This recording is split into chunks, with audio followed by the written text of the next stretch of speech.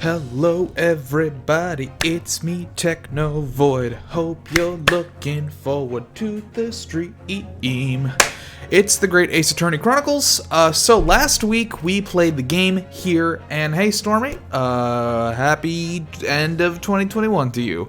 Last week we played the game and Saseki-san got himself in another fucking pickle. Granted, this happened like 6 months ago or something, and we were just looking through it with Iris again. Saseki-san didn't murder a man.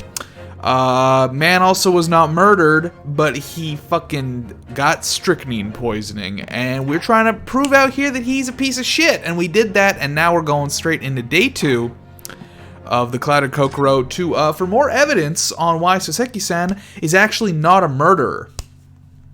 So let's get straight into it.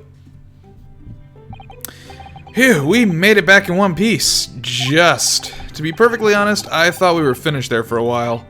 Don't you always, though? Whitney is gone. How do you feel? It was kind of a Pyrrhic victory against Whitney yesterday. Like, I won, but at what cost, right? Like, I really let the tilt get to me. I really needed to take a step back, think about my team composition, really drill down into what was not working, because the ending that I got was, yeah, I lost a lot of money, but not only just that, I lost a lot of faith in my own abilities as a Pokemon trainer. I really needed to take a step back, because I kept going into it with the same team. I was just getting so mad. I had to just take a step back and been like, okay, here's what's working, here's what's not working, and sort of go into it with a cooler head than I was. I feel like we would have done a lot better, and I would have felt better about it. As it stands, I feel like I learned my lesson against Whitney. I'm hoping that will not happen again. I'm hoping now, when we fail, we will have a better mindset going into future victories. But that's a tale for another day. There were a lot of close shaves, which I clearly didn't get today. There's so many carriages on the streets of London. You were very nearly flattened several times. Oh, no, I didn't mean that. I meant like the trial. Yes, I know. It was a marvelous defense, Naruhodo-san. It really was. I was in awe of you. Wow, that's high praise from you. And now that your fervent exploits have won us some more precious investigation time, let's see if we can't find some new clues for court tomorrow. Yes, let's do that. Is everything alright? I suppose. I still can't quite believe it, that's all. That I'm here in England working as a lawyer, I mean, in the Old Bailey, no less. I'm gonna miss Suzato so much, she's so good. The truth is, it shouldn't be me, should it? It should be him standing in my shoes. It should be Kazuma. It was Kazuma-sama's wish that you follow him to Great Britain and work alongside him. Yeah, I mean, I never had the chance to ask him exactly why, but he clearly had a plan. I wouldn't be here today if it wasn't for him. And you're doing wonderfully, Naruhodo-san. I've no doubt that Kazuma-sama would say exactly the same if he were here with us. Thank you, Suzato-san. Thank you. Look, I know that it's just a model in a video game, but when she looks at me like that, I feel proud of myself.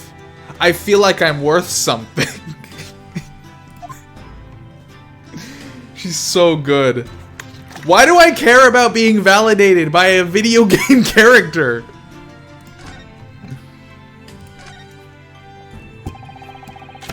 Quite a shock earlier today, wasn't it? When the victim himself turned up in court and took the stand. I know. Not only that, but then finding out he's actually a barefaced gas thief as well. Yeah, that was certainly a surprise to us all. For a while, it seemed as though everyone had quite forgotten about Saseki-san's poisoning the tea. Careful of your phrasing, Suzato-san. He didn't poison anything. And there's more to this Mr. Shamspear than we know, I'm sure of it. Mr. Shamspear certainly wasn't the noble, upstanding man everyone thought he was at first. What's become of him, actually? I was told he'd be returned to the hospital ward where he was receiving treatment. Oh, which one is that? Oh, you know, the same one we've been going to, like, every single time? Let me see. Ah, yes, he's at St. Bartholomew's, or Bart's as Londoners call it. We know that place, don't we? It's the only hospital background we have. Yes, we visited Miss Green there yesterday. It's the same hospital to which she was taken. Ah, yes, after Saseki-san stabbed her in the back. Do be careful of your phrasing, Naruhodo-san. He didn't stab anyone. Perhaps we both owe Saseki-san an apology. St. Bartholomew's. Yeah, we should probably visit the hospital later. So, we know that Saseki-san took tea to the victim on the night in question, but as he isn't the culprit, then obviously... Yeah, the only hospital in London for all 7 people that live in London. For the 10 citizens, exactly. See, we're on the same page. Yes, the poison surely wasn't in the tea.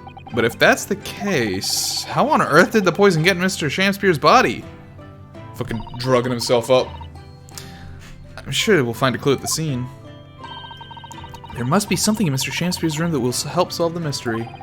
Well, naturally, Scotland Yard detectives have been over the place already. But it couldn't hurt for us to have another look around, I think. Definitely. And I'm desperate to know the outcome of the investigation into the tea left in the bar of soap. Well, if we run into Inspector Gregson... in my head, I totally read that as Inspector Gadget, and I thought we were going to be getting into some brown bricks and Minecraft.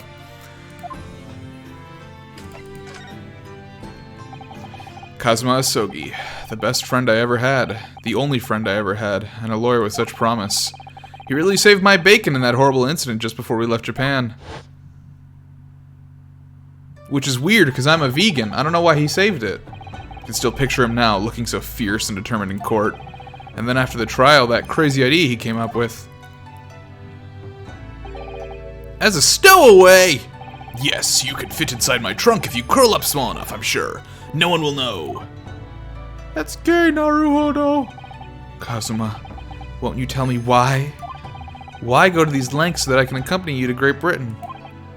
Well, it's been on my mind ever since we got through that trial. That you really ought to go into law, be a defense lawyer. You've got a natural talent for it, believe me, I guarantee it. But I've never even thought about becoming a lawyer. I want to become a pharmacist! Well, I can't force you, obviously. You'll have to decide for yourself. But anyway, London is the cultural capital of the world, the city at the forefront of everything. With all 10 of its people, it can't hurt for you to see it with your own eyes. No, that's true. I suppose, though, if you were to become a lawyer, then one day... One day what? Oh, no. Never mind. What? Naruhodo-san? Oh, sorry. I was just thinking about Kazuma. Naruhodo-san, that's gay. Not for me, because I'm a girl, but what the fuck?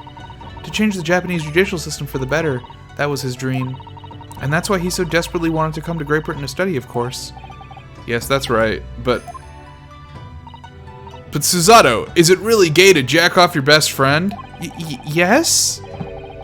I do wonder if his true intentions lie elsewhere sometimes. I don't know. The thought just takes hold of me every now and then, and that's all.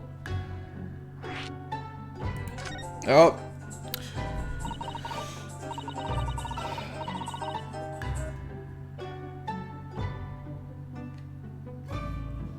Naruhodo-san, what do you mean by Kazuma's true intentions?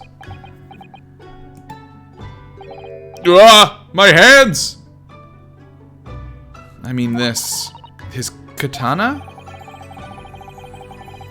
I never expected to inherit his sword after Kazuma passed away, of course. I will be right back.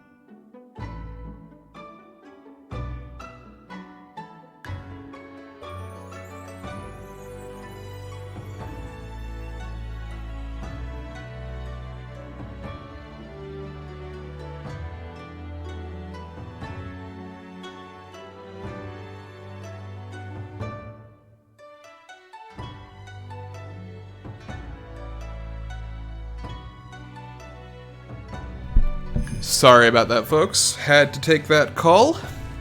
Something about Cosmo passing away. Let's go. No, I know. It was because I asked you to take it. What is that? That is a new emote. What the fuck is that? Give please. He's handing guitar. Please kill me. Kill me, Suzato-san. When I have it at my side in court, I feel as though it gives me courage. Yes. You're really kind of a coward without it. Actually, the night before he died, he told me a little about the sword. It can castrate any man in a matter of milliseconds. Karuma? I thought it was Kazuma. You really just changed one letter of your name and named your sword like that. You're not very good at this. That'd be me calling my sword Naruhodo. That's right. It's a prized sword that's been passed down through generations of the Asoki clan. Actually, if this was like a D&D thing and they were characters in D&D and Ryunosuke was a bard because he does all the talking in court, he would be Naruhodo. A Japanese man's sword is his dick, Ryunosuke. I can't be parted from my dick. Karma guides me. I truly believe that. So its name compels its wielder to slice dicks in two? Not that you would need much compelling. True. On that subject, there's something very important that I have to do in Great Britain. Something you have to do? Yes. I'd appreciate you seeing it through with me. Of course I will. Whatever it is, I'll see it through to the end with you. I knew you wouldn't let me down. What did he mean by something very important that I have to do? I had hoped that the answer to that question would become apparent when we arrived here, but as yet I have not found a single clue. I see. Okay. Well, that's enough about him. Let's get on out. Let's get on out to Miss Green's hospital bed. Is he gaslighting? Absolutely. The rat's still here. St. Bartholomew's Hospital, recovery ward. What do you suppose is happening? It sounds like some sort of disturbance in the force. Yes, I hear angry voices. Oh no. Be not angry, O ample lady. Verily thou art mistaken. Mistaken, my foot. You were looking at my painting. The eye of man hath not heard, the ear of man hath not seen. 'Twas foul indeed the poison that mustached villain gaveth me. Forgive me, lady. I wish that you died from that poison. God a mercy, ample lady, but thou seest I have vigor still. Behold my Shakespeare dance. This looks rather ominous, doesn't it? Yeah, a bit. Ah, lo, 'tis the lawyer from the land whence riseth the sun. How now? What are you doing here, Mr. Shakespeare? Marry, I do believe I have returned unto another ward. He was looking, that's what he was doing. Looking at my terrible work. Eastern fellow, so dark, glad. Faith, thy work in court this morning was wonderful. I do applaud thee. Do you? Wouldn't you be mad at me? Oh, well, thank you. I totally did just call you a thief and prove it. But that doesn't mean things will go so wonderfully for you tomorrow, does it?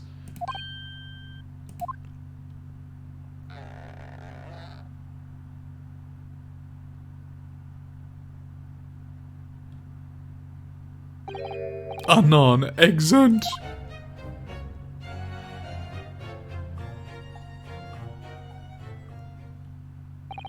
Mr. Shakespeare might technically be the victim in this case, but there's definitely a lot more to it than that. It's very hard to pin the man down. He's a 4chan user. I'm so sorry. I'm such an awful person. Miss Green, is everything alright? Oh yes, I mean, don't worry about me. I'm just a burden to society. Not as much as Mr. Shamspear. He just said a not dude. He's doing it. They're about to discharge me, so I must get ready to leave now. Oh, I see. We're delighted that you'll soon be well enough to go home, Miss Green. Oh dear, you're too kind. I don't deserve it. Rat! Can we talk? So, are you feeling more like yourself today, Miss Green? I am, thank you. I mean, people do recover from ordeals like this, don't they? Even people like me. Well, yes, it really was an ordeal, wasn't it? As far as I was concerned, I was just walking along in the snow one evening, minding my own business. And then completely out of the blue, I was struck in the back by a knife and collapsed unconscious for days. Of course, when I finally woke up again yesterday, the whole business had been cleared up already. What a terrible week it's been for you. Oh no, I'm sure I'm very lucky, really. I'll look back on this fondly. You will? Really? Anyway, I must be getting my things together now, so I'm ready to be discharged. Oh, yes, of course. Sorry to take up your time when you're obviously busy. Gotta take another look at that painting. Okay, have we... It looks like we've mayhaps looked at everything. Oh, this is new, maybe? There are lots of bottles in that cabinet, aren't there? Do you think it's safe to keep them like that?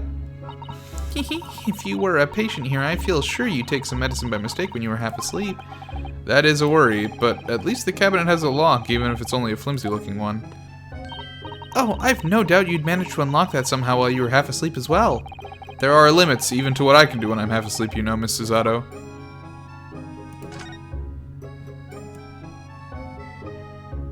Okay, it looks like we might be done in here, so let's head out.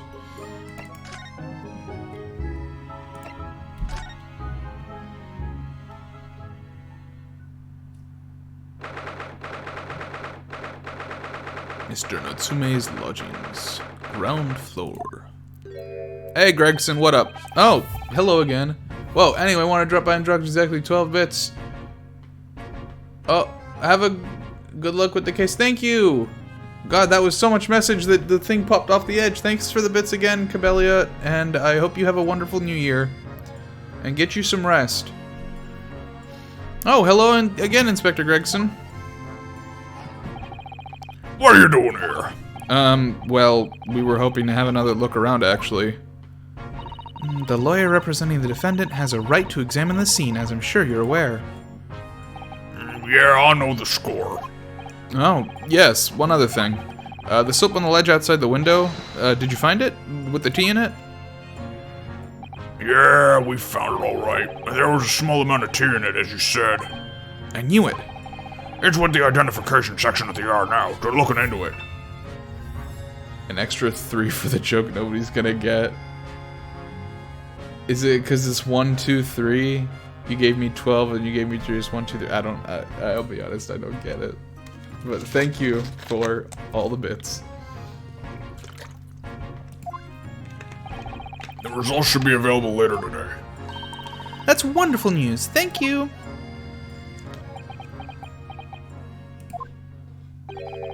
Pretty impressive performance in court this morning. Sorry? Damn, yo, Gregson Sundare, dude, he's at Tsundere? Holy shit, Gregson actually said something nice to me. Now he's calling me Baka. Nothing, forget it, just make sure you don't disturb anything in here. Dude, I'll disturb you.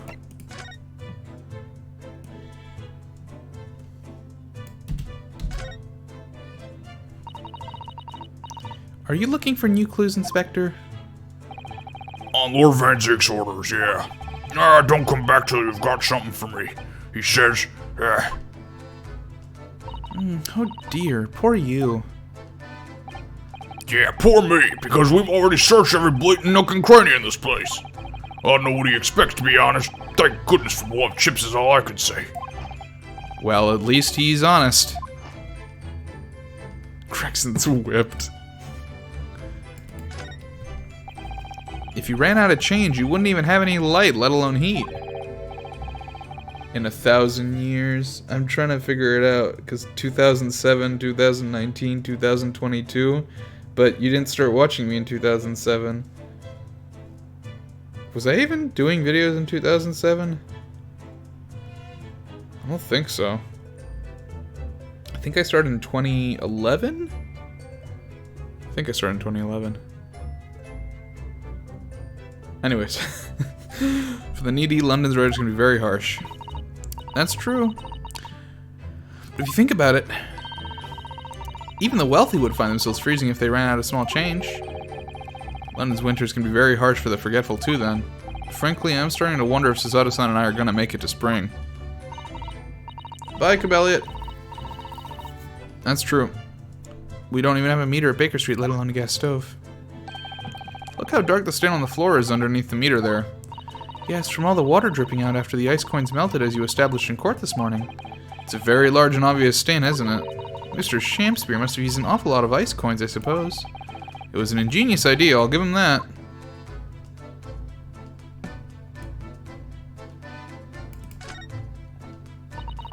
So it turns out that Mr. Shakespeare wasn't eating the soap at all. That's right, the mystery of why he had it on a plate whilst holding a fork in his hand is solved. Yes, to prise his latest ice coin out of its mold. And in the process, he accidentally broke the bar of soap in two. It certainly was hard to imagine, let alone deduce.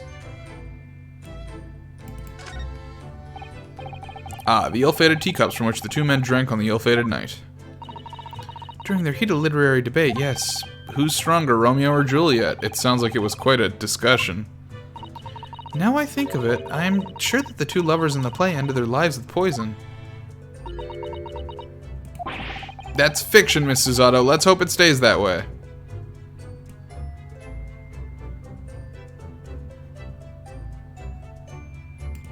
No, we've already looked at that. The sun never shines in this room thanks to that depressing bricked-up window. Yet with enough determination, you can always remove the bricks to set some soap outside, can't you? That sounds like a very wise life lesson, Miss Susato. Only if you plan to follow a life of crime, Mr. Naruhodo. What else do we got? Ooh, a lamp. This is a gas wall light, isn't it? Must be connected to a gas pipe in the wall. Gas lights, a gas stove. London really is a city of gas. All the people are full of hot air. Now that I think about it, Mr. and Mr. Garrett had an open fire on the top floor, didn't they? Oh yes, you're right. I don't recall seeing a gas stove up there. Well, I much prefer a real fire anyway. It's so much cozier.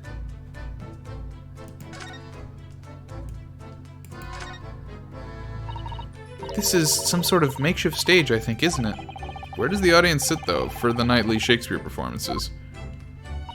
Actors aspiring to the great stage must practice their art, Mr. Naruhodo, with or without an audience. In fact, on a related note, perhaps you should set up a mock bench for the defense in your office.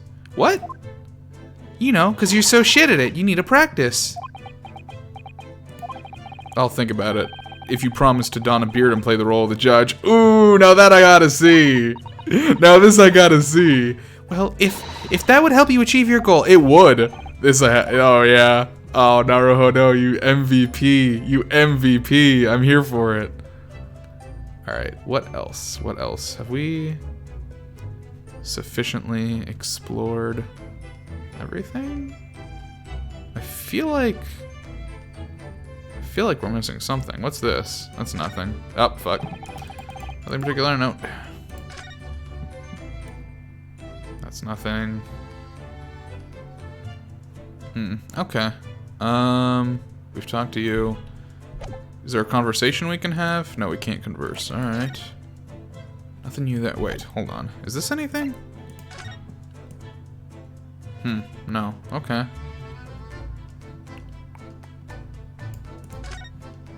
Is there really nothing else of note in here? How odd. Okay. Say hi to Sholmes. Is he even around?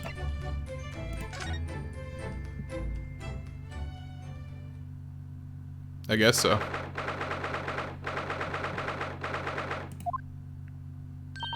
Oh, Runo and Susie, hooray, you're back. Hello, Iris. You're in fine spirits as always, I see. I am, and you look as immaculately presented as ever, Susie. Oh, you flatter me. Well, you couldn't have come at a better time. I've just made a pot of tea. I'll set some cups. Really? Thanks, Iris. But actually, what is that foul smell? Haha! It is me, as usual. I haven't bathed in weeks. It is London, after all. Where on earth have the pair of you two been? We've been in court? Oh, for Mr. Mustache's case. That was today, was it? I'm sure I mentioned it only yesterday, Mr. Sholmes. I'm sure you think you did. Sholmes, you fucking gaslighting bitch. Well, we can laugh about it now. So tell me, how did the trial go? Reasonably well so far. We've managed to escape without a guilty verdict at least. Really? I would have liked to see it. You could have come. And I must pass the time of day with Mr. Reaper again. It's been too long. Is Lord Van Zeek's an acquaintance, Mr. Sholmes? Naturally. There's not a person in the world who doesn't know my name, Mr. Naruhodo. Not quite what I asked, but still. Mr. Sholmes, whatever is that odor? Yeah, what is it? It's faint, but absolutely awful. Ah, indeed. That's the scent of victory, my dear fellows. Victory in science. Oh dear. Alright, I'll bite. What's he up to now?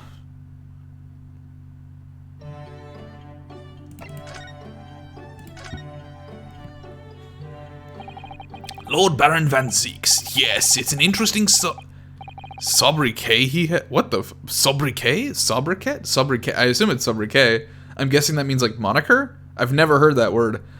The Reaper of the Bailey. Once the legendary prosecutor has fought for someone's conviction, that person is doomed. He has Obama's name? What? Barack.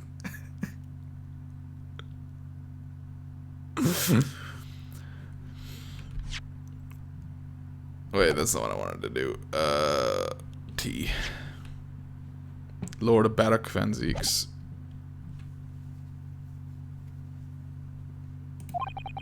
Even if he or she is not found guilty by the courts, sooner or later their hapless soul will vanish from the capital. But vanish how exactly? By falling under a passing carriage, or drowning in the Thames, or succumbing to a sudden fever, or quite out of the blue being set upon by a highwayman. There are numerous routes to one's final terminus, my dear fellow.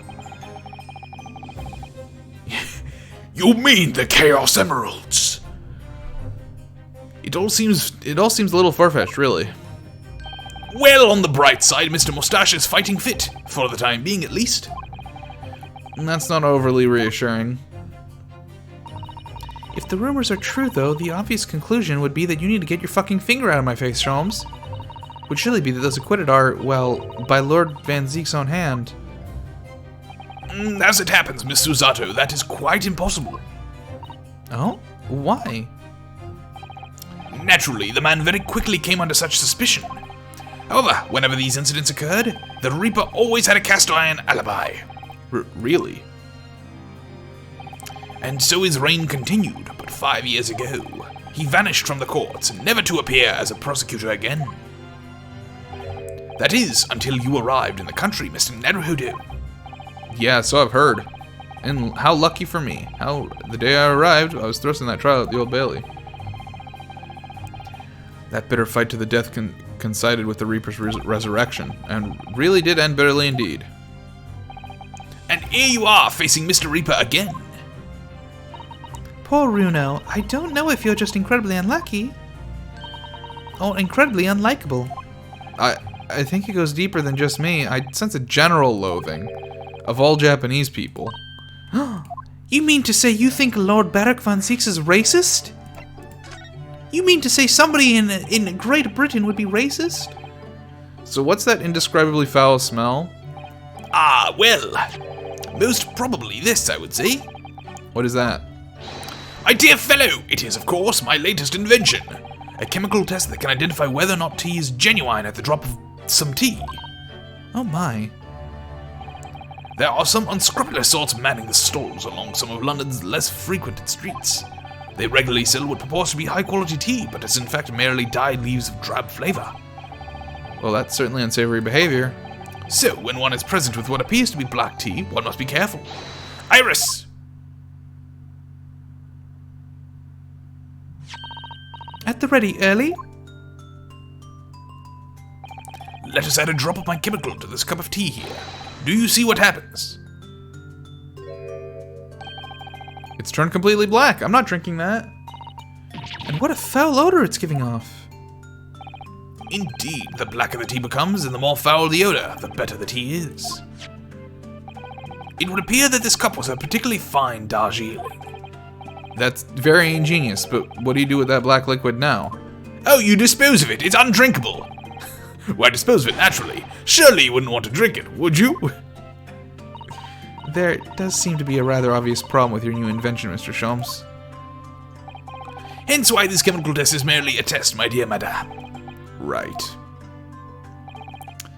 The point is, we are entering a new era of science. In the world of criminal investigation also.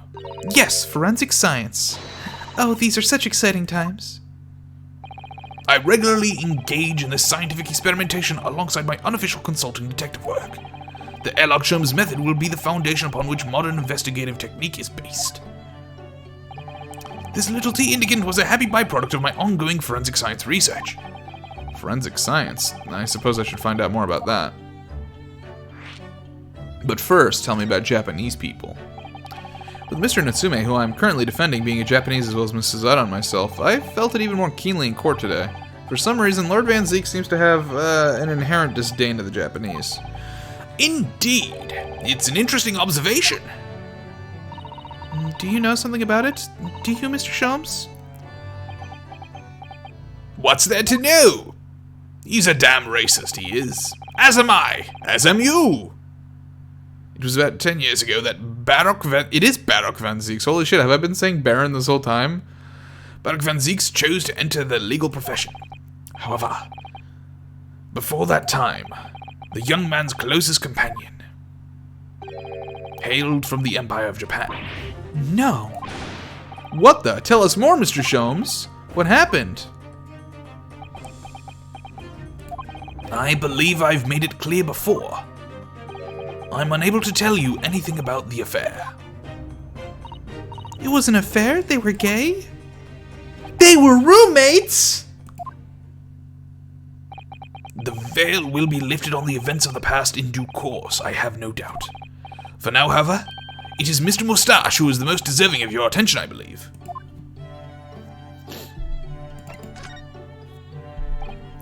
So your T-test, is that an example of forensic science? Indeed it is. An essential tool in cases that hinge on the knowledge of whether some tea is of high or inferior quality. Not a huge number of cases, then. Perhaps a more practical example is required. Fingerprints? Not yet accepted in our courts as evidence, I might add. Really, we are dragging our heels here. I hadn't even heard of them until recently. Which is partly why I undertake research in this field myself, of course. Does that mean you're studying fingerprints, Mr. Sholmes? Well, I do look at my fingers quite frequently. They look tasty, like the soap. There are others in the field already. I abhor the company of inferior minds. Yeah, you are from Reddit. No, what I am researching is skin prints. Skin prints? A nomenclature of my own design, as this chemical agent makes it possible. It instantly reveals objects touched by whichever person is under investigation. Brilliant, Mr. Sholmes. As long as it doesn't turn everything completely odorous and black. I assure you, my dear fellows, you will witness my forensic talents in action very soon indeed.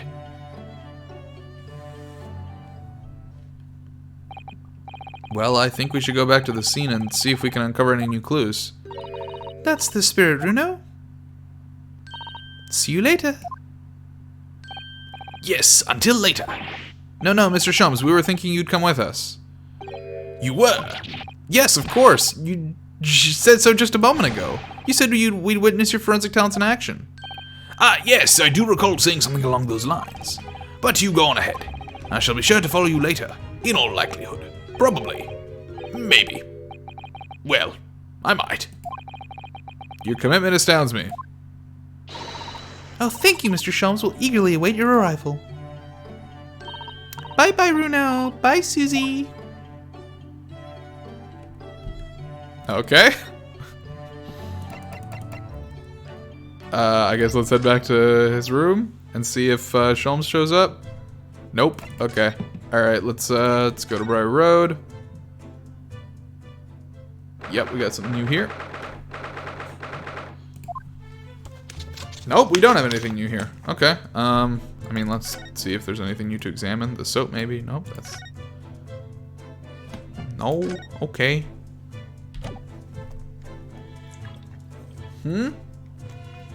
Fucking A, was Sholmes in... Was he there?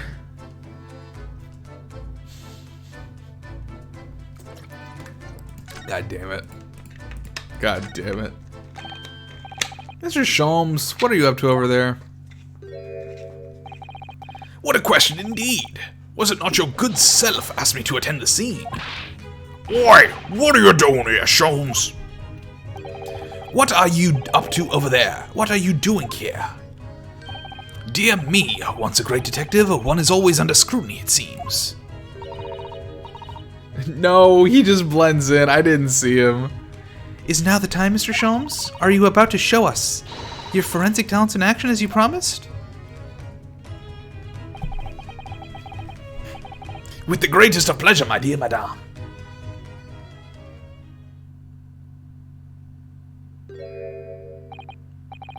What's all this?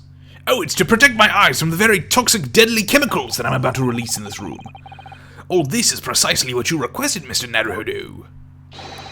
Lock Sholmes' sensational gun!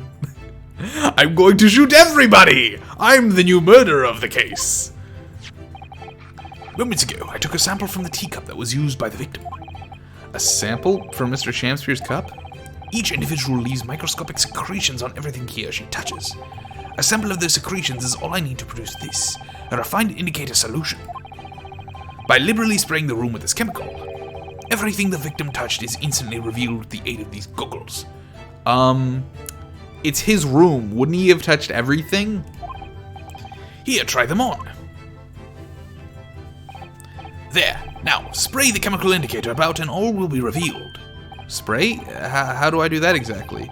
A little press of space in the area you're interested in is all that's required. Like this. What is that stuff? It's like fog. A suspension of the chemical indicator is a pressurized gas. It's the most efficient way to cover a large area. That was another invention I discovered incidentally whilst I was developing this idea. As you do. Go ahead, try it, my dear fellow. May we learn something interesting about the victim's movements on the night in question. Well, there's nothing to lose, I suppose. Let's explore.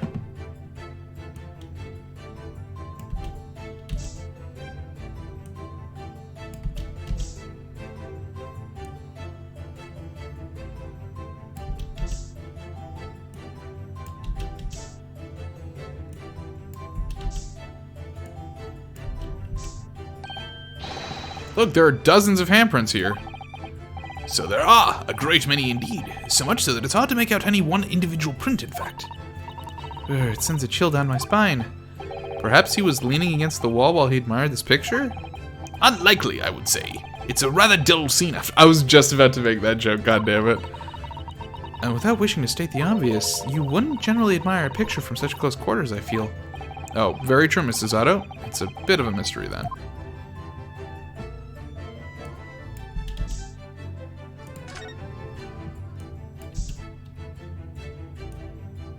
Okay, that feels like everything. Oh, right, down here. Nothing? Okay.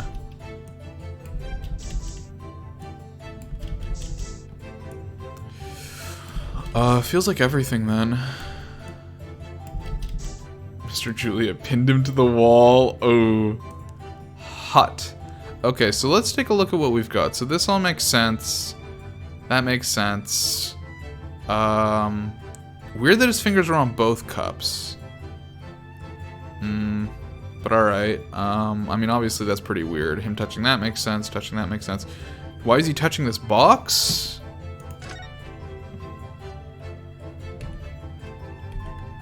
I guess we're not done spraying. He provided the cups. Fair enough. You're right.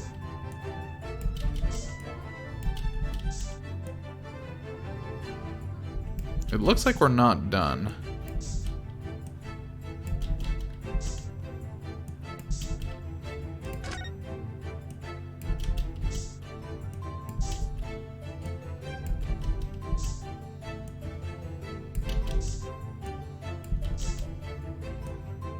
What am I missing here?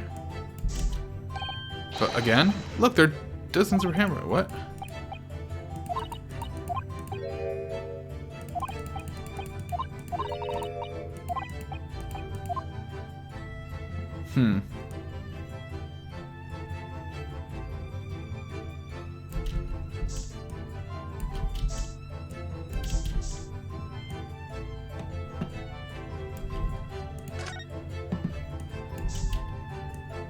What am I missing?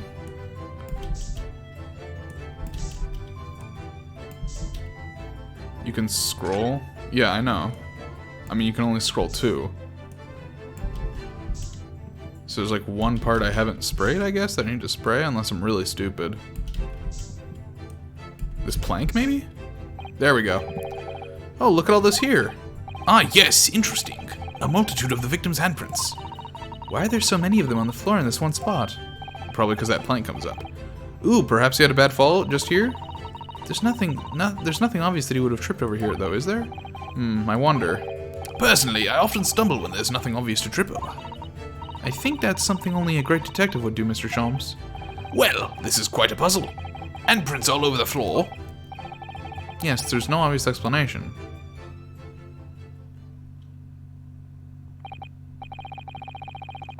Well, we sprayed Mr. Sholmes' amazing skin print indicator all over this room, did we?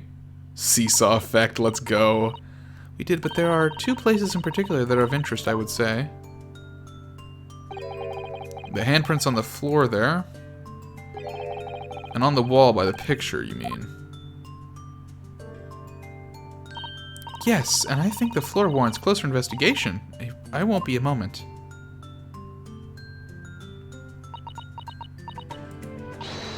Ah! What is it, Mrs. Otto? Look here, Mr. Naruhodo. One of the floorboards has popped out. One of the... You mean... It's a secret hiding place? Excellent work, Mrs. Otto. So, what do we have here? Oi! What are you lot doing? Inspector Gregson! Stand aside right this minute. It's my job to investigate there. No need, Inspector. You continue to dig into your portion of chips whilst we dig around under the floor here. Your fancy talk's put me and my food away, Sholmes. Put me off my food anyway, and you bit of evidence is exactly what I need.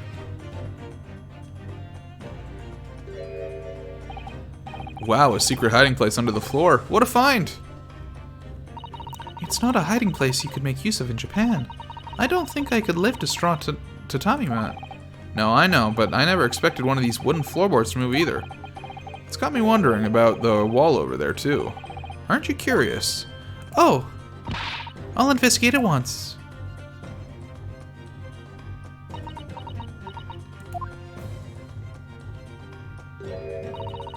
There's nothing behind the picture, sadly. Only the wall. How disappointing. But then, how do you explain the handprints? I really can't think of anyone why would have been touching the wall over and over in one place like that.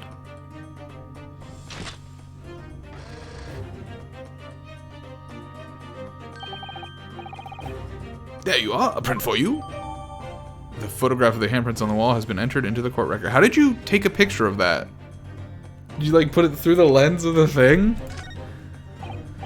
Oh, thank you very much. His invention can make prints too? Can make prints too? Now then. I wonder if Inspector Gregson has found anything over the floor there. I'm desperate to know. So am I.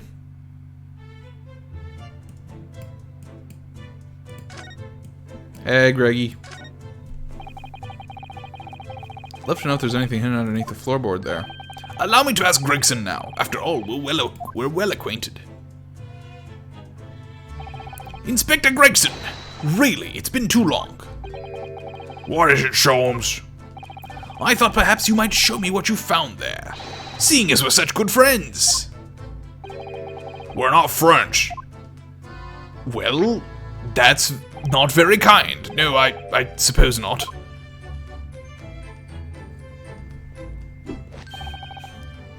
It's not very many, Megan. Stormy? Fuck, sorry. It's not very many, Stormy. There's like 3. A dismal failure. Yes, I heard. I had Keelton was underneath that floorboard. It's like 3 men. I just doxed you. I apologize. Alright then, fast fare. What? You did discover the hiding place after all. I suppose I should at least fill you in. Really, Inspector? Thank you. Do it quickly, my dear fellow. If there's one thing I know about this man, it's that he blows with the wind, as fickle as weather. Oi, stop making me out to be some kind of nut. There were 3 items under the floor there. A newspaper clipping, a photographic print, and a tin box. Now, what do you want to do? Newspaper clipping. Looks like this was cut out of paper about 3 months ago. It's about a convict who got sick and died while he was serving time up in Manchester. How terrible. It made the headlines down here in London as well. Bloke had been sentenced to death, you see, but nature got him first. Oh my goodness. He'd committed a capital offense? Man by the name of Sheldon. Nasty piece of work into the burglaries and murder. They say the hoard he'd knocked off was worth about £1,000. A hoard of treasure, you mean? Jewelry and the like, but he'd hidden it somewhere. No one knows where. Now he's dead. The papers loved it, of course. £1,000 lost on road to hell. Some such was the headline. Does it not strike you, though? Why such an article would be so carefully ensconced under the floor?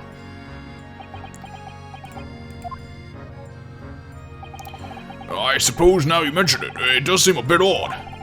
Perhaps I'll go over the paperwork once we've got Selden back at the yard and see if I can turn anything up. Capital offender article has been entered into the court record.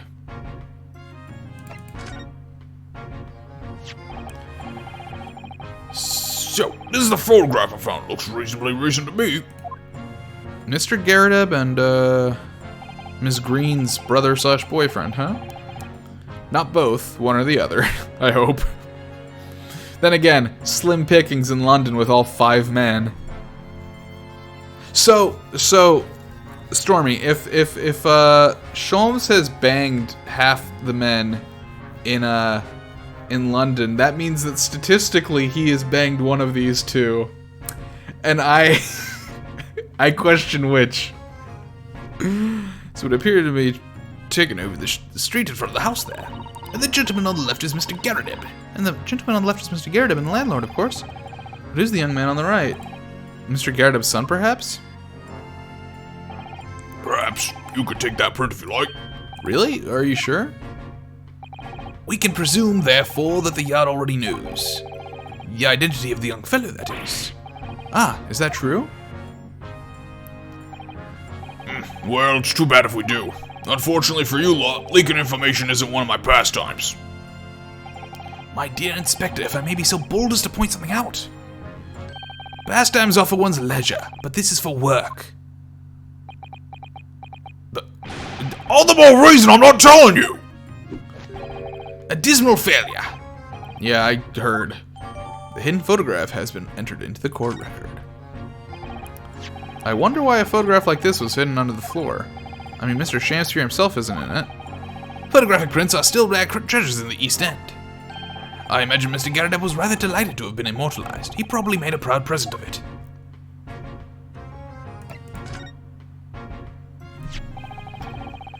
Now this tin box looks interesting, doesn't it?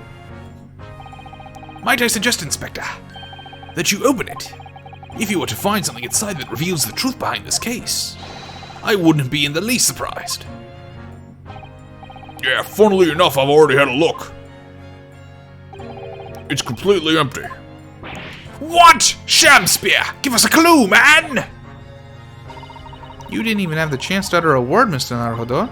But anyway, at least we found out what's inside the box. Yes, thin air. It's empty, rather like how I feel inside. Bro, you can't be real like that. Not on stream. Can't bring me out. Can't call me out like this.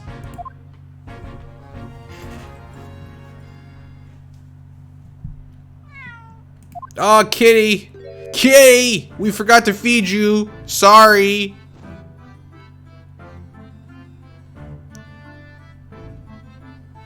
cat! Oh, look, it's that lovely kitty cat. What was its name? It's Mr. Natsume's, isn't it? I don't think we ever asked him, actually. Why don't we call it, Wagahai? You know, like Mr. Natsume refers to himself in Japanese. Wonder how he got in here. Clever cat. Oh, wonderful. Well then, Wagahai, here's something delicious I bought for you from the cat's meat man. Kitty! Meow. Kitty!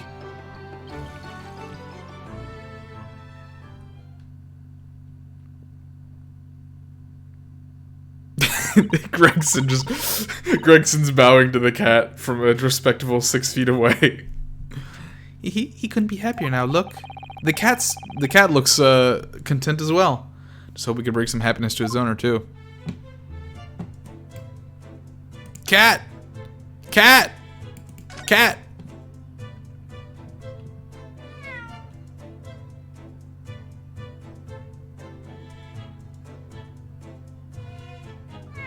Meow. So the murderer was actually Mr. Shamspear. He did a thing and it was bad. Oh, thanks, kitty. That was a cheeky little meow, Wagahai. Oh, but he's so adorable. I could sit and watch him forever. And we will. This is the rest of stream, by the way. I think he may not appreciate that after a while, and we have an investigation to get back to. Alright, let's take a look at our court record. I'm curious. Okay. Ancestor stranger to his prison. That's the death of convicted murders. Natural causes. Early hours of the morning. Been suffering a fever. Lured by the shots of his cellmate. Okay. Okay. Alright.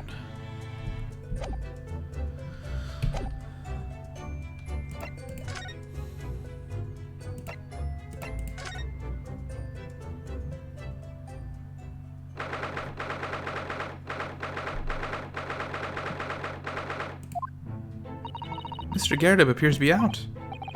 Oh well. I suppose we'll just have to come back again later. Okay. Oh, that's the one I wanted to do.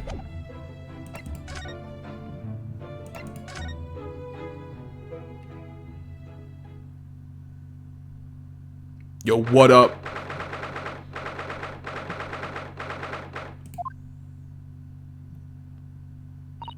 Oh, Mr. Natsume is back. So he is. Mr. Natsume, hello!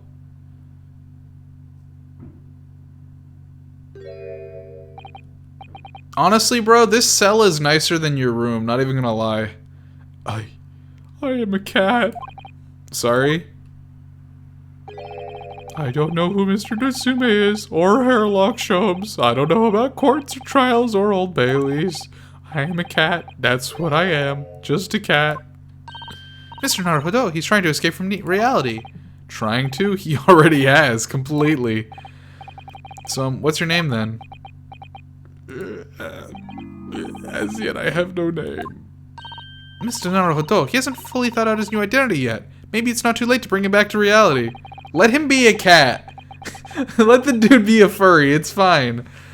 Do you think you could open your eyes to us, Mr. Natsume?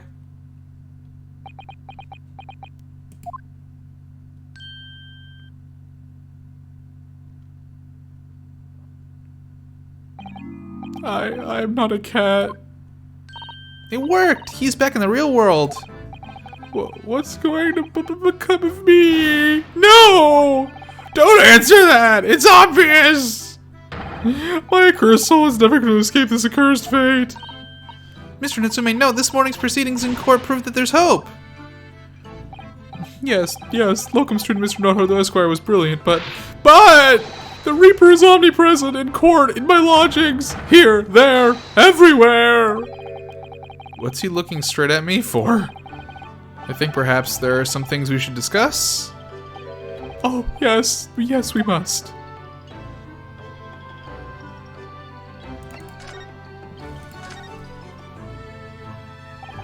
In my whole life, have I ever been so moved as I was today? No! Of course, if I cast my mind back, there were perhaps one or two other occasions that moved me more. But if I block those out, then today, being in that courtroom was It was the most moving experience of my life. Locum student Mr. Naruhodo Esquire. You're too kind. Scotland Yard found the remaining tea just as we deduced and are analyzing it as we speak. There's nothing wrong with that tea. They won't find a drop of poison in it. That's a solemn sworn Saseki certainty. Tell me, did you both drink the tea at the same time that night? Oh yes, most definitely. Remember, drink tea while it's hot. We both poured it down our throats like it was a hot bath for our bellies. And at the time, you were both completely fine. That's shown by the fact that he and Mr. Shamspeare then engaged in that Romeo and Juliet match. I suppose the focus of tomorrow's proceedings will be how the poison was taken by the victim then.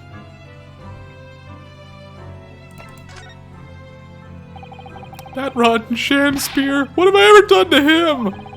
You don't recall him taking issue with you over anything you've done recently? I've been holed up in my room immersed in books. I don't recall anything. Anything at all! Right. But what I don't understand is why he didn't let me know sooner. Let you know what, Mr. Natsume? About the soap, of course. What else? Oh dear. Are you struggling with such a meager stipend? Of course I am, if I had money. I wouldn't have chosen to live in a cursed existence in such accursed lodgings.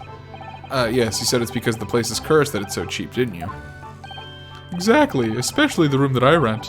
The spirit of that capital offender who lived there still haunts the place, and it's trying to kill me. Interesting? Interesting. Capital offender, you say? I know one of those recently. Capital offender? Might I ask locum student Mr. Naruhodo Esquire that the next time you visit me, you bring scores of super soft soaps. Okay, interesting. Interesting. Would you happen to know this guy? Oops. What you miss? Just more Saseki yelling. Oh, what's this? It's a newspaper cutting that we found in Mr. Shamspeare's room. Ah, so he knew, did he? Sorry? About this man, Selden. A convicted killer, and the evil spirit behind the curse that afflicts my lodgings. What? He's already taken one young man's life, and now he's trying to take the life of another, a miserable mustached, much maligned Japanese man. Mr. Natsume, if you know something, please, you must tell us. Tell us everything you know about this evil spirit.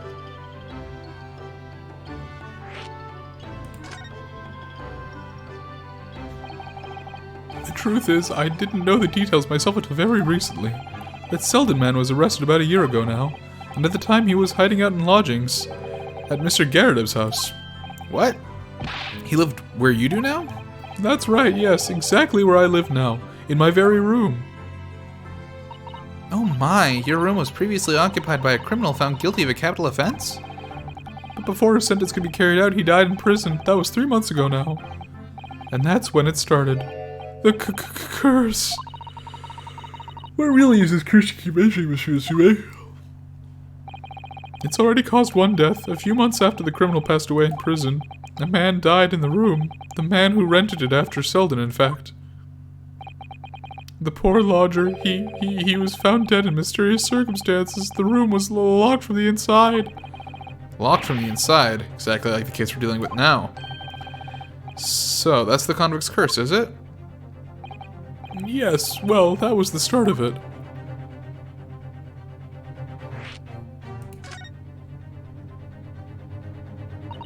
Do you have any idea how the lodger before you passed away, Mr. Natsume? The official cause of death was asphyxia. Interesting. Given that you also mentioned being strangled. When they discovered the body, the room was full of gas. Gas? I only found that out after I'd signed the lease. When Mr. Garrett came to tell me later, I couldn't stop myself trembling. In fact, if I'd known beforehand, I'd probably have been too scared to take the room. Landlord's lease, luckily legal! Lucky for Mr. Garrett, maybe. But not so lucky for poor Mr. Natsume. And now you believe this curse is affecting you. It is. At first, I just felt as though I was being watched. All the time. And then you talked about having nightmares, didn't you? The debtor tried to take me with them. They come for me and try to suffocate me. Just when I'm struggling to breathe, I wake up. And the room? Is as cold as ice. But why is your room so cold? London winters are too cold to bear without any heating on overnight. But for some reason, even though I light the stove before I climb into bed at night, the pilot light always goes out and the room fills with gas. Interesting. But that's terrible. It's exactly the same situation as what led to the previous occupant's death. And then there's what happened to Mr. Chancery last night when he was mysteriously poisoned. There's clearly more to that incident than can be explained by a curse, though. Whatever can be the cause of all these strange happenings in Mr. Garrett's rooms? Okay, well, you've given me a lot to work with, Mr. Natsumi. Would you happen to recognize this guy, by the way? This wouldn't happen to be the last lodger, would it? Alright, Mr. Natsume, it's nothing much, but... Ah, it's been too long since I've been offered a present with that delightfully humble etiquette of our homeland. What? You're too kind. I accept it gladly. Sorry, but I wasn't trying to give it to you, actually. Damn. Okay. Okay. What else? Maybe we can talk to Miss Green? Is she still around?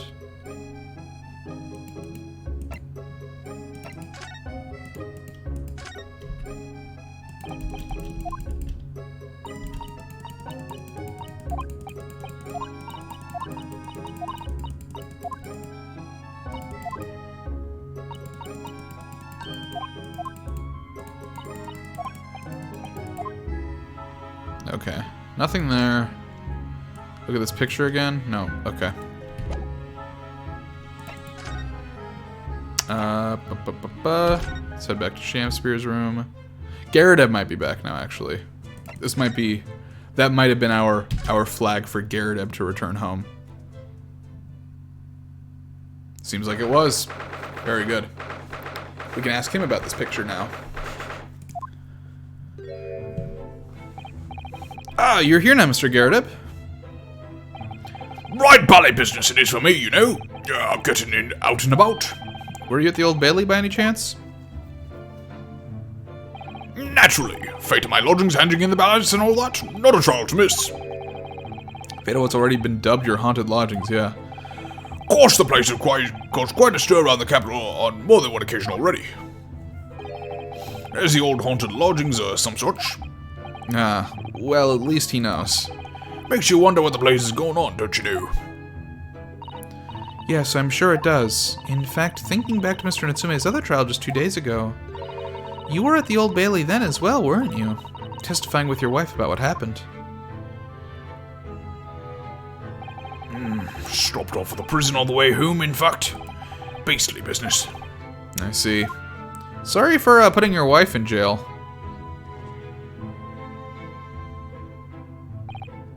So, what brings you to my haunted abode today, eh? I would like to present this picture to you and get your thoughts.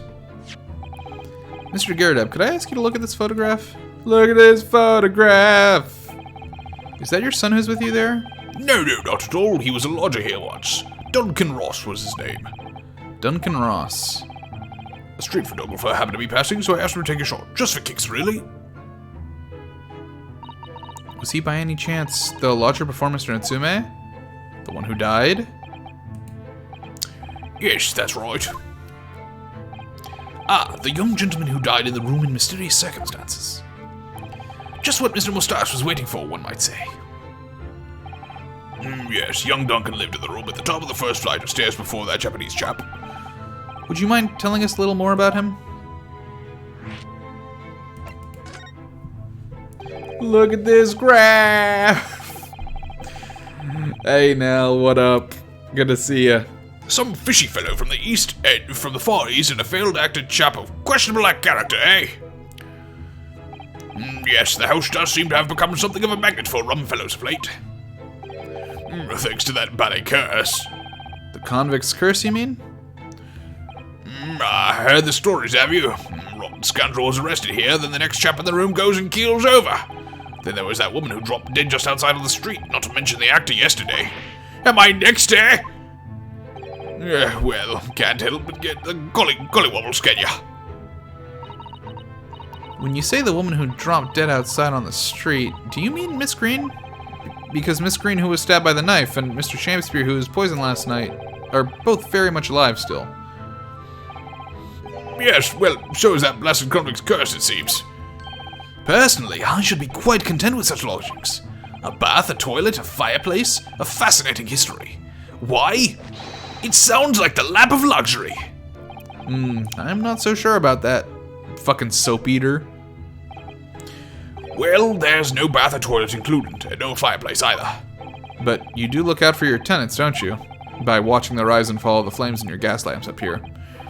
Yes, never hurts to keep an eye on things, in case there are any mishaps or such like. I think you've had your mishap already, sir. Ha ha ha ha! That's not helpful, Mr. Shums.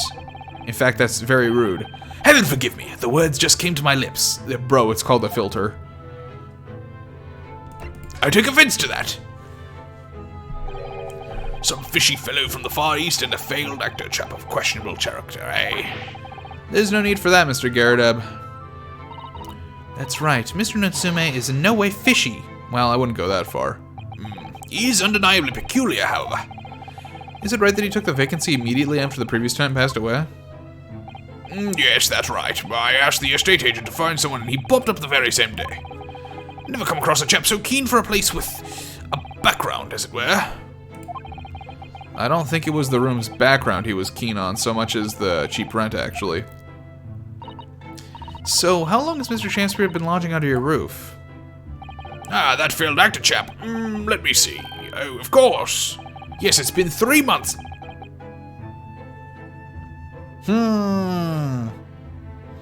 Interesting amount of time that sort of aligns with the timeline we've been building, huh? Only 3 months. He's quite new here too, then. And to what do you owe your certainty in that regard, Mr. Garadeb, if I might ask? Well, it was that Sheldon scoundrel, as it happens. Selden? The convict, you mean? Do Selden and Shakespeare have some kind of connection, then?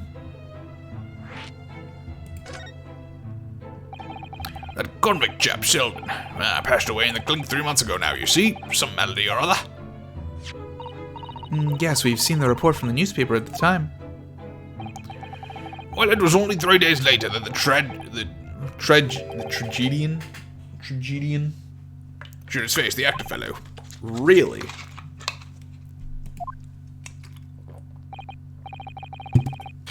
Yes, I remember it quite distinctly.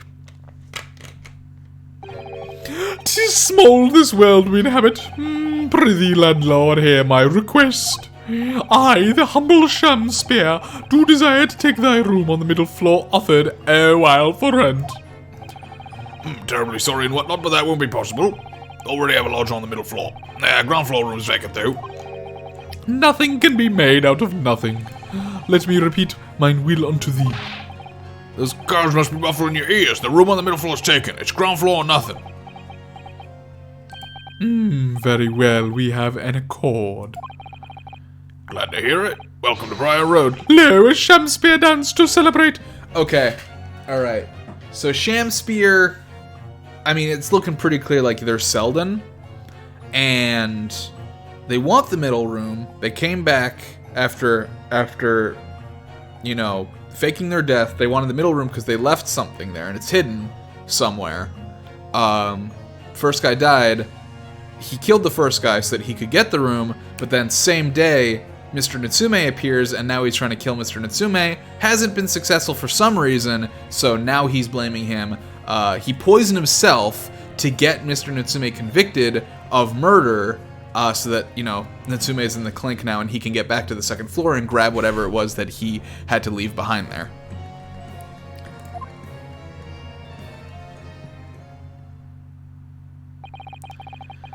From what I heard in court today, sounds like the chap was thieving gas.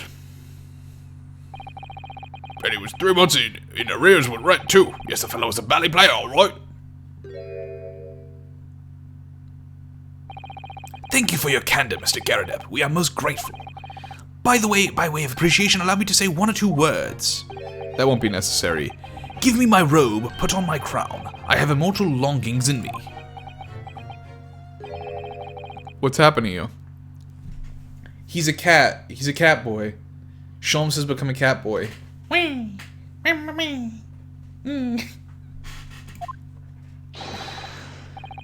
Shakespeare, my dear fellow. One of his most famous lines. I wish to divulge my own leaning on the subject. That's the reason Shamspeare hasn't been able to kill Natsume, is because of Wagahai. Because Soseki says that whenever he wakes up, Wagahai is on his face. So Wagahai is actually protecting him from the gas. Holy shit. Oh my lord. For I have a turn of literature too, you know. Perhaps you could turn your attention to more apt lines then?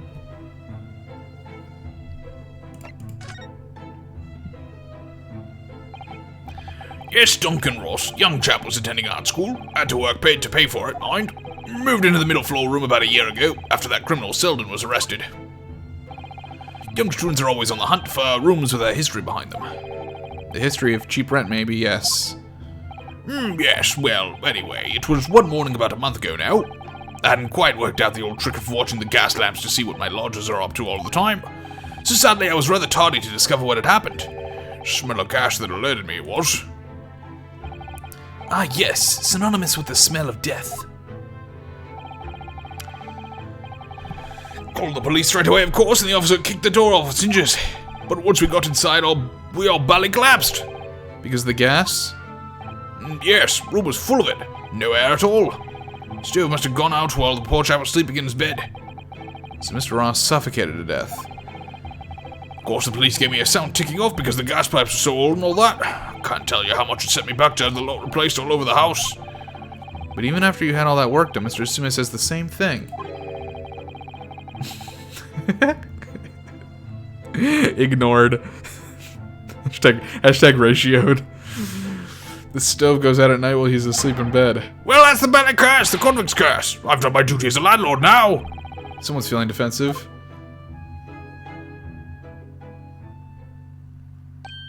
Ah, that reminds me, actually. Yeah? About young Duncan, the night before the poor chap perished. He'd been writing a letter of affection to a young lady. A Miss Green, perhaps? A love letter, you mean? Yes, where did I put it now? Wait, why do you have it? Ah, here it is. Left it on my desk. We should probably give that to Miss Green. If you'll excuse me, I'm going to poke my nose where it doesn't belong. To my most beautiful and charming sweetheart. That's why she's depressed, because her boyfriend's dead. Do you think that we should be reading such a personal piece of correspondence? My dear Miss Uzato, that is precisely why I preface my reading with, if you'll excuse me. Not to be offensive, but I hate the Japanese. I will not excuse you, Mr. Sholmes, no. Sadly, he didn't address it, though. So I have no means of delivering the thing. Ah, rather sad, really. I see. That's going to play on my mind. But really, the identity of Mr. Ross's sweetheart has no bearing on the case. I think we should leave well alone. Yes, I suppose you're right. Indeed, the intended recipient's address is missing. However, there is a name attributed to the man's most beautiful and charming sweetheart. Mr. Sholmes, please, I've already had to chastise you about this once. My undying love to you, my colorful darling, Olive Green. Huh? Olive Green? The woman who was plunged into a coma after a knife plunged into her back outside this house 5 days ago? The victim of the last... Sholmes doesn't see race, you know what else? Sholmes doesn't see why kids love the taste of Cinnamon Toast Crunch. Sholmes would be perfect for one of those commercials. You know, where it's like the lifeguard or whatever. It's like, I see everything in the pool. Well, can you see why kids love the taste of Cinnamon Toast Crunch? Fucking Sholmes is like logic spectacular extraordinaire for why kids love the taste of Cinnamon Toast Crunch. It's quite visible. Iris would love Cinnamon Toast Crunch. Sholmes can't see why. He doesn't understand. Ugh. God, Cinnamon Toast Crunch, that takes me... I want some fucking Cinnamon Toast Crunch, dude. I should buy some. Do they still make it? Maybe. I'll look for it at the supermarket. Victim of the last case, Seki-san was in court for him, who regained consciousness only yesterday. Is it just a chance that her names come up now? Could it possibly be a mere coincidence? That's like one of my favorite cereals as a kid. It's one of the only ones I ever ate, actually, because I never got to try many cereals. Mr. Naruhodo, whatever can this mean? Reading personal correspondence can have its merits, you see, Mr. Zato. Ah, ha, ha, ha, ha. Doesn't taste the same? They changed it? Why did they change it? How'd they change it? Can you not see the taste anymore? Okay, well, we should definitely head to Miss Green.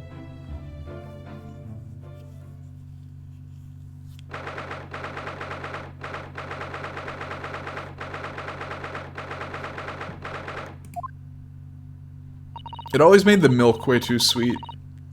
Mr. Naruhodo, I've just finished speaking with the doctor. It seems Miss Green is well enough to be discharged at last. This is good news, but hopefully just before she leaves... Ah! What is it?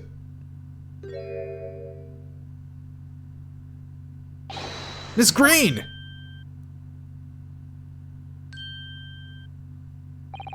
What was that? She clearly just hit something behind her back. One moment, I'll be with you in a jiffy.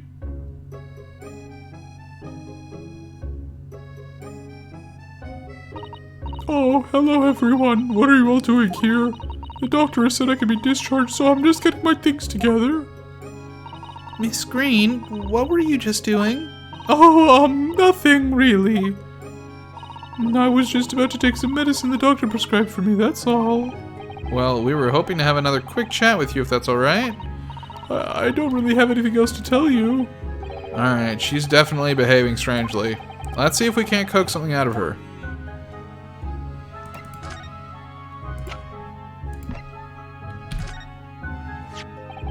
Miss Green, we were hoping to ask you about someone. Mr. Duncan Ross. You knew him, didn't you? Oh, that ain't no medicine. Oh no, I'm so sorry. The bottle of medicine fell down when she did. That's not medicine, buddy. Oh, Miss Green, are you alright?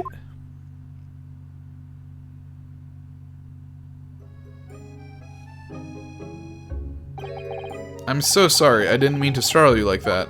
No, it's alright. I just wasn't expecting it. But how do you know about Duncan? Mr. Ross had been writing a letter when he passed away. Landlord found it in his room. It was a very personal letter to you. It was at the art school. That's where I met Duncan, a year ago now. He was working to fund his studies. He dreamt of becoming a professional artist one day. And the two of you became romantically involved? Yes, that's right. We were very much in love. We were engaged to be married, actually. That's why he decided to move into a cheaper room to save money for the wedding. And that's what led him to Mr. Garadeb's. Yes, he told me he'd found the worst but cheapest room in the entire East End. And then, 1 month ago, that's when it happened. We're so terribly sorry, Miss Green. Well, it's all in the past now, I suppose. Poor Miss Green. She looks desperately sad. I was starting to think that's just her look. But now I see that she has every reason to feel the universe is against her. Okay. But we don't actually have the letter. That's okay. It's wonderful news that you're going to be discharged, Miss Green. Oh, yes, I mean, thank you. Once people are better, the hospital staff don't want them lingering and wasting space. Not people like me, anyway. So I don't think I should keep anyone waiting. I probably shouldn't stand around and chat. She certainly doesn't seem to be in the mood to talk, that's for sure.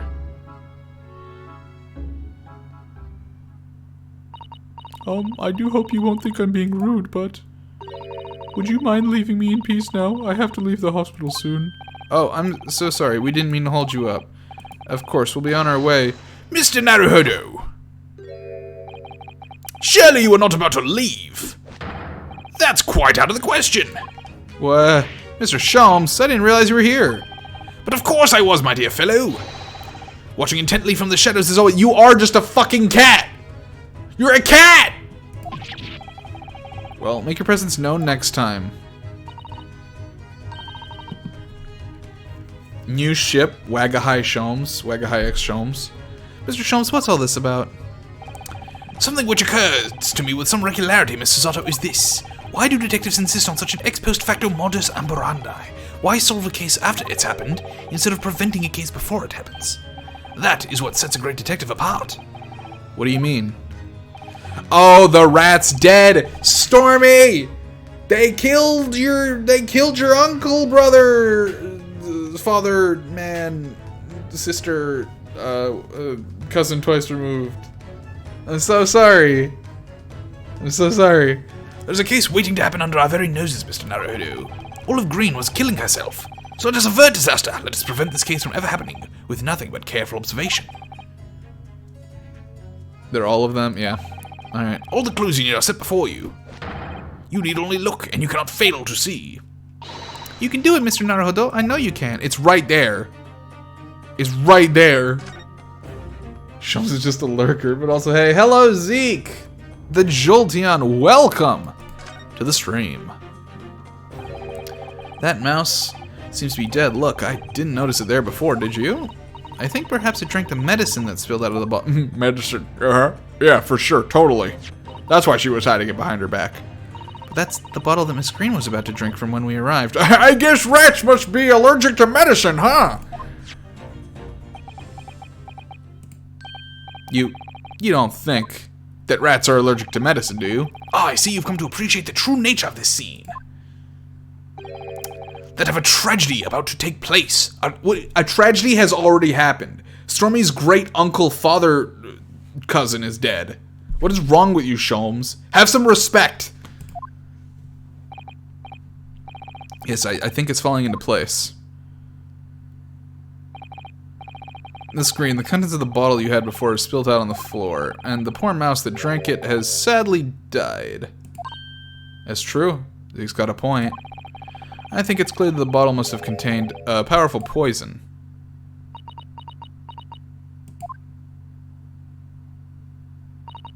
Don't worry, I will attend to the mouse presently. She fucking picks it up, yeets it out the window. Yank this rat! Let's go! Look, it hits Gregson in the head, like 30 yards away. Miss Green, why are you intending to go the same way as that rodent? To take your own life? Once we'd left, you would have put it to your lips again, wouldn't you? And taken the poison? No! Miss Green, please, talk to us. You can get help. They have hotlines for this.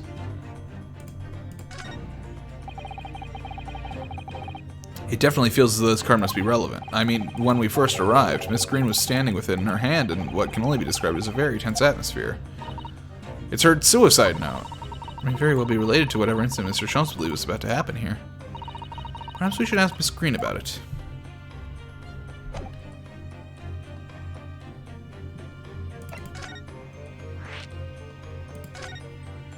Suicide! 10 seconds later, and we would have arrived at a very different scene here. In all probability, we would not have enjoyed this most delightful conversation. Of course, perhaps it hasn't been quite so delightful from your perspective, Miss Green.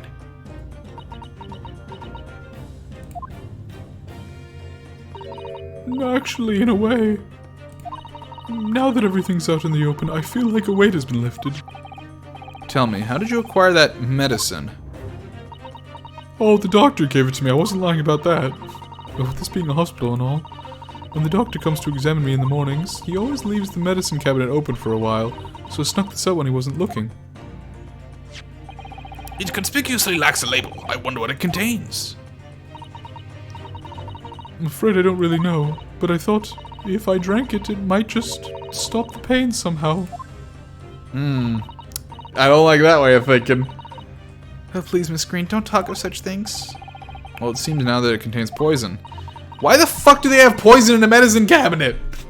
Put that somewhere else, doctor! So that poor little mouse is proof of that. Oh no! Oh, it's all my fault! What have I done? Stormy's relative is dead!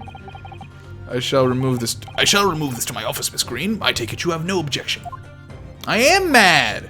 I'm pissed! No, none. That doctor's gonna get a stern talking to from me. Neither the sender's name or address appears to be written on the envelope or the card. It arrived by post at my home the day before the incident that put me in the hospital here. I have information regarding the death of Duncan Ross. Come to the Slug and Salad on Briar Road at 5 p.m. on the 17th. Yo, that is a fucking terrible name for a restaurant. Who the fuck is gonna go to a place where they say, hey, we got slugs in our greens? What the fuck? That's terrible. Don't tell anybody else about this letter or the meeting. It is a matter of utmost importance.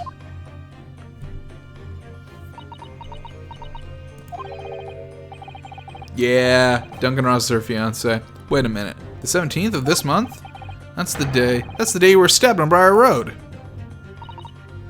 Her dead fiance, Zeke. Not just any fiance. Haha, her dead one. And 5 p.m. is precisely the time when the incident occurred. The Slug and Salad, yes. A pub on the northern corner of Briar Road. Briar Road, being the street that Mr. Gerdub's house is on. Does this mean that...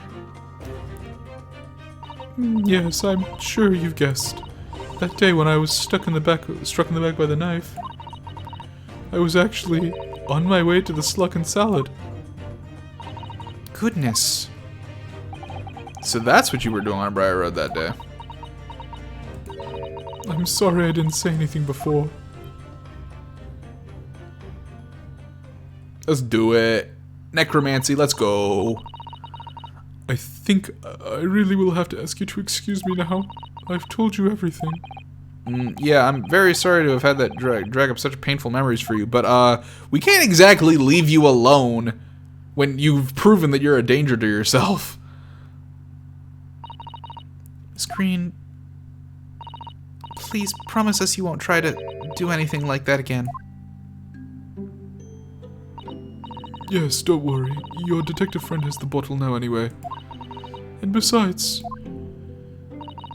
I've been stabbed in the back and had a close shave with a bottle of poison, and I'm still here. I think I'm destined to see things through to the end.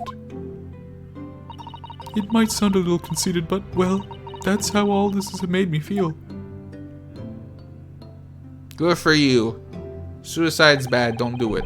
Leaving Miss Green and St. Bartholomew's behind, we man our way back to Baker Street with Mr. Sholmes. Is this a new bat? No, it's not. Well, it would appear that we've reached the end of an investigative trail for today. Yes, it's late. And Mr. Naruhodo, did you discover anything that may be of use to you in court tomorrow, do you think? Details about Mr. Shamspear, Mr. Gerdub's lodgings, the convict Selden. There are many facets to this case, and we're yet to see to the heart of it, if you ask me. It's my feeling, anyway. I can't help wondering about the results of the analysis. Into Mr. Natsume's tea, you mean? Yes, will they have found strychnine in it or not? No, obviously not. Or, well, maybe yes, but he put it in, who knows. Well, I feel that either way, it will be hard to escape the grip of our friend, Mr. Reaper. Oh dear. Yes, Barak von Zeeks. I really have been saying Baron for a full game now. But I wish you every success, of course. And though I was late to rise this morning, tomorrow will be a new dawn. I intend to spring from my bed at a crisp hour and attend the trial. He's not going to be there. Mr. Sholmes, you're going to come? Indeed, whatever happens, I shall be there. Assuming my eyelids cooperate in the morning. Well, I think we've done all we can. All that's left is to remain focused and keep fighting for Mr. Natsume's cause until the very end. Yeah, he's got the Chaos Emerald, Zeke. London, the world's most prosperous city, home to some 6 million people. But away from the razzle-dazzle, down back alleys and behind bricked-up windows, the lonely lurk. So Seki-san had battled long and hard with loneliness during his many months here. And so I felt honor-bound to battle equally hard for my compatriot, to lift the curse that gripped him. As Mr. Sholmes said, tomorrow would be a new dawn. For all of us!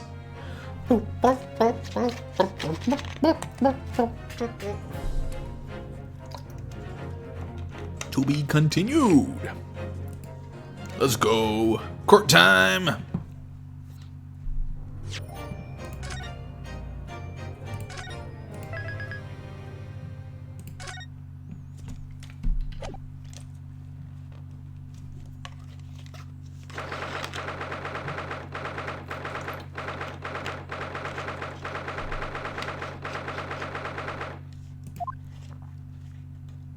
Yo, what up, Soseki? Soseki these nuts?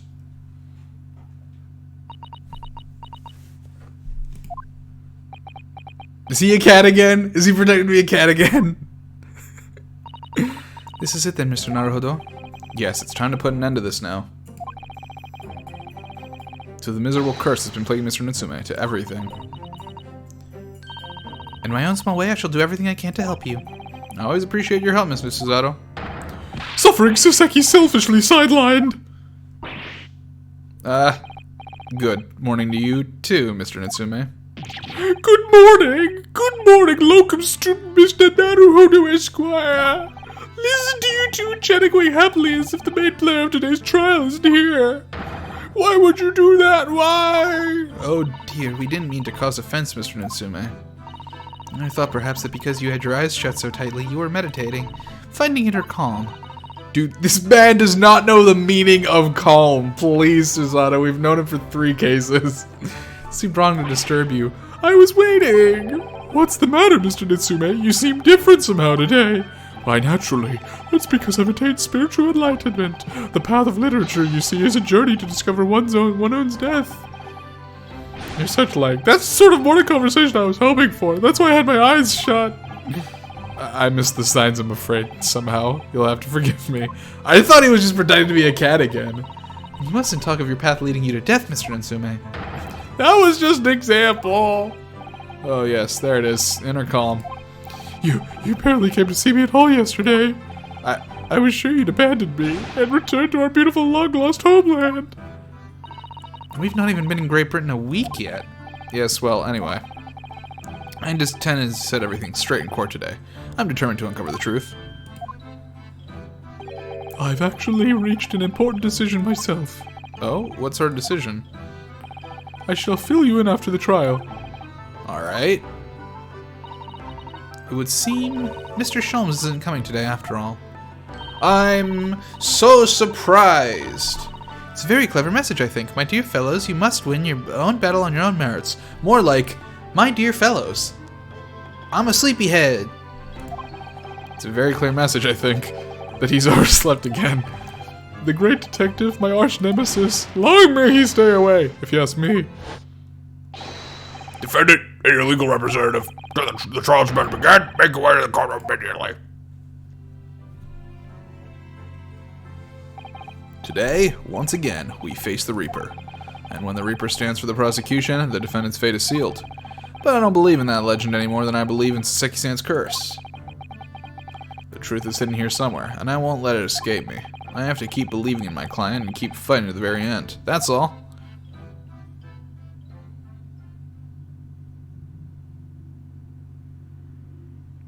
How many of Sholmes' boyfriends do you think are on the what do you call it? The jury. How many men do we have up there? 3? 4. We have 4 men up there. So, you know, statistically, he slept with 2 of them. Which 2? I'll let you be the judge of that. In the name of Her Majesty the Queen, I hereby declare this court to be in session. I call upon the counsels for the prosecution and defense to declare their willingness to proceed. The prosecution is ready. Yes, the defense is ready, and the prosecution is a vampire again. Beric, Hatman, and the judge. Hatman? There's 2 Hatmen on the jury. Also, I meant on the jury. There's 4 men on the jury. There's the banker dude, the cheery dude, the dude who's afraid of his wife beating him up if he doesn't bring home any money, and the old guy who can't hear anything. Very good. And now I call upon the 6 ladies and gentlemen of the jury, chosen by lot to represent the will of the people in this trial. Are you ready to proceed? Absolutely. Justice will be done, you mark my words. I feel obliged to say I feel especially ruthless on days when my hat is sitting just right. Oh, well, I wonder if you could adjust my hat for me. And please, be as ruthless as you like. Dude, what the fuck, dude? That's a kink. Thieves deserve to die, if you ask me. Especially against thieves. I've no sympathy for the man at all.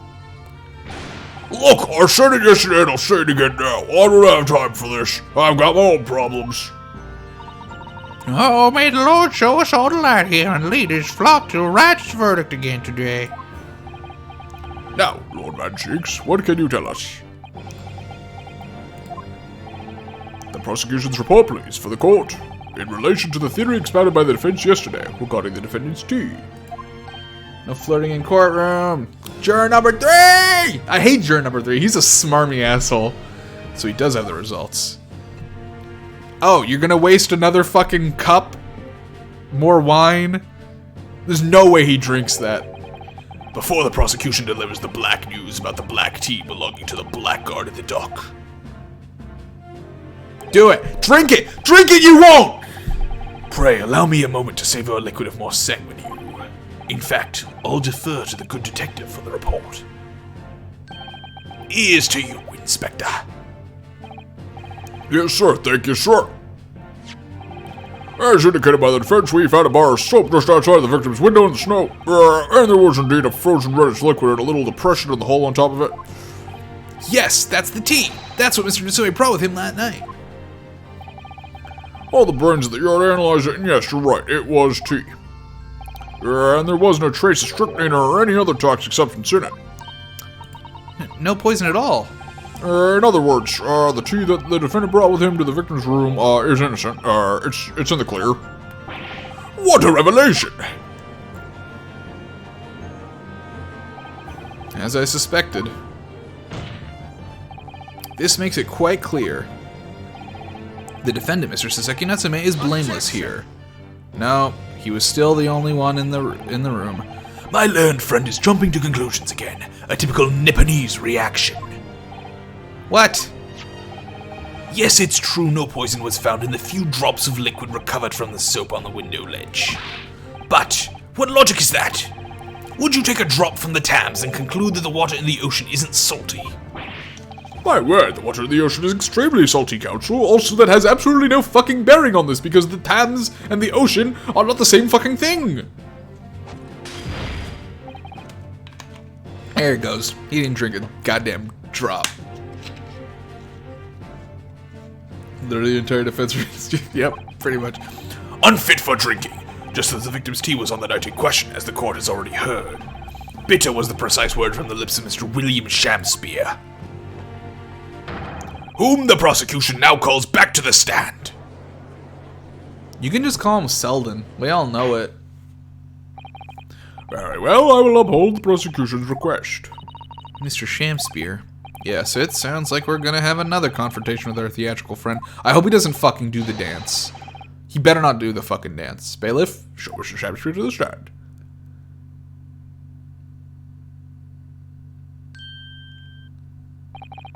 Mr. William Shamspeare, the victim of this despicable crime.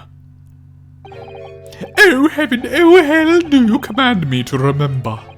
Forsooth, 'twas I, Shamspeare, did have a bellyful of the foul fluid given in mine innocence. Yes, but as was revealed in yesterday's proceedings, the witness is not as innocent as we had perhaps first been led to believe.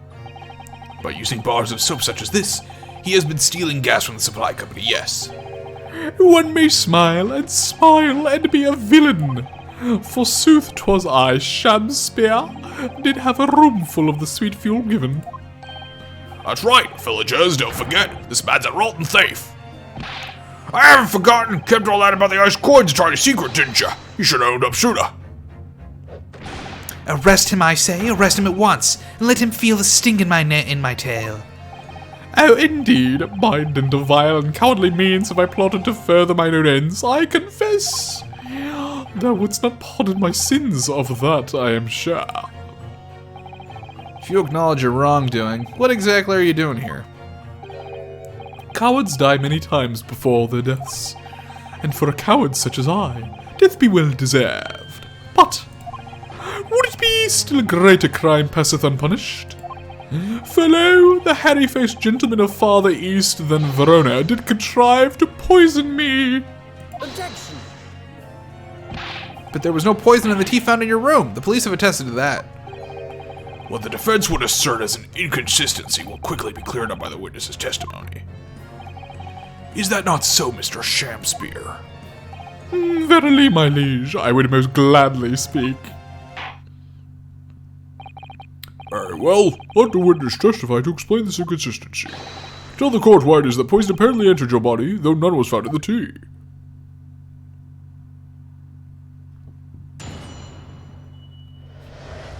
What dumb bullshit are you gonna spat at us now, Shamspear? The Japanese man did come to my chamber with tea brewed in a pot. 'Twas in my cup alone that the wicked miscreant secretly poured his wicked poison. Whilst feigning destruction in our debate, ne'er did a drop of his own drink pass his lips. Hey, we literally have proof that is untrue. When he departed by and by, I did use the tea that remained in his cup to make my coins of ice. Thus, 'tis no surprise that poison be not found in the tea I did pour into the moulds of soap. Bullshit. That is bullshit. The poison was slipped into the cup after the tea had been poured. The normal way for poison to be administered, in my experience. Wait, no, I mean, we literally have the 2 cups, and his cup doesn't have a ring around it, which means that it had to be have drunk instantly, or else it would have left a ring. Quite. Otherwise it would be disastrous as the poison were to mix up the cups, for instance. That would be inconceivable, one might say. But no poison bottle was found at the scene. Because quite simply, the Nipponese took the bottle back to his own room. The absence of a vessel containing the poison only becomes problematic when considering suicide. I knew that.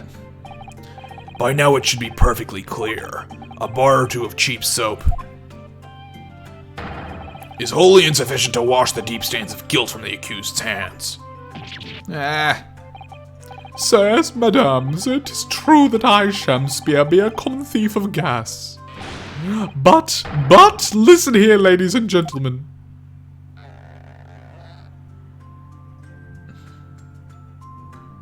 Well, of course he changed his story. Yeah, because he was fucking lying yesterday. He's still fucking lying today. Wherefore would I lie? Verily I have no cause, I have naught to lose. Well, I do declare. Thank you for your testimony, witness. Counsel? He said he didn't drink it immediately. Well, yeah, but we have proof of that. Yes, my lord. We know he didn't drink it immediately. Tea inconsistency. Japanese man did come to my chamber with some tea brewed in a pot. That's fine. 'Twas in my cup alone that the wicked miscreant secretly poured his wicked poison. Whatever. Whilst feigning distraction in our debate, ne'er did a drop of his own drink pass his lips. I'm gonna press you on that, buddy. Changed to Saseki and said he drank. Yep. But the teacup Mr. Nosume drank from was found completely empty at the scene. He changed it. He changed it to Saseki, and he said he drank. What? I mean, I think we're on the same page, but I just don't understand what you're saying. But I think we're on the same page. And let's not forget the defendant's maxim: drink tea while it's hot. I did gulp from the poisoned cup that night, and in mine agony did I writhe uncontrolled. In fits of pain I did knock the fellow's cup, and its contents spilt as blood from a gaping wound, methinks.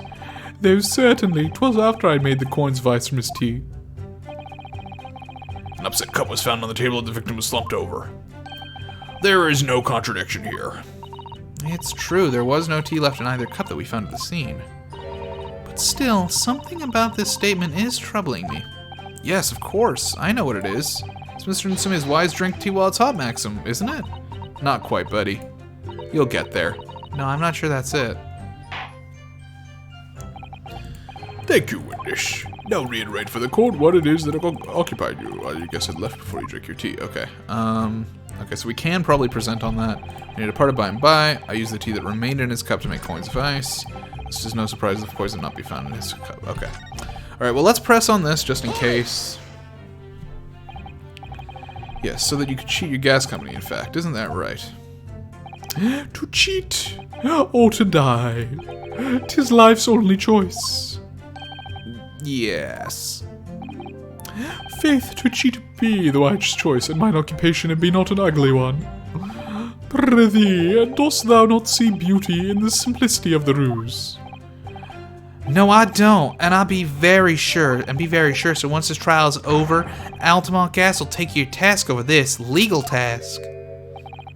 I shall not run, I shall not hide. Sooth to say, I have nowhere to run nor to hide.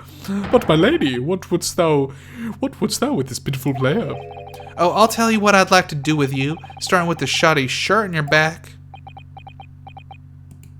'Tis time for a Shamspear dance. what a harsh world we live in. The thieving of the gas was addressed in yesterday's proceedings. The prosecution calls on the defense not to muddy the waters of the relevancy. Consider that a warning, counsel. Yes, my lord. Why am I the one in trouble here? Mr. Shamspear, after the accused returned to his own lodgings, you used his tea to make your coins. Is that correct? To cheat or to die. I did make my choice many moons ago. Alright, so this is probably where we present. Objection! Yep. You claim that Mr. Natsume didn't drink a drop of tea on the night in question. Oh yeah, he did get poisoned at 1 a.m. Yep. That's so we have two pieces there. But that's impossible. How, chop logic. What is this, ye dark, ye clad fiend? The 2 teacups from the scene, one used by the victim and the other by the defendant, have a clear difference between them. One that represents incontrovertible proof. Incontrovertible! Inconceivable! What difference? Look at the inside of the cups. Just here, there's a clearly visible ring. Yes, a tea ring. Commonplace enough. Indeed. Such stains occur all too readily when one leaves tea in the cup for a while. And yet, Mr. Natsume's cup has no such ring. Good lord, you're right. It's completely clean. And prithee, sir, what makest thou of it? Exactly what Mr. Natsume told the court yesterday. The Japanese saying he quoted. Drink. Tea? While it's hot! I'm glad they're learning something up there on the stand. That's right. Yes, the jittery Mr. Natsume was true to his usual self that night and drank his tea in no time. If, as you claim in your testimony, he didn't touch a drop of his tea, a ring would have developed on the inside of his cup as well after the several hours the tea was left standing. But, In short, Mr. Shamspear, you're full of shit! get thee to nunnery! Objection! He's drinking some of it. Congratulations, you done it. Now you ain't a bitch. As a rule, I fill my hallowed chalice up to 7 times during any one trial. You might want to keep that information to yourself. Yet on occasion, tedium distracts me and I pour more times than I intended until the bottle is dry. Your drinking habits are fascinating, but irrelevant. On the contrary, they illustrate the fickleness of human memory. To William Shamspear. Yes, my liege. Though you previously stated that you made the coins of ice from the leftover tea in the accused's cup, could it be that you were perhaps mistaken? Could it be that, yes, perhaps there was some tea remaining in the small teapot left at the scene?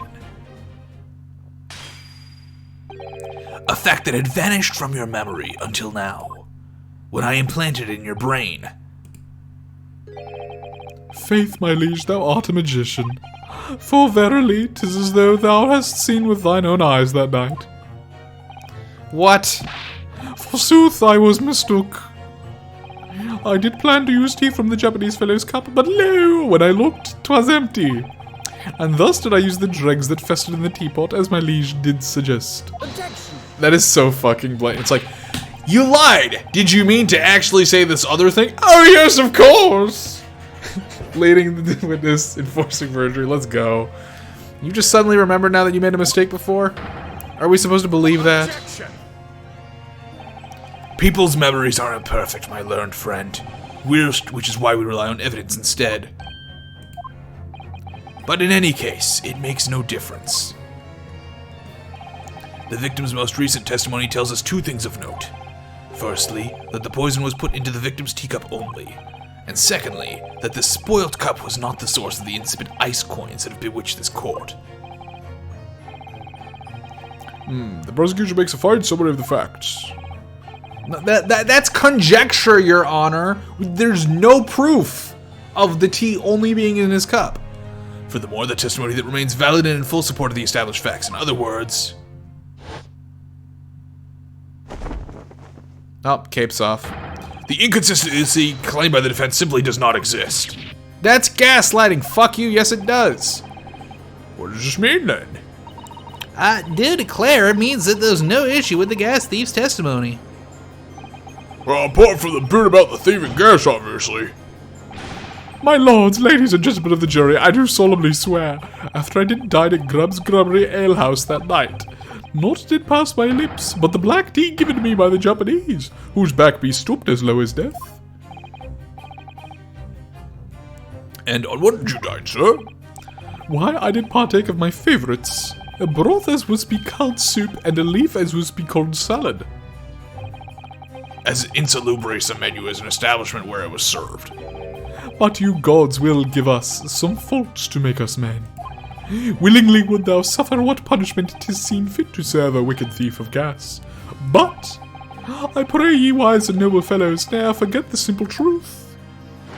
That be one thing, and this be another.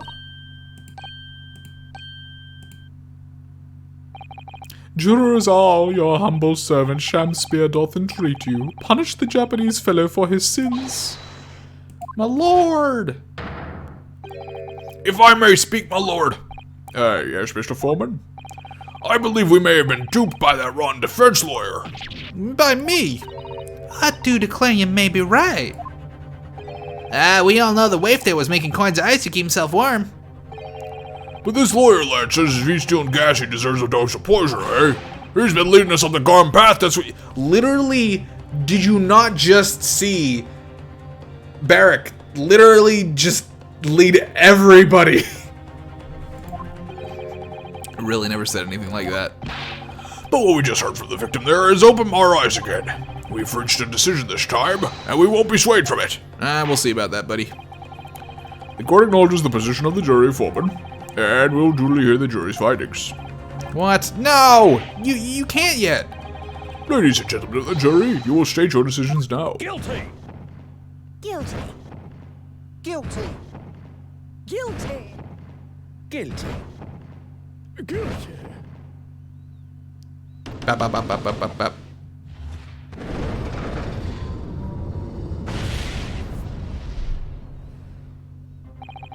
Man, I wonder what's gonna happen. I wonder if we're gonna ask to do a fucking jury questioning and then Van Zeeks is gonna be like, That's never been done before. No one's ever won that before. and it's gonna be like, actually we have like 6 times, buddy boy. I hereby declare the jury to be in one accord. Oh, happy day! Don't ever wiggle your hips like that at me again. How is this happening? My lord, the defense asserts its right to carry out a summation examination. Very well, the court upholds the defense's right. Go ahead, say some shit, Van Zeeks. Typical. My learned friend is unable to accept the obvious truth. This trial will therefore enter its second summation examination immediately. Jurors, the court calls upon each of you to state the grounds upon which you find the defendant guilty of the crime which he is charged.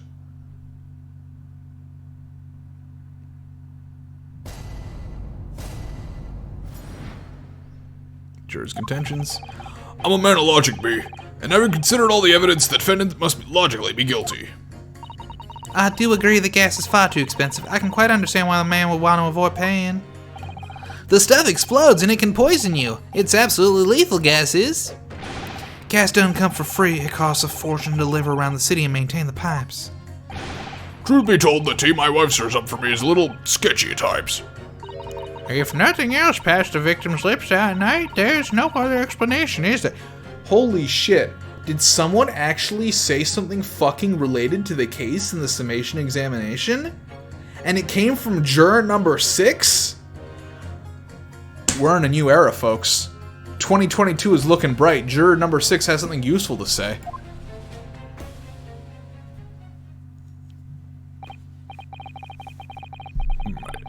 I do feel that perhaps personal opinion about gas and supplies influenced decisions somewhat, but never mind. No, you really should mind. The truth is, our counter-argument wasn't as unassailable as we'd hoped. And Mr. Shakespeare was poisoned, there can be no doubt of that. Then how are we supposed to turn this around? I think we need to establish the method by which Shakespeare was actually poisoned. Our only hope is to demonstrate that to the court that incontrovertibly. So it's impossible at this stage. If we don't manage it, though, Mr. Natsume will be found guilty. No delays, counsel. Proceed with the summation examination. My pleasure. It's my favorite minigame. The defense's rebuttal. And of logic? Alright, well, can you tell me a little bit about your logic there, buddy? I'd love to know. All the evidence, you say?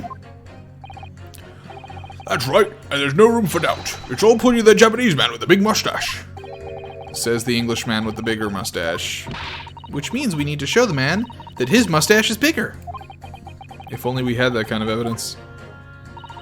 Don't worry, this summation examination has barely started, really. Perhaps there'll be a shift in the situation that shows an existing piece of evidence in a new light. Let's hope so. To start with, though, I need to find some way out of this deadlock. Okay, we can probably ignore these guys for now. Ooh. The gas poisoning. This could be useful for us. Can we please talk about the poison rather than the gas, do you think, sir? Well, if you'd like. I mean, to be honest, I'd take the poison over gas every time. You'd take poison? What I mean is, poison can only poison you. It doesn't explode, does it? Goodness me, what are you talking about? Set him straight, please, lawyer man. Well, it's certainly true that poison isn't prone to exploding. But I think you'll find poison also can't light or heat up a room. You're right. I hadn't considered that at all. Young lawyer man. Yes? You have a good head on your shoulders. We could use someone like you at our company's legal representative. Yo, juror number 4 is a real one. I'm just gonna come out and say it. I don't know why she voted guilty here, though. I wasn't expecting to pick up more business in the middle of a trial, that's for sure. Yeah, anyway, the point is, I haven't had the best experience with gas companies in the past. Gas doesn't come for free, that's fine. That's fine. Alright, here we go. Does that mean that if the victim could be shown to have ingested something else, you'd change your leaning? Sorry, what's that now? Oh, I was just saying, if the victim did actually eat or drinking something else on the night... What's the matter with you? Sorry? I said if nothing else passed the victim's lips that night, there's no other explanation, is there? Haven't you been listening to me at all? I feel there's an English expression about a pot and a kettle that's appropriate here.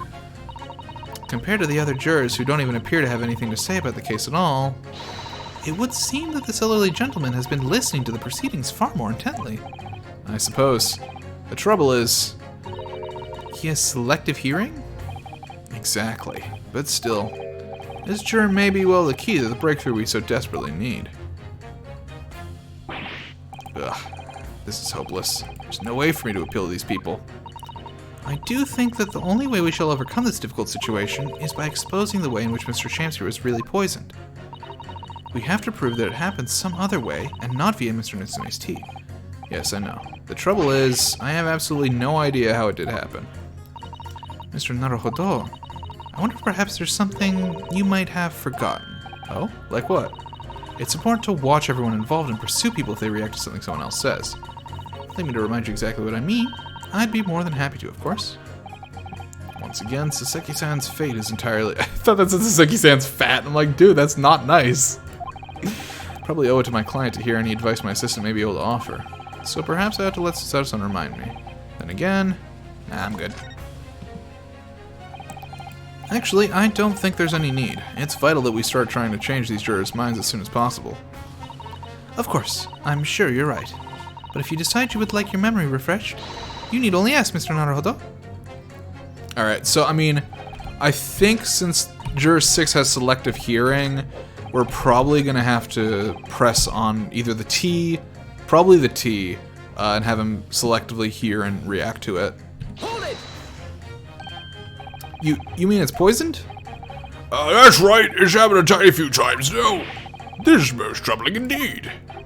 It's always days like this when I don't get any wages. I get in tea time, you see. And I see her doing it, my wife. She gets that devilish look on her face, and she slips some white powder in my cup. And you drink it anyway? I was brought up proper, I was. Someone gives you a cup and you drink it. And what happened to you? What did it taste like? It was god-awful, believe you me. Salty as hell! So she just put salt in your cup.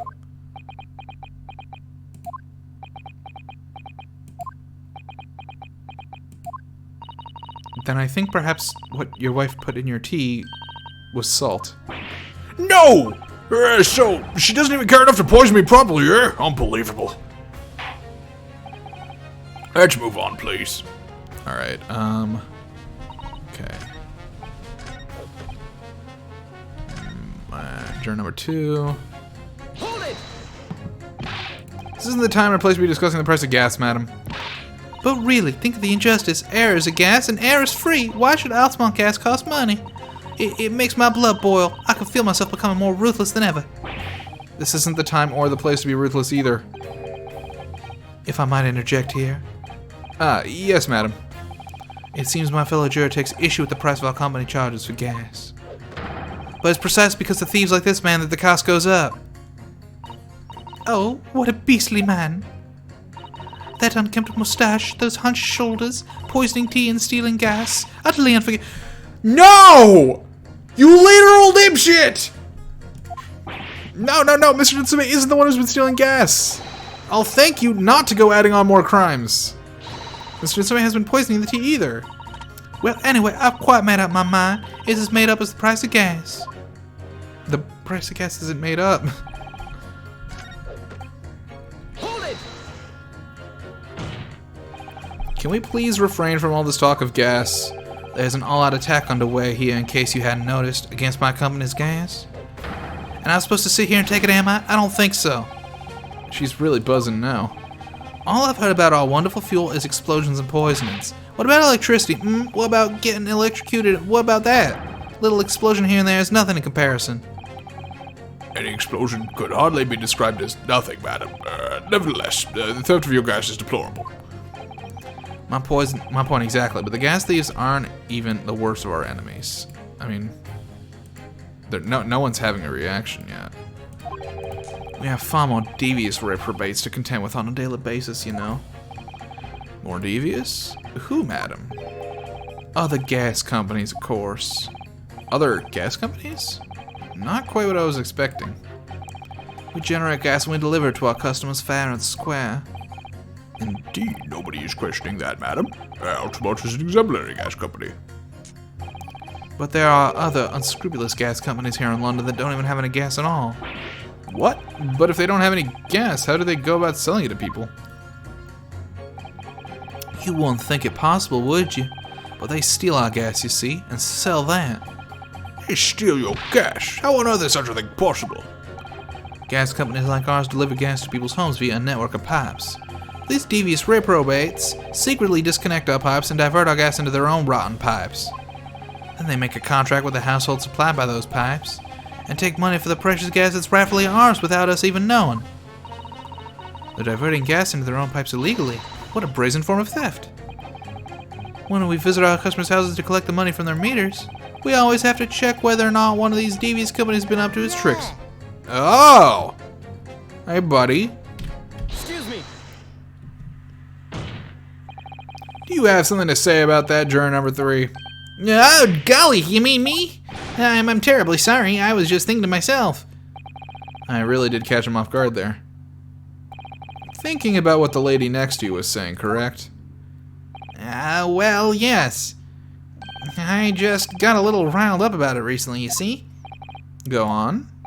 An Altamont gas worker visited my house the other day to investigate the pipework. We need to ask for your cooperation while we carry out a secret check of your property, sir, the fellow said. So I let him in, and do you know what he did? I'm afraid I have no idea. Please tell us. He proceeded to take one of my lights off the wall, and then he grabbed the exposed mouth of the pipe and started blowing into it. What do you think you're doing, young man? You're giving away company secrets there. Oh, please, everybody knows, but it was very nearly the death of me, I can tell you. What do you mean? I'll explain if you don't mind. As I said before, these unscrupulous other gas companies connect their customers to our pipe network. Yes, but how does blowing into the pipes come into it? Obviously, there's gas in the pipes, and it's a fairly low pressure. By blowing air through the pipe, you can make out the pressure drop temporarily. And if you do that, Any lights connected to the same pipe will flicker for a moment. I see. In other words, if upon blowing into the pipe the lights of an adjacent property that has no contract with your company flicker, you can know that these devious scoundrels have been meddling with the pipes. Exactly, my lord. That's it in a nutshell. It's the reason why we have teams of workers go around neighborhoods to investigate which lights flicker. The trouble is, the particular worker who came to my house didn't know the strength of his own breath. He blew down the pipe with all his might, and you can guess what happened, can't you? Well, if he blew hard, then... Wait, you mean... That's right. The lights didn't just flicker, they went out, along with the stove. Gas started pouring out into the house. What a disaster. The gas supply must have been interrupted briefly because the man blew too hard, so the flames went out. I'm afraid I yelled at the fellow. Are you trying to kill us all, I said? So by disconnecting a lamp and blowing into the exposed gas pipe, it's possible to extinguish lamps and stoves connected to the same network of pipes. Intéressant. And then when the gas starts flowing again, it just silently sleeps into the room. Mr. Naruhodo, I think perhaps... Yes, this is almost certainly the clue that we've been hoping for. There were fingerprints on the light bulb, very true. I was also thinking that. Juror number 3, the defense requests that you amend your statement to include that information. Oh, well, if you like, I don't mind. Well, I do! That's our company's secret method of identifying the rogues that try to diddle us. Like I said, madam, it's widely known already. Very well, juror number 3, if you will amend your statement accordingly. Yes, my lord, although I'm not really sure what the point of all this is. Blow too hard into a gas pipe and you extinguish everything in the house. No trouble. Hold it! When you say extinguish everything in the house, do you mean even on different floors? Oh yes, all floors are connected to the same pipe after all. That's true of every building, because gas supply contracts are issued for whole properties. Well, I had no idea that it was possible to extinguish gas appliances simply by blowing down the pipe. It's not something we like to publicize, to be honest. We have to carry out these investigations, as I'm sure you can appreciate. Indeed, it has been mentioned on more than one occasion in the papers even. That's so, it's been mentioned to me too, very recently. An incident involving the gas stove going out inexplicably, almost leading to someone's death. And one time where it did lead to someone's death. Mr. Naruhodo, I think perhaps, yes, it's finally starting to fall into place. The secret link that joins all of these strange occurrences. Okay, so... who do we pit this against?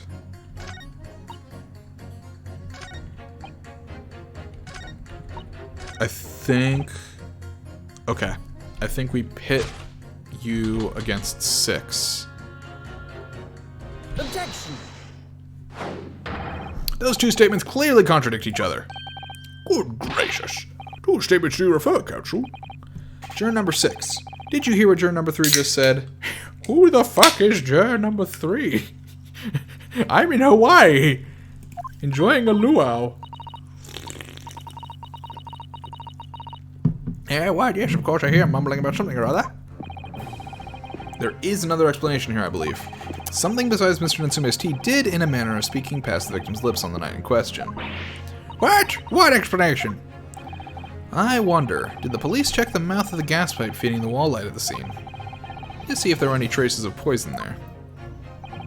I was curious to see what your floundering would result in this time, but the mouth of a gas pipe? Scotland Yard have enough to do without exploring such irrelevance. What a piece of work is a man. What are you trying to say, Mr. Shamespeare? What speaketh thou? Prithee, is it not strange and strange? That is what I say to thee, sir. I thought I'd been quite clear, but let me put it another way. The strychnine could have been on the mouth of the gas pipe that feeds the wall lamp in your room. And that is how the poison came to enter your body. Good lord! Are they tasty then, gas pipes? Is that what he's saying?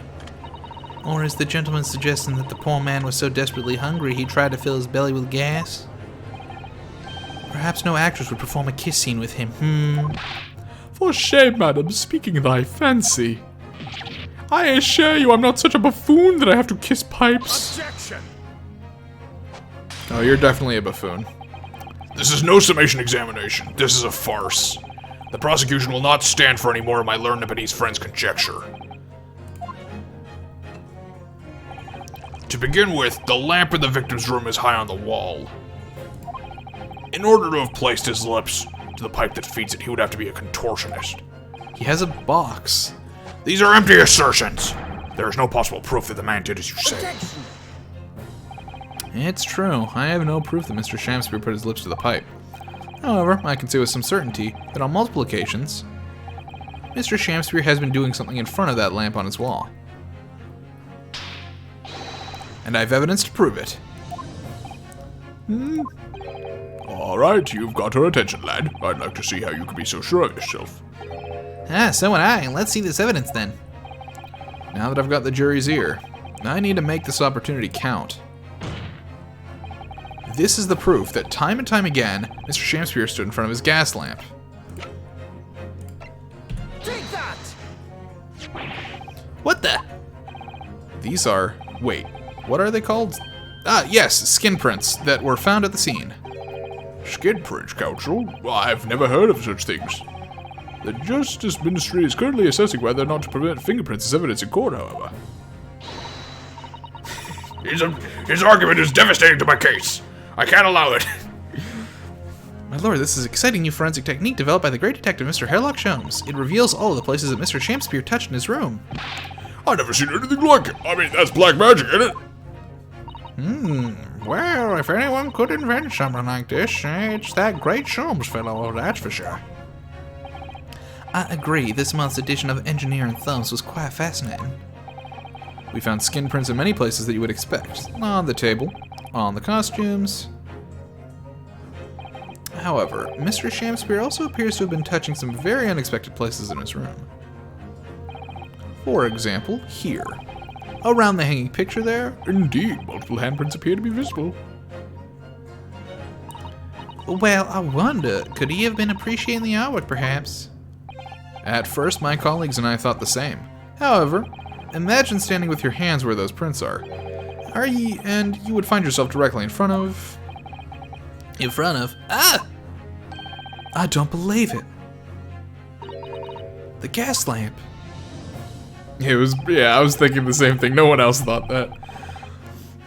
The reason why this isn't immediately obvious, it's clear that Mr. Shamspeare has regularly been standing with his hands to the wall in front of that lamp. Right, what have you been up to, you nut? Oh, no Shakespeare for us today, buddy, huh? I'd ask the court to recall juror number 4's earlier statement. Me? What did I say? You said that blowing into a gas pipe would make the lights in the entire building flicker. And now, if you'll recall juror number 3's statement... What? Me now? When the gas worker who visited his home blew with too much force into the pipe, it caused all the lights in the gas stove to go out, and gas to start leaking into the rooms. Obviously, that incident was an accident. However, the simple fact is... if Mr. Shamspeare were to have blown hard enough into the gas pipe in his room, he could have extinguished every other light and gas stove in the building at will. Crikey! Are you suggesting that the man purposefully caused the gas to... Objection!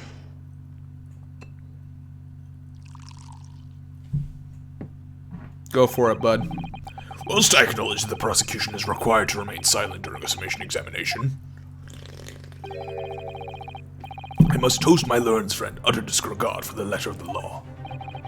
What is the meaning of this, Lord Manzeeks? This curious photograph, or whatever it is, presented by the defense, the so-called skin prints. Clearly that cannot be accepted as any form of usable evidence in this case. But it's an exciting new forensic technique developed by a great detective.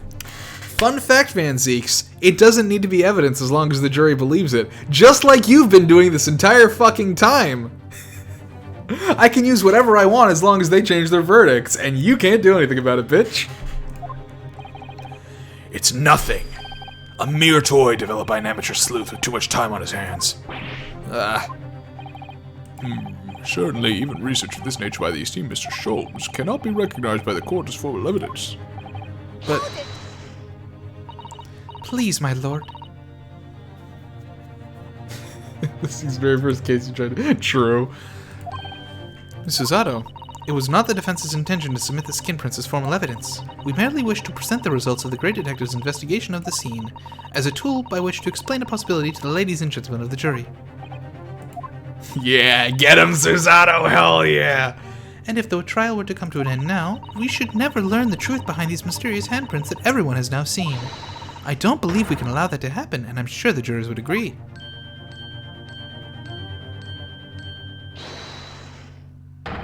You're right. Whether those strange handprints are a significant clue or not, it's down to us to decide.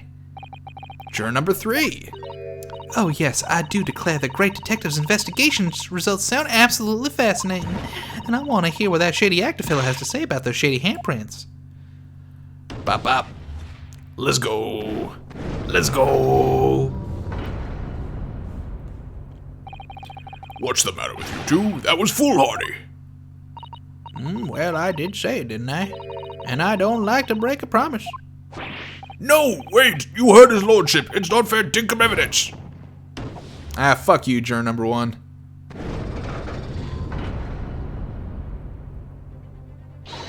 Oh, well done, Mr. Naruhodo. If just one more juror changes his or her mind, Mr. Natsume's trial will have to continue. Thank you, Miss Susato, but I couldn't have done it without you. Oh no, it was you who identified the clue after all. This is very much your success. I like looking at this man in pain. Fuck this guy. Why, Mr. Shamspear, you seem to be losing your composure. Just one more juror, Mr. Naruhodo.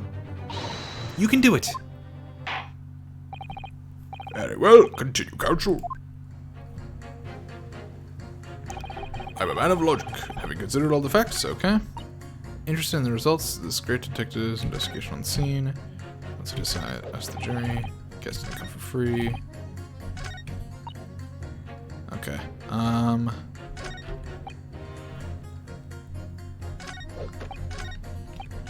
Juror number 1. Facts and logic. I'm gonna press you on that again. Hold it! Yeah, I think you can beat him up. All the evidence, you say? That's right. And there's no room for doubt. It's all pointing at that Japanese man with the big mustache. Says the Englishman with the bigger mustache. But the defense just demonstrated another possible explanation for the events on the night in question. What do you make of that? What? Your so-called skin prints? It's an exciting new forensic investigation technique, developed by the greatest detective himself. The numerous handprints on the wall are clearly out of the ordinary. And if Mr. Shamspear had indeed put his mouth to the gas pipe on the night in question, it can't be denied that there's a possibility that's where the poison was. Well, yes, I won't deny that it's playing on my mind. But as the prosecution rightly says, we should pay no heed to unacceptable forms of evidence. And besides, Yes? even if the fellow has been up to some mischief with the gas pipe dozens of times before, it doesn't mean he got up to the same shenanigans on the night in question, does it? Oh. If you can't make your case better than that, I'm afraid I can't change my stance. You do make a very valid point, sir. What? That's true. Perhaps I was a little hasty. No, wait. Look, you've got your chance here, haven't you? So it's time to prove your theory. You and your Japanese cohorts can, if you and your Japanese cohorts can you, that is. Just leave our nationality out of this, please. Mr. Naruhodo, if we can't substantiate our position, I'm afraid the jurors that just changed their minds before may very well change them back. What can I do? Is there any more proof I can give here? Let's take a look at the court record. Bring in Saseki? What good would that do? We don't really have any more proof of it. Can I show that Mr. Shamspear really did blow down the gas pipe on the night in question? Oh, I have supporting testimony. We can say that. Hell yeah. I didn't realize that was going to be an option. No, in truth, I don't have any evidence to support my theory. However, there is witness testimony that substantiates it. What's that? Testimony?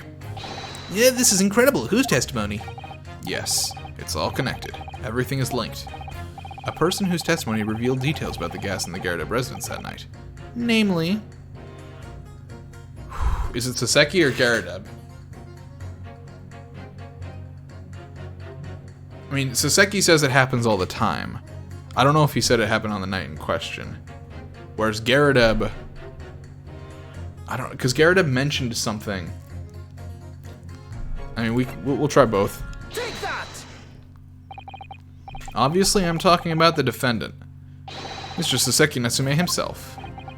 The defendant. At the very beginning of the proceedings here in court yesterday, Mr. Natsume said the following. My lodgings! There's been a whole series of strange happenings in my lodgings. Even on that fateful night it happened. When I returned from Mr. Shakespeare's room, I lit my gas stove and climbed into bed, but before long, the stove went out, and somebody tried to kill me. On the night in question, the gas in the defendant's room went out. So I asked the court, was that a mere coincidence, or not? Good golly. So that Shakespeare fellow blew an air into the gas pipe to make the man's stove go out on purpose. Now, old George, why would you do that for? Mr. Foreman, What is it, man? we cannot allow judgment to be passed whilst this doubt remains. It's true that I don't have conclusive evidence yet. However, you must surely agree, there is more to this case than meets the eye. Yeah.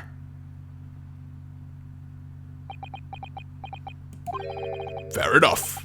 Like I said at the outset, I'm a man of logic, first and foremost. Hell yeah. Let's go.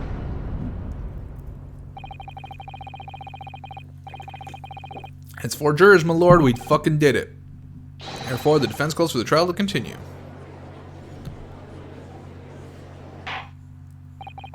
Got 'em, boys. As the defense has rightfully indicated, the summation examination has concluded with a majority of jurors altering their decisions. 2 jury members now called guilty, 4 now called not guilty. Therefore, the jury's opinion is conflicted, and in accordance with the law of this land, hereby order the continuation of this trial. Mr. William Shakespeare. My lord, how can thy humble Shakespeare serve thee? What say you in response to the various revelations made during the summation examination? So God mend me, I do solemnly swear, I recall aught of either the lamp or the pipe. But your handprints have made a tidy mess all over the wall there. How do you explain that, eh? Oh no, he threw the ball at us again. I am done with this. The dignity of this great courtroom has been solid enough already, juror number 5. Ooh, me. As I went to some pains to point out already, a print from the self-professed detective's toy has no place in a British court of law. As such, whether or not this man did indeed stand before the gas lamp with his hands against the wall remains at this time unestablished conjecture. You would all do well to remember that. Yeah. Objection! But the prosecution must concede that it would be extremely simple to verify. Just order the mouth of the gas pipe feeding that lamp in Mr. Shakespeare's room to be examined. If there are traces of poison there... Objection! What appears to be extremely simple is my Nipponese friend's mind. You will recall that in order to check for the presence of poison in the tea, some remnants of tea were required. Yes? Therefore, it shouldn't be beyond your wit to imagine that even if poison were to have been spread on the pipe, it would have been completely evaporated by now, making any analysis impossible. I didn't think of that. In any case, counsel, I fail to see what could possibly have motivated the man to do as you describe.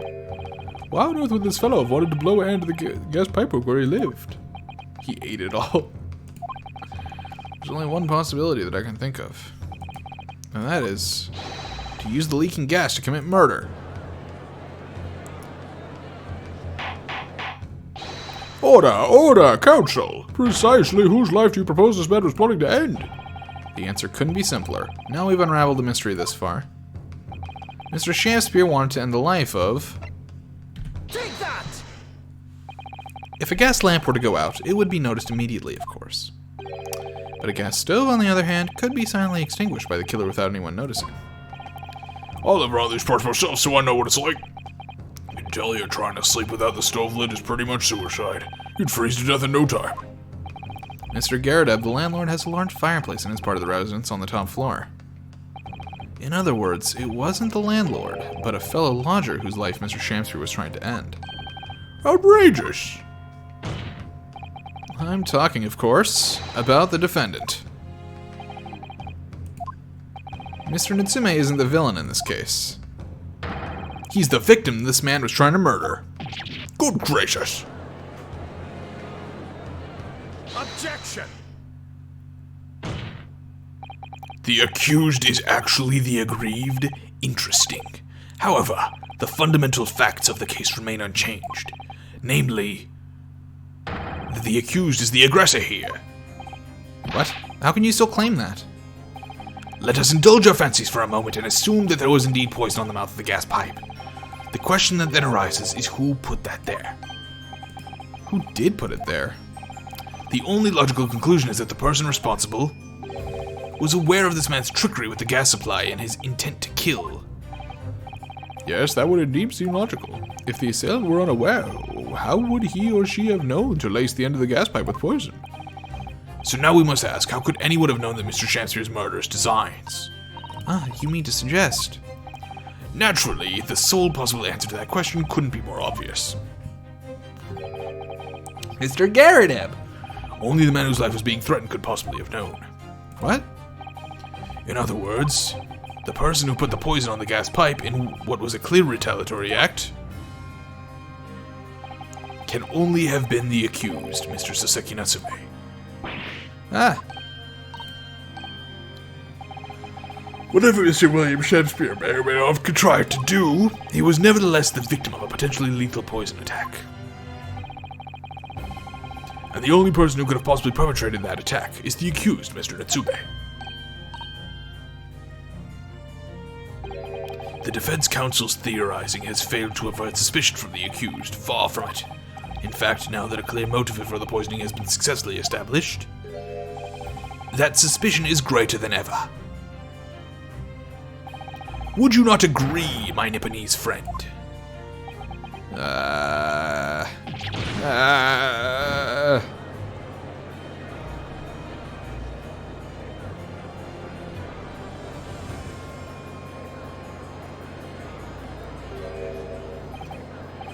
how did he manage to turn that around on me so rapidly? Mr. Naruhodo, you must respond. Otherwise, the members of the jury may very well change their leanings against us again. And this may be our last chance to gain the advantage. Don't point at me, it's too hot. What advantage? Well, it would seem that somebody put poison on the gas pipe in Mr. Champspeare's room, so we must name that person now and absolve Mr. Natsume of guilt. You mean name the true culprit? I know it might sound impossible, but if we fail to do that, I have no doubt that Mr. Natsume's fate will be sealed once and for all. As it happens, one possible culprit does come to mind. Do they? Evidence, the poison, it's all pointing to a particular poison now. Is it?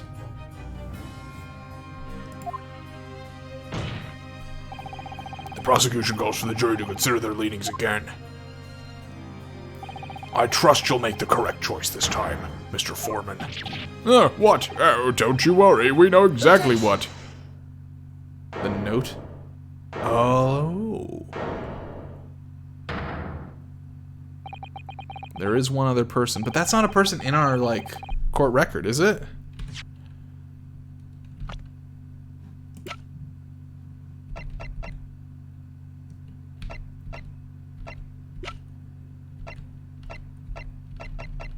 I'm not sure how we would point them out.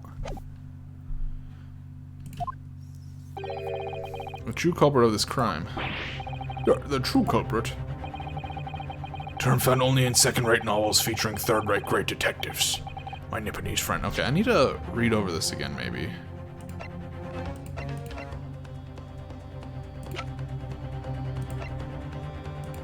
Okay, we don't have the note. But why not? This farce has gone on for so long already, I see no reason to cut it short before its disappointing climax. Thank you. Tell us, my learned Nipponese friend, what is your latest theory? Who is the so-called true culprit of this crime?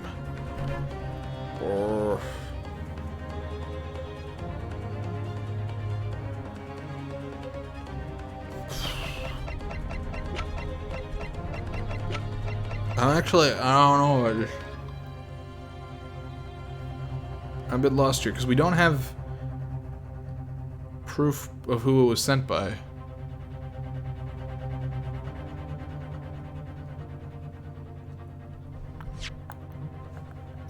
save that. I mean, who could have sent? I mean, I'm for some reason I'm still fucking thinking it's Shamsphere. I mean, it's not Duncan. He's dead. It's not Saseki, obviously. Time to examine all the evidence. I can't, can I? I can't examine evidence from here.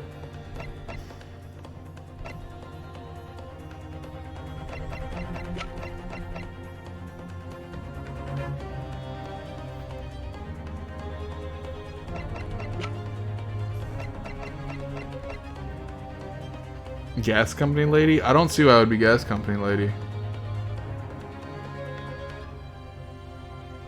Maybe?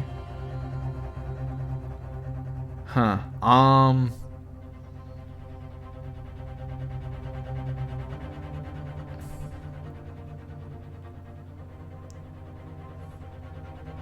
Is there any, there is no way to go back and check evidence. It's unfortunate. Fair enough. Where do we find the note? Garadeb's? You're talking about which note? There's two notes. There's the note that Garadeb had from the old guy, from the dead guy, and then there's the note that Green had. So I guess it would be Green. She didn't say how she got it. Take that! Is that anything? The person responsible for the poison that afflicted Mrs. Shamsphere. Yeah, let me check the court record now.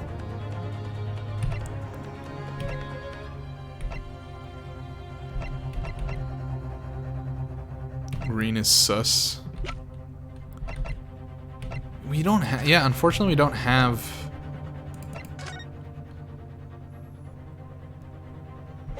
We don't have a note in the evidence or anything.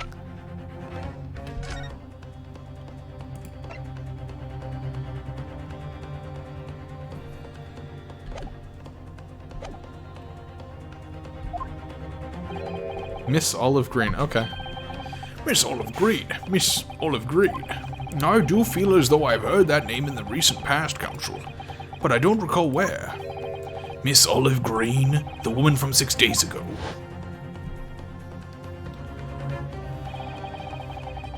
The victim in the recent case of the stabbing of Wright. Right, no, Zeke, I was thinking about the torn envelope, but, like, we don't have any clues on that. Like, we don't, like, there's... Is it just the fact that it's green? Like, we don't have any proof of what this connects to, unfortunately.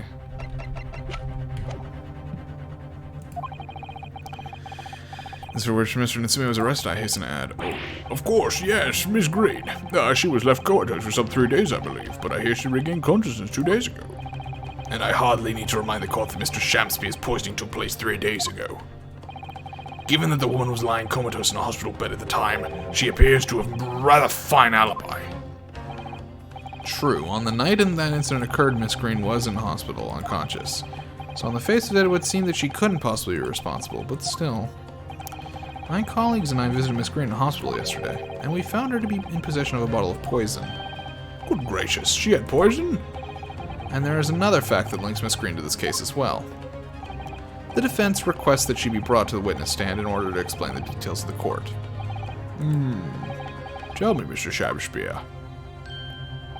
My lord, pray, what be thy bidding? Are you acquainted with Miss Green? No, never heard of her. Judging by the look on Mr. Shamsphere's face, I think perhaps he genuinely doesn't know her. At least, not by name. As the voice of Her Majesty's prosecution here, I adhere to my word. We will see my learned Japanese friends fast through this conclusion. I appreciate that. The prosecution requests a short recess, my lord, in order to subpoena the witness and bring her here. Yes, Miss Olive Green. Indeed, my lord. 1 hour should be sufficient. Very well, I grant the request. Excellent, I hope. The defense has made a most extraordinary accusation, I must say. But at the present time, I feel the prosecution's argument remains largely uncontested. Accordingly, I am afraid the defendant and his culpability remain the sole subject of this court's attention. Thank you, counsels. We reconvene in 1 hour. Court is adjourned.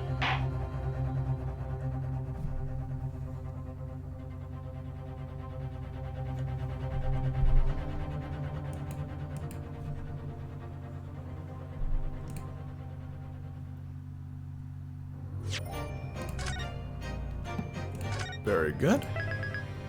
Alright, we'll be back in just a moment. Restroom break. And then we'll finish off this case and welcome in the new year.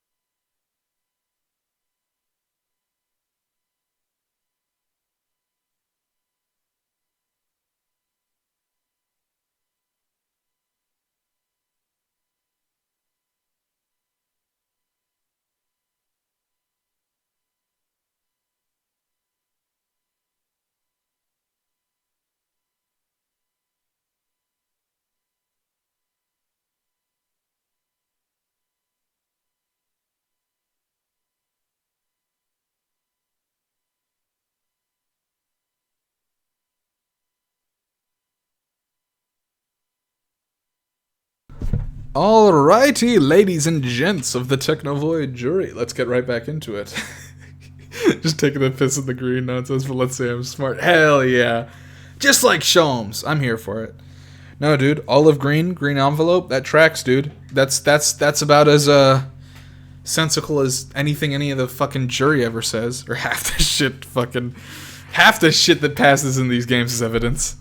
So we take those. We take those, baby.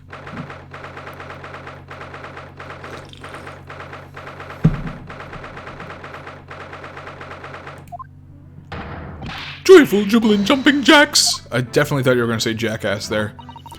Oh, Mr. Natsume, I'm so pleased for you. Locum student Mr. Naruhodo Esquire and non-locum judicial assistant Miss Mikotaba Esquires. Now, finally, at long last, there can be proof. Proof that I'm innocent and proof that my tea is innocent. Ah, good morning, my dear fellows.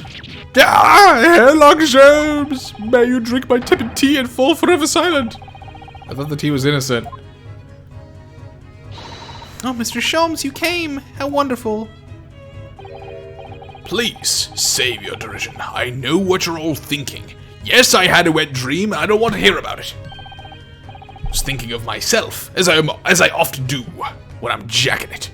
Good morning, he says, when it's very nearly time for luncheon. Your scorn is written clearly across your faces. Nobody said or thought anything of the sort. The truth is, I was determined that today would be the day. As sleep seduced me last night, I thought, tomorrow for once I shall not oversleep. I'll rise early and be present in court to support my companions. Such spirited determination has a beauty all its own, does it not? Oh, yes. And then I began to muse on the subject. Why do people oversleep? I queried. Why, time after time, do they make the same foolish blunder? And the answer came to me at once. It's so delightfully simple. People oversleep because they sleep. Bro, Galaxy Brain, genius mind here. Fucking recursive logic, my bro. Well, is that not an astute insight into the matter? Oh, yes. Susanoo has gone from actually being enamored with Sholmes to being enamored with Sholmes as long as he's not around. And then when he is around, it feels like she's just like, what's the word I'm looking for? Feeding into his nonsense. There's a word for that. And there's a fucking word for that. Never meet your heroes, kids. True. No, not instigator. What is it called when you, like, someone has a negative trait and you feed into it? There's a word for that.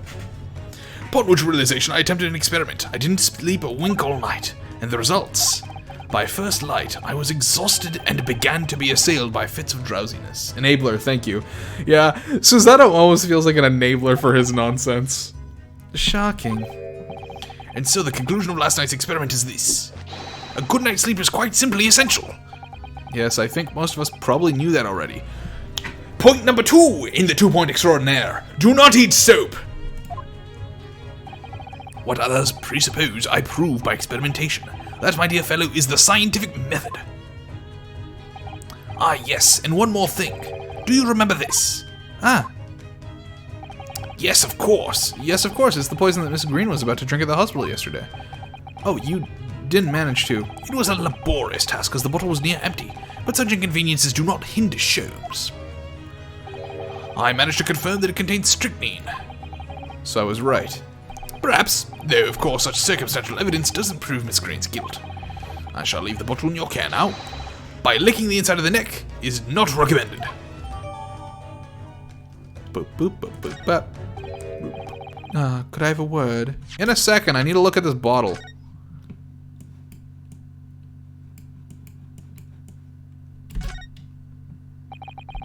This is the poison we've been hearing so much about. Strychnine. A few remnants on the bottom of the bottle here. Look. You mustn't be tempted to try it. Of course not. As long as we don't lose this trial. No, not even if we lose the trial.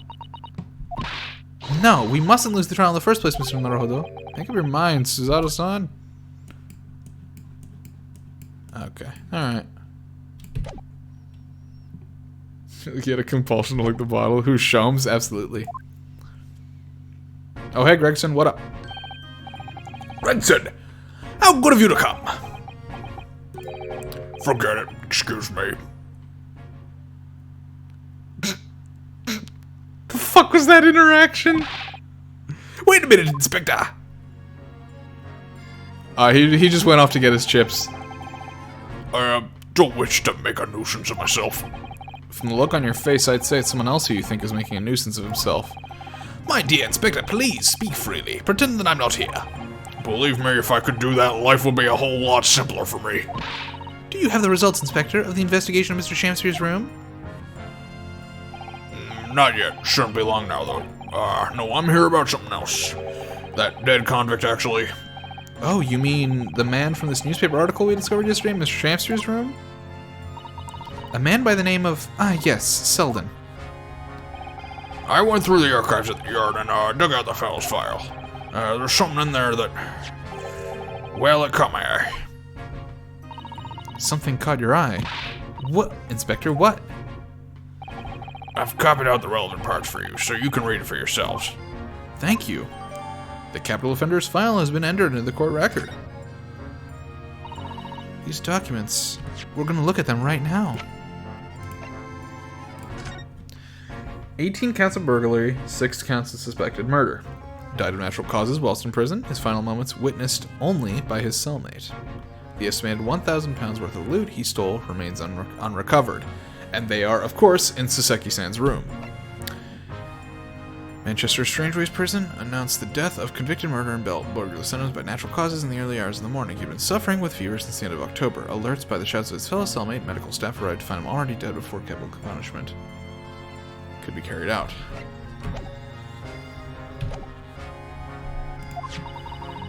Include the details that were in the newspaper cutting we found in Mr. Shamsphere's room. I'll rearrange everything in the court record so we don't have duplicate information. They were roommates! It's the meme. Are you giving us a copy of this important file, though? Well, you're the ones who turned up the clue in the first place, aren't you? I'm just making sure things get handled in the proper fashion. Oh, Scotland Yard's workings are so wonderful. Indeed, my dear fellows, and the inspector here is a shining diamond in the crown. A shining diamond in the rough, maybe. Look, I just don't want to be beholden to a lawyer, that's all. Counsel for the defense and defendant. Court procedures are resumed. Make your way to the courtroom at once. Well, I shall leave you then. I'll be listening with interest from the public gallery. Not nodding off at all. Certainly not. You definitely won't be able to. If you want to stay awake, Sholmes, just sit behind Van Zeek's, and you will wake up when he throws a bottle at you. I'm rather tired of seeing Mr. Mustache in flood of tears, personally, so all the best of luck to you. Welcome, student, Mr. Naruhodo, Esquire. Yes, Mr. Mitsume? It's time, isn't it? Yes, this is it. Miss Olive Green and Mr. William Shakespeare. This is going to be the final battle. I won't really have saved Saseki-san until I've exposed the whole truth of everything that's been going on. But it's all coming to a head now. You can do it, Ryunosuke. You have to!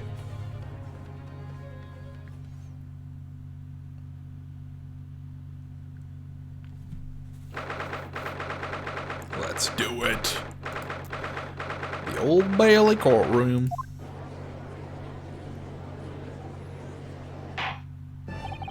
In the name of Her Majesty the Queen, I hereby declare this court to be in session again now. Before the recess, we heard a most startling accusation from the defense, namely that the victim of the case we heard here only a few days ago is the true perpetrator of this incident. A reckless, rash, and prejudiced charge of wrongdoing, in my opinion, my lord. However,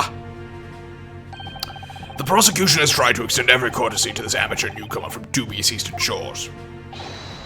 Thank you for that backhanded consideration. A rather cold assessment from the Honourable British Prosecutor, I must say. So Lord Van Zeeks is the new witness present and ready to take the stand. Ready and waiting in the witness's antechamber, my lord. Very well. Bailiff, bring the witnesses in.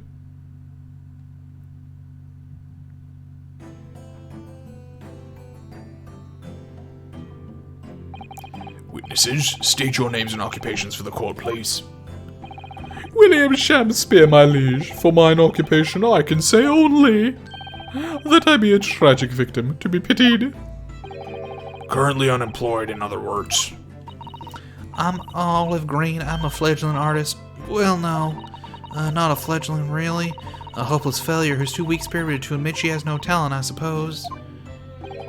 Also currently unemployed, in other words. What a coterie? Coterie? This game has so many words I don't know. I'm impressed. Cotier? Coterie? Mr. Shakespeare? My lord, I am thy humble servant. I'm afraid that you are no longer merely the victim in this affair. The possibility has been raised that you are in fact the assailant, intent on taking the life of your fellow lodger. The part you have played in this whole business will be thoroughly scrutinized, I assure you. I would not else, my lord. And Miss Green? Yes? You are aware of the reason you have been summoned to this courtroom today, I presume? Yes, the officer did explain. He said I poisoned this ridiculous buffoon. And do you accept the charge, Miss Green? I don't know anything about any poisoning. And I don't know anything about this man. Come, lady, die to live. Verily I know not thy prickly pea-pigmented personage. Very well, let us proceed with checking what the fuck is on my phone. Very cool. Nothing important. That being to ascertain whether or not Miss Green has any involvement in this affair. It's all very strange indeed. Why would you suspect me? I barely ever go to the East End anyway. It so happens that I passed by that neighborhood 6 days ago, that's all.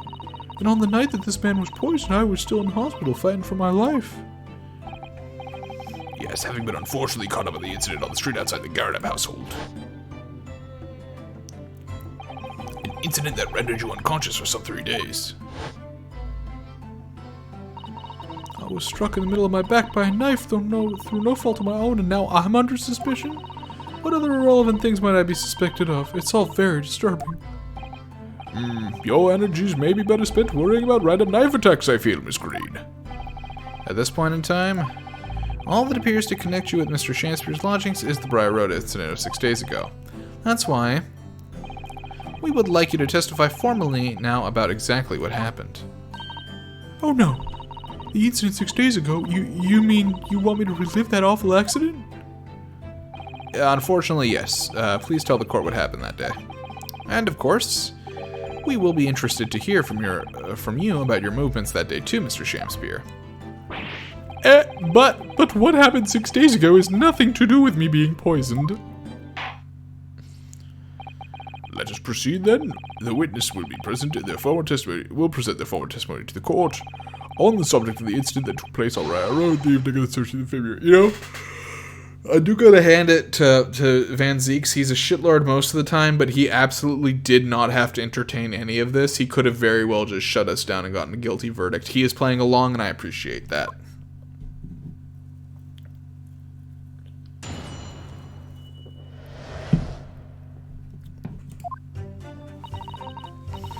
It was 6 days ago at about 5 p.m. I was walking along the snow and suddenly I was stabbed in the back. Coincidentally, it happened to be just outside the house where the men in this case have their lodgings.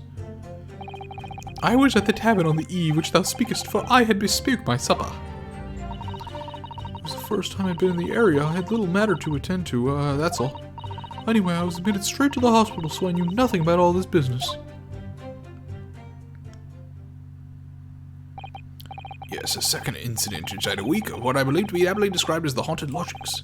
One can only presume this is a most unfortunate coincidence. Meanwhile, you say we're not in your room, Mr. Shamspeare.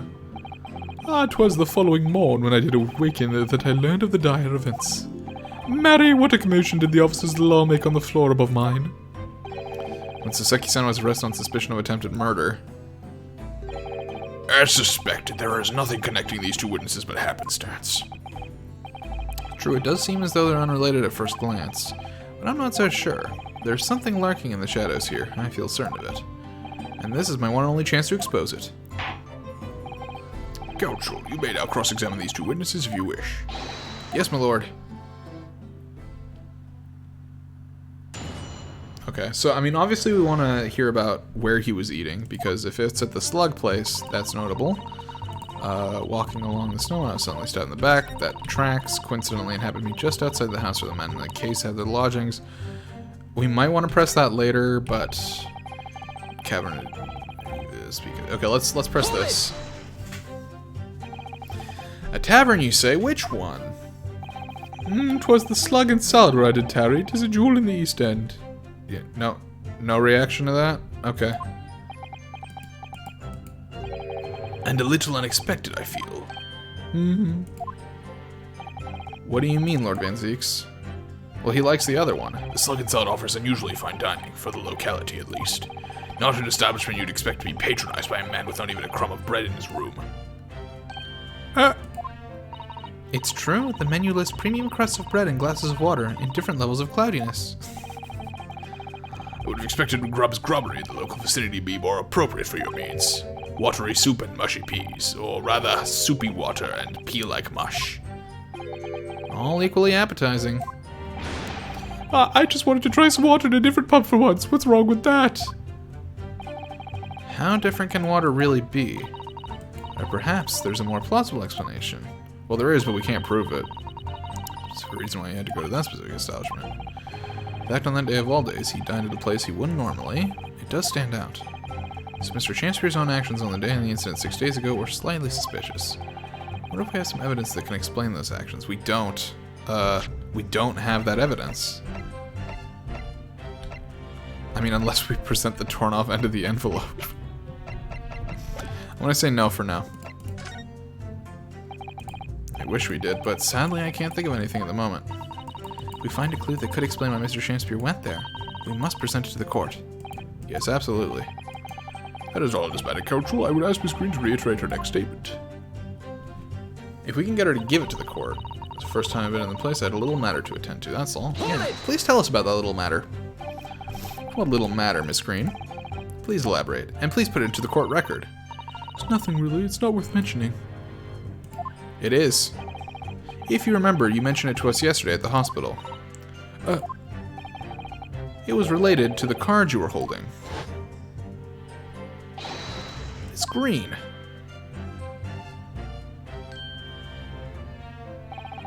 What was that? She clearly just hid something behind her back. From memory, I believe the card contained a note that read, I have information regarding the death of Duncan Ross.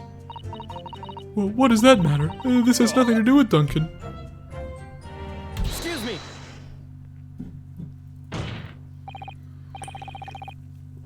Mr. Shamspeare, do you have something to share with the court? To be or not to be, that is the question. Pray forgive me, the great bard's word springeth from within me with ne'er thought. Don't tell me. It's because you're possessed by Shakespeare's spirit, right? Hearing Miss Green's word a moment ago seemed to make you think of something. Something of relevance, perhaps. Nay, sire, 'twas nothing at all. Presumably you know the name, though, Mr. Duncan Ross, I mean. After all, you were both lodgers in the same house. Yea, I would it were so, but sadly nay. Lodging be a lonely occupation, sire. My lodging fellows be rarely known to me. So you haven't heard of him, even though he passed away in the room just one floor above yours. Miss Green. Me, my lord? Have I done something wrong? The card that was mentioned before, containing the note, do you have it upon your person? Yes, put it in the record, hell yeah! Should throw it away, really? Before you dispose of it, the court will take it as evidence, please. Hell, finally things are fitting together. Finally things are fitting together. And hopefully we can actually literally fit it together.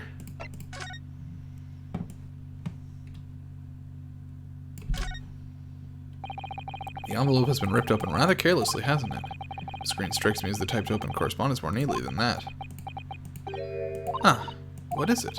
The way the envelope is torn, I'm almost certain I've seen that exact same shape somewhere else. Oh, you don't mean... Were you thinking of this piece of evidence, Mr. Naruhodo? Exactly, that's it. Try to match them up. Dun da da dun! They go together perfectly. This torn off end of the envelope clearly belongs to this card.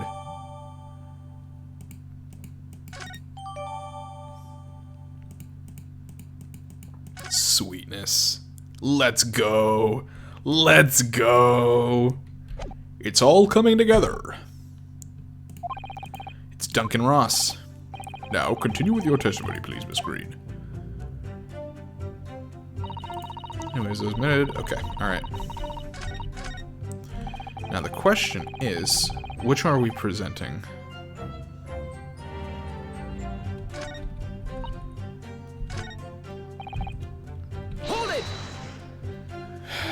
Tavern. He was at the Slug.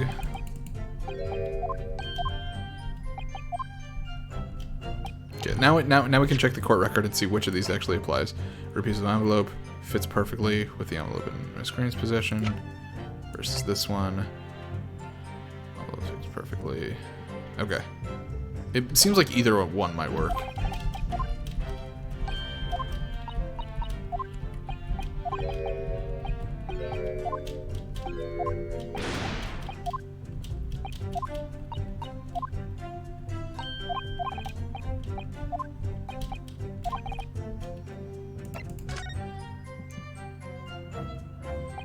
Mr. Shamspear.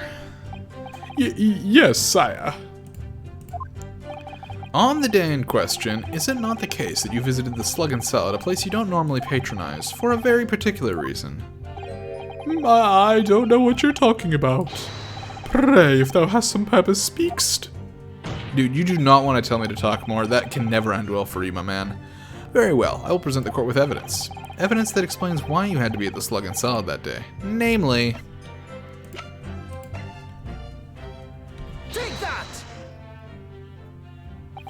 I believe this card reveals the answer.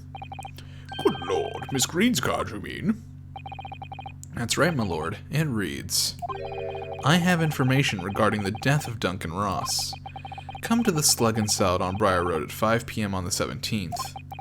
Don't tell anybody else about this letter or the meeting. It's a matter of utmost importance. Mr. Shamspear, your actions on the afternoon of Miss Green's stabbing are exactly as described in this note. Personally, I find it hard to believe that's a coincidence. Don't you, Mr. Shamspear? Well... Excuse me, can I say something? Yes, Miss Green? That card was delivered to me. It doesn't have anything to do with this odd man, does it? Well, you'd think so. Yes, but it's hard to believe it's merely... My lord, may I? May you what, Miss Green? I'd like to make something very clear about that card. Very well, then you may amend your testimony to include details about the peculiar note. This note was delivered to me at my address. It's nothing to do with the odd man next to me here. I would like to present on that. Objection! The day before the incident, exactly 1 week ago now, this note was delivered to your address. And upon carrying out the instructions in the note, you found yourself in hospital. Yes, I did. It's terrible, everything that's happened to me. Yes, it is terrible. If it's all true, that is. What do you mean? Miss Green, have a look at this, please. It's the torn off end of an envelope. Oh, is it? And it so happens that it fits together perfectly with the envelope of the note you received. Where did you find that? In Mr. Shamspeare's room. In my room? Mr. Shamspeare, do you perhaps remember this note from somewhere? Well... Your actions that afternoon followed the instructions in the note to the letter. Come to the Slug and Salad on Briar Road at 5 p.m. on the 17th, and so that's exactly where you went. Let me ask you again, Mr. Shamspeare. You already knew about this note, didn't you? And you, Miss Green. What did I do? As this torn off onto the envelope proves, the note was originally in Mr. Shamspeare's room. So how is it that it came to be in your possession? I don't have the first idea. I'm just a fledgling artist after all. Bullshit! There's only one explanation. You broke into Mr. Shamspeare's room and stole it. You did what? Sorry, thou hast what? You broke, thou were in my room? What on earth do you want with me? It would seem that both witnesses need to testify again.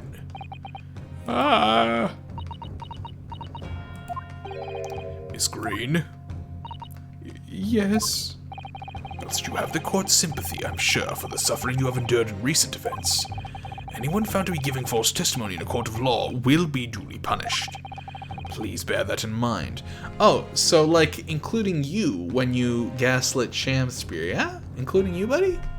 I'm willing to give that a pass now. Yes, I know. Very well then, the witnesses, you will give formal testimony again now. On the subject of this curious anomaly regarding the note Miss Green claims to have received.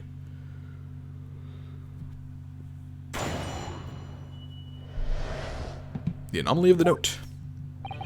I do remember now, 'twas a week ago, a peradventure, that the note was delivered unto me. On the day writ therein, I did tarry a long hour at the Slug and Salad, yet nobody came. Thereafter, on the evening I shared the company of the Japanese fellow, I did see the note had vanished. I don't know what you mean. You think I snuck into this man's room, did you? Why would I? I can point out the villain here. As for that torn off piece of the envelope, I don't know anything about it. You now claim to have received this letter, do you, Mr. Shamspeare? Faith, 'tis so, my lord, and I would swear to have set it upon the table in my humble lodgings. Yet 'tis clear to me now that since I returned from the tavern that night, I have not laid eyes upon it. Well, that being the case, young lady, it would appear that your testimony was... A lie? Is that what you think? How unfair of you to think I'm the one lying. I beg your pardon. I'm just a fledgling artist, as I said, and a fledgling artist don't lie. That note was delivered to me at my address. Besides, we all know who the liar around here is. If that's true, Miss Green, how do you explain the facts? This part of the envelope was, without question, found in Mr. Shamspeare's room. I don't see why I should explain. Sorry? I'm a fledgling artist. My job here is just to say what happened, that's all. It's your job to give the explanations and the proofs, you the fledgling lawyer. The fledgling will do his best. Evidently, my learned friend's cross-examination is our only hope of learning the truth. Well, counsel? I'm ready, my lord. Very well, then. The defense will now proceed with the cross-examination of the witnesses. Miss Green clearly did break into Mr. Shamspeare's room. There can be no question of that. And that's as she acquired the note. Yes, two facts that are starting to lead me to a possible explanation for all this. It's not a pretty one.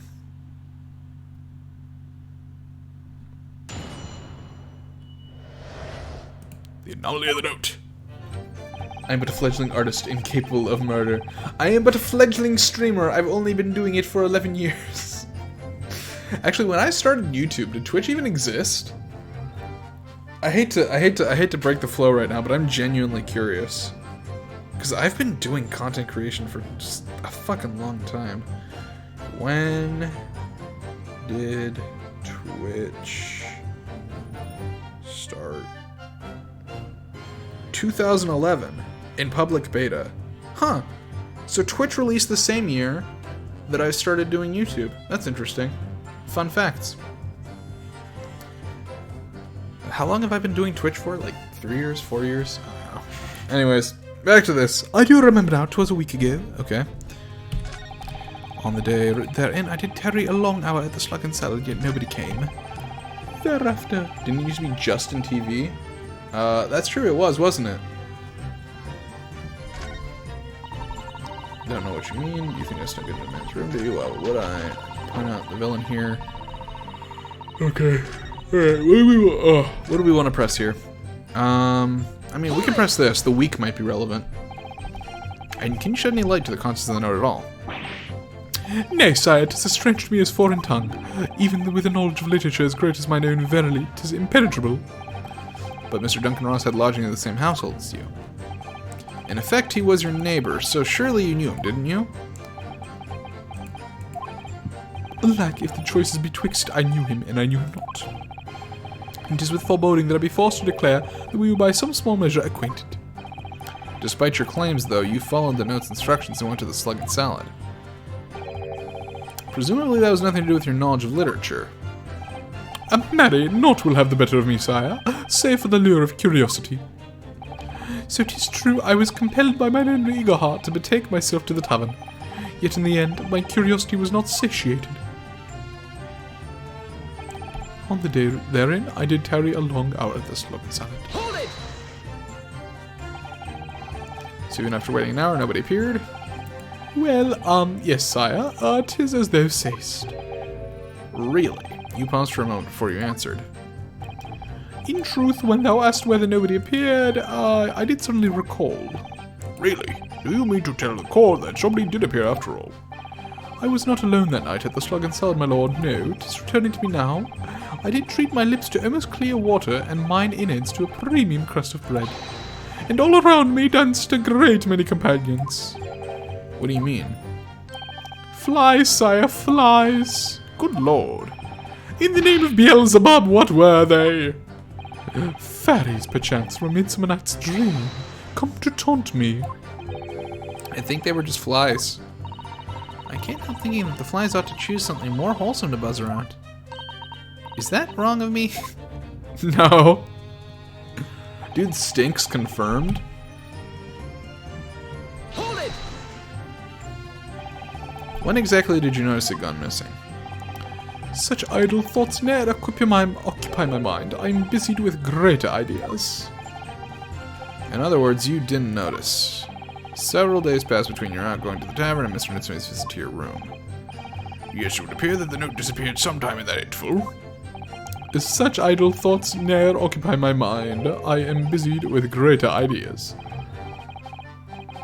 And yet, during that time, Miss Green was coming to the hospital, was she not? Clearly, then, she could not have been stealing things from Mr. Shakespeare's room. Yes, of course.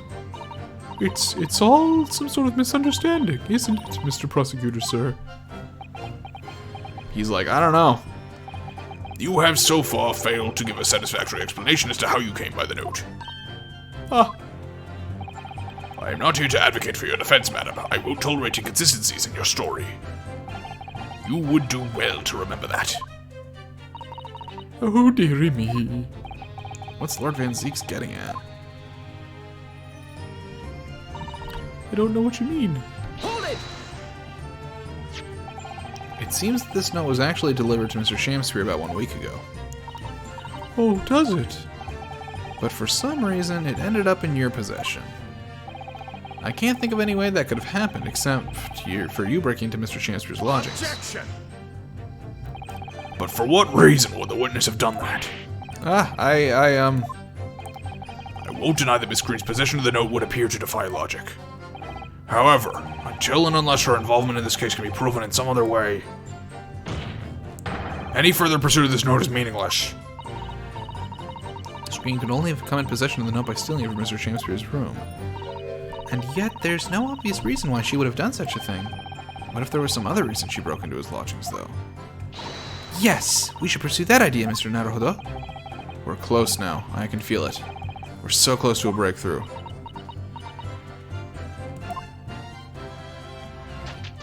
I can point out the villain here, and as for that torn up piece of the envelope, I don't know anything. I wish we could court record here. Oh, what the fuck have I done? Oh. It's because Miss Green did in fact break into Mr. Shamspeare's room. Okay, let me look at the court record. Does it say that this was... Okay. Oh, it was found in Mr. Shamspeare's room. Okay. Okay, so we do know that this was Mr. Shamspeare's room. Good to know. And that's where she found this letter. He has two more or less foregone conclusions that lead me to one terrifying conclusion. Terrifying? Yes, I'm afraid to say that the outcome of this cross-examination may well change how we look at this case completely.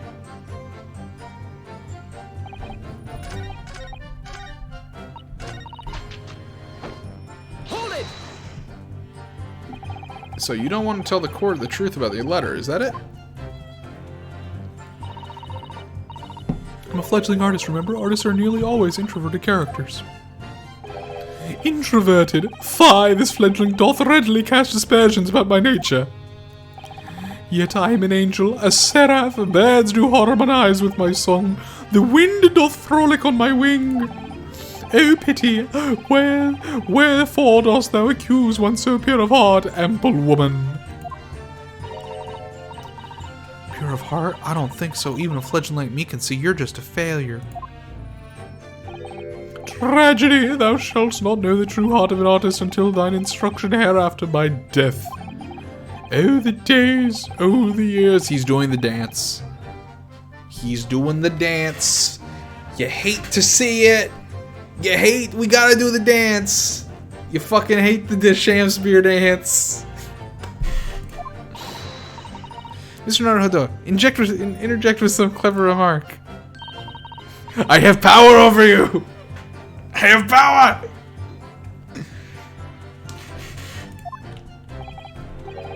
I'm no Shakespearean actor, Mr. Zato. No, as far as I can tell, the only thing that's going to resolve this argument is evidence. Is evidence, yes.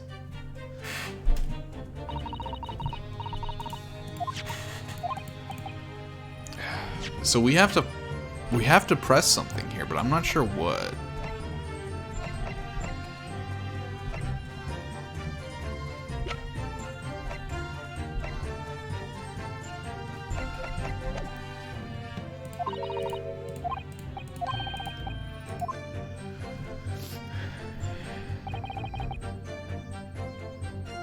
Okay, I mean that's legitimate. Okay, that's fair. I guess.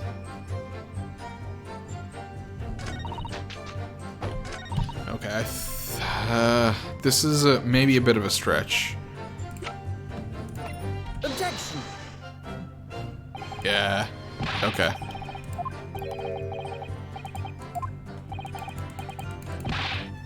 Okay, let's look at the court record one more time. Yeah, obviously, there's nothing about this. Hold on. 17th of February, 4:45 p.m. Is that anything? I mean, this was 15 minutes prior to the note, what the note says. So maybe that.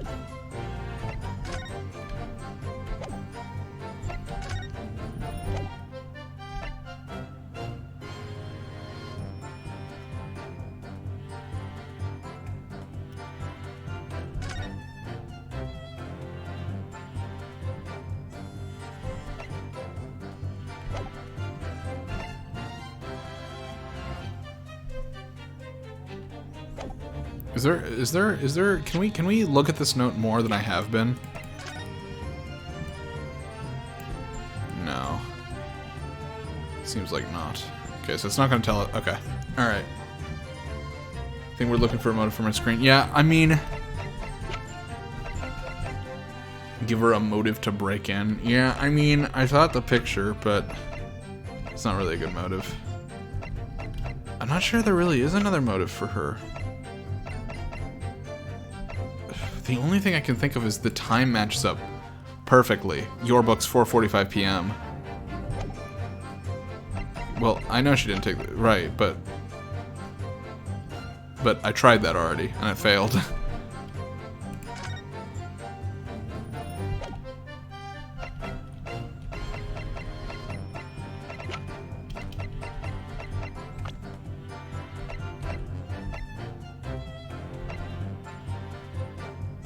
She does have poison. Yeah, but we can't link that.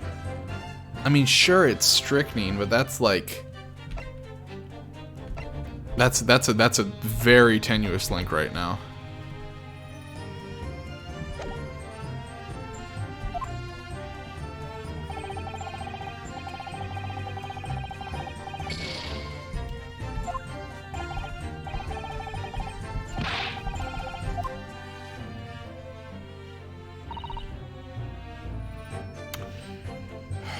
So, thinking about it, maybe the timing.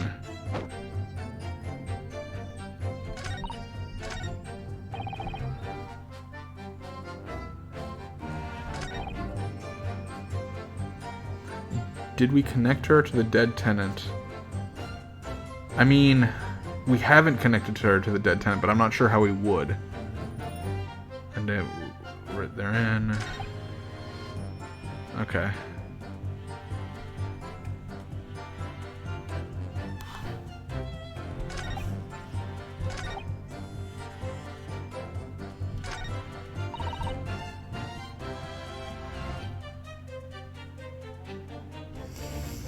What happens if we press here?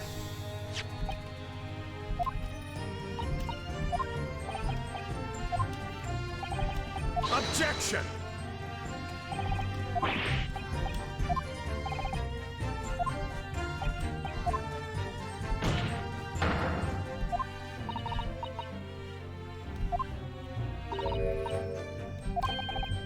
What if there was some other reason she broke into his lodgings?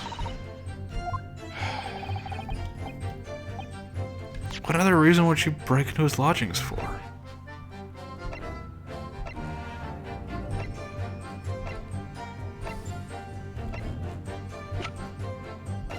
I mean, the picture seems obvious, but... I mean, maybe looking for clues into the murder of her boyfriend?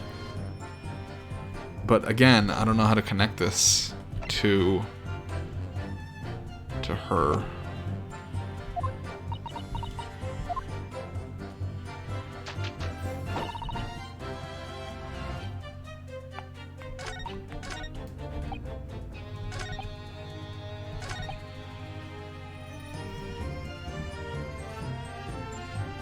I need to read through all the exams.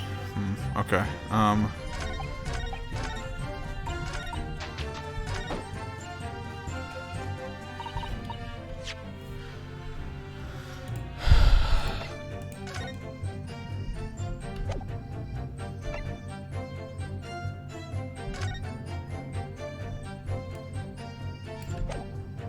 No.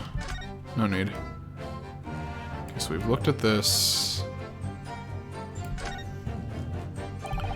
Envelope that contained the note to Miss Green and the torn off end we found fit together perfectly. Yes, there's no question they're from the same letter, but that means something doesn't quite add up, does it?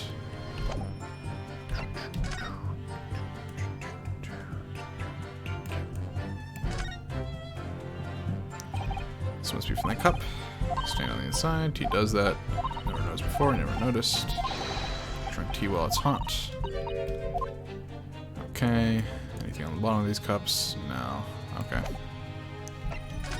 The bar of soap, I'm sure, is irrelevant. Soap is looking at me with one hollow 2-centimeter wide eye. How poetic, Mr. Naruhodo. All the literary references we've been hearing are starting to rub off, I think. Really, whoever would have thought of using this depression to make coins of ice? It was clearly one of those ice coins that was in the soap when we first found it, wasn't it? Although it was sort of reddish color, I seem to remember. Soap is green. She was there. Confirmed. Boom. We've got it. We've got her cornered.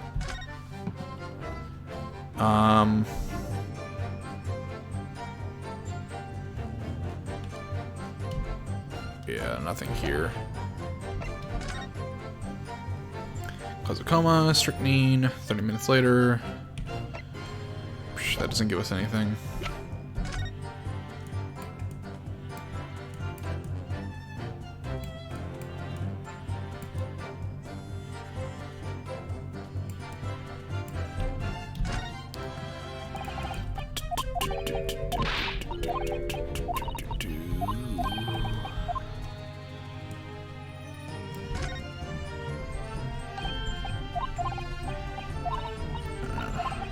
This is obviously irrelevant.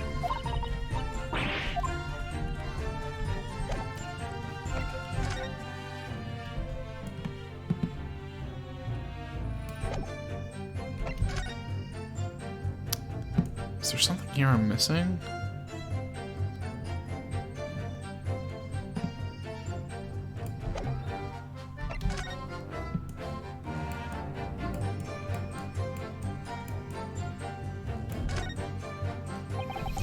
It's the place we've seen here so much about. Must be tempted to try it, of course not, as long as we don't miss the trial.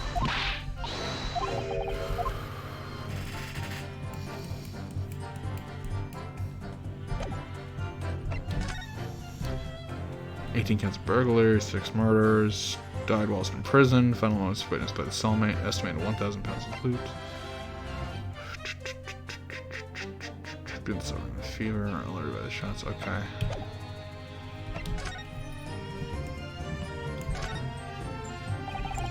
The envelope that contained the note to Miss Green and the torn off end we found fit together perfectly. Yes, there's no question that they're from the same letter, but that means something doesn't quite add up here, does it? I'm so confused. Do we have any idea who sent the letter? No, we can't read it.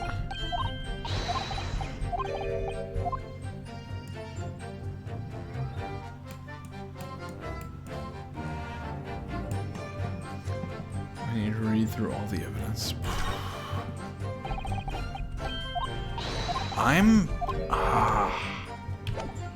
That's it. That's everything.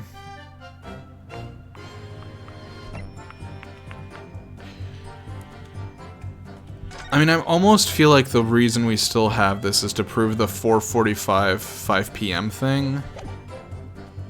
But it really does seem like we're trying to prove why she broke in. And I would need to make the connection of her to this guy. But I don't know where I can present that. I'm gonna try something. It's probably not gonna work, but I feel like it's my best shot right now. It's the only thing I can think of.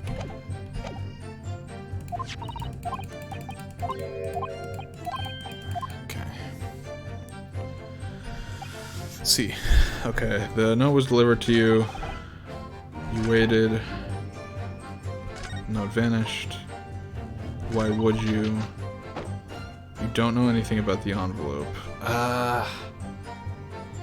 I presented the photo on this. I'm thinking of presenting the photo on this. I'm just trying to find a way that I can link her to the dead guy.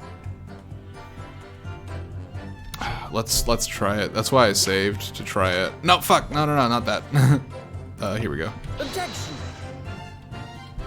No, okay. Let's load that up. I figured I'd try.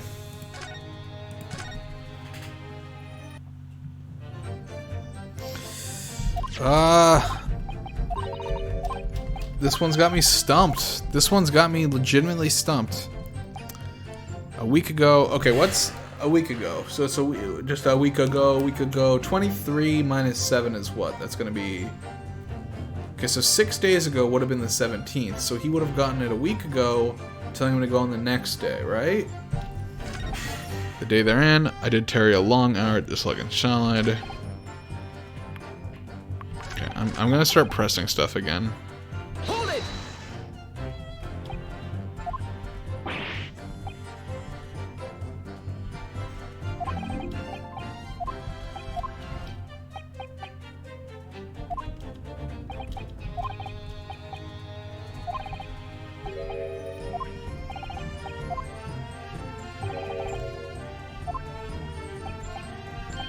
It was curiosity.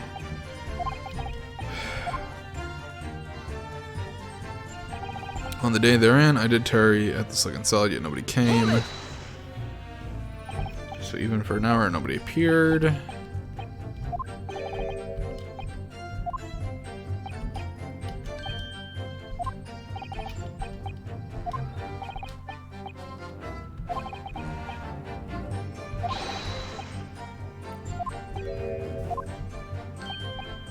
Flies.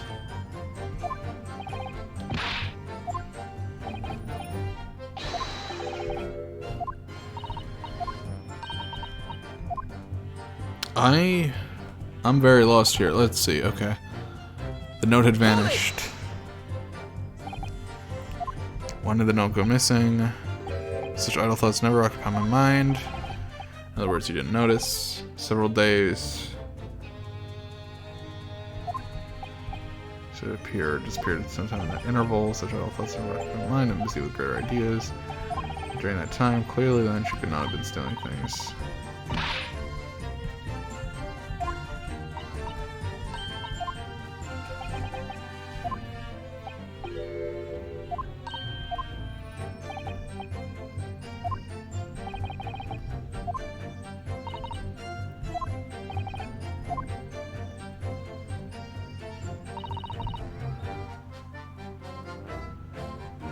I mean, it's not the fucking... If it's the note again, I'm gonna be annoyed. Objection! Okay, at least it's not that. I would have been pissed off if it was just presenting the same evidence a second time.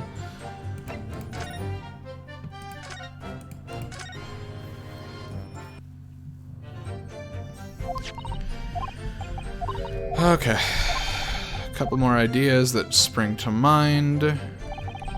So, let's see. Thereafter, you see the note had vanished. Maybe it would be... Objection!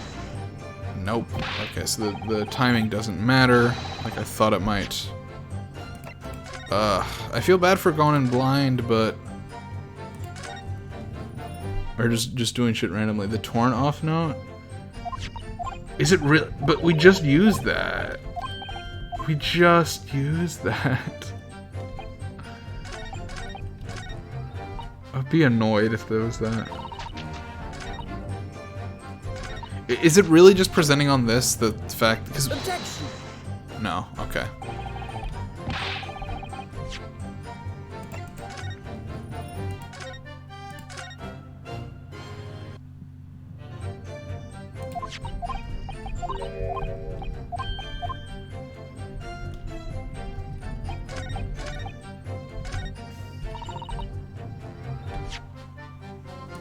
Objection!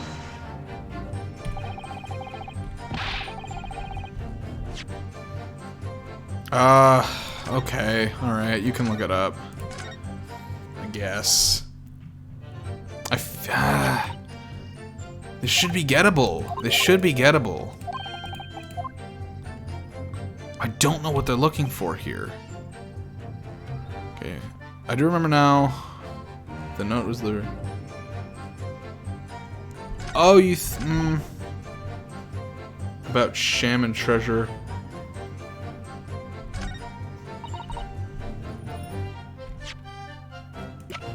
But the treasure, we don't know anything. Objection! Yeah, we don't know anything about it. We're saying it's in his room, but that's not actually been proven at any point.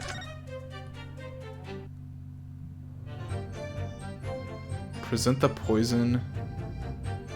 Really? Really? Really? That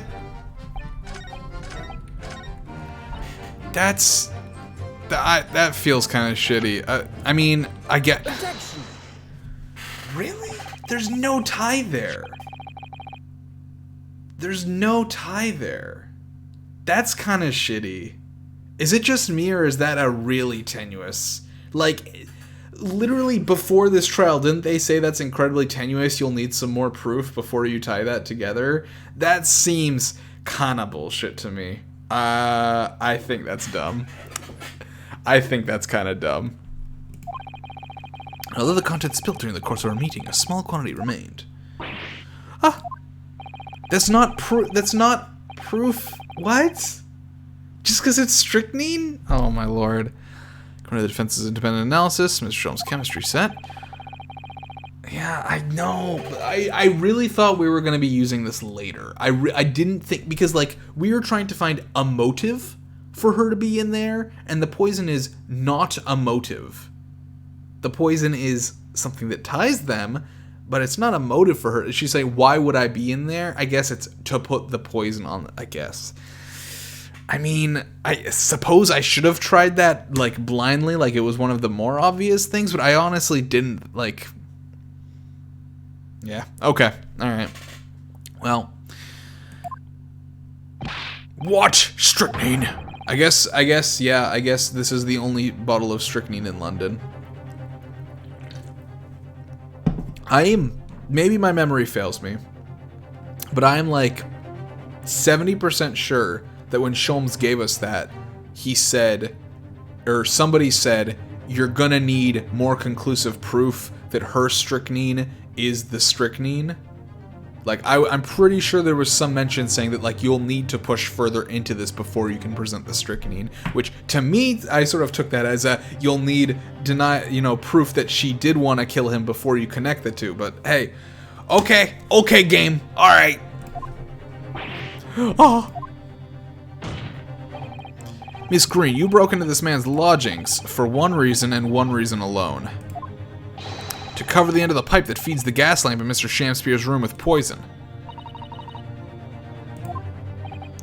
Can this be? You broke into my room to... It may seem incredible to the court, but from the remaining clues, there is only one logical conclusion we can reach. The person who attempted to take Mr. Shamspeare's life with poison was you, Miss Olive Green. Oh dear, oh dearie. Me. Oh, ooh.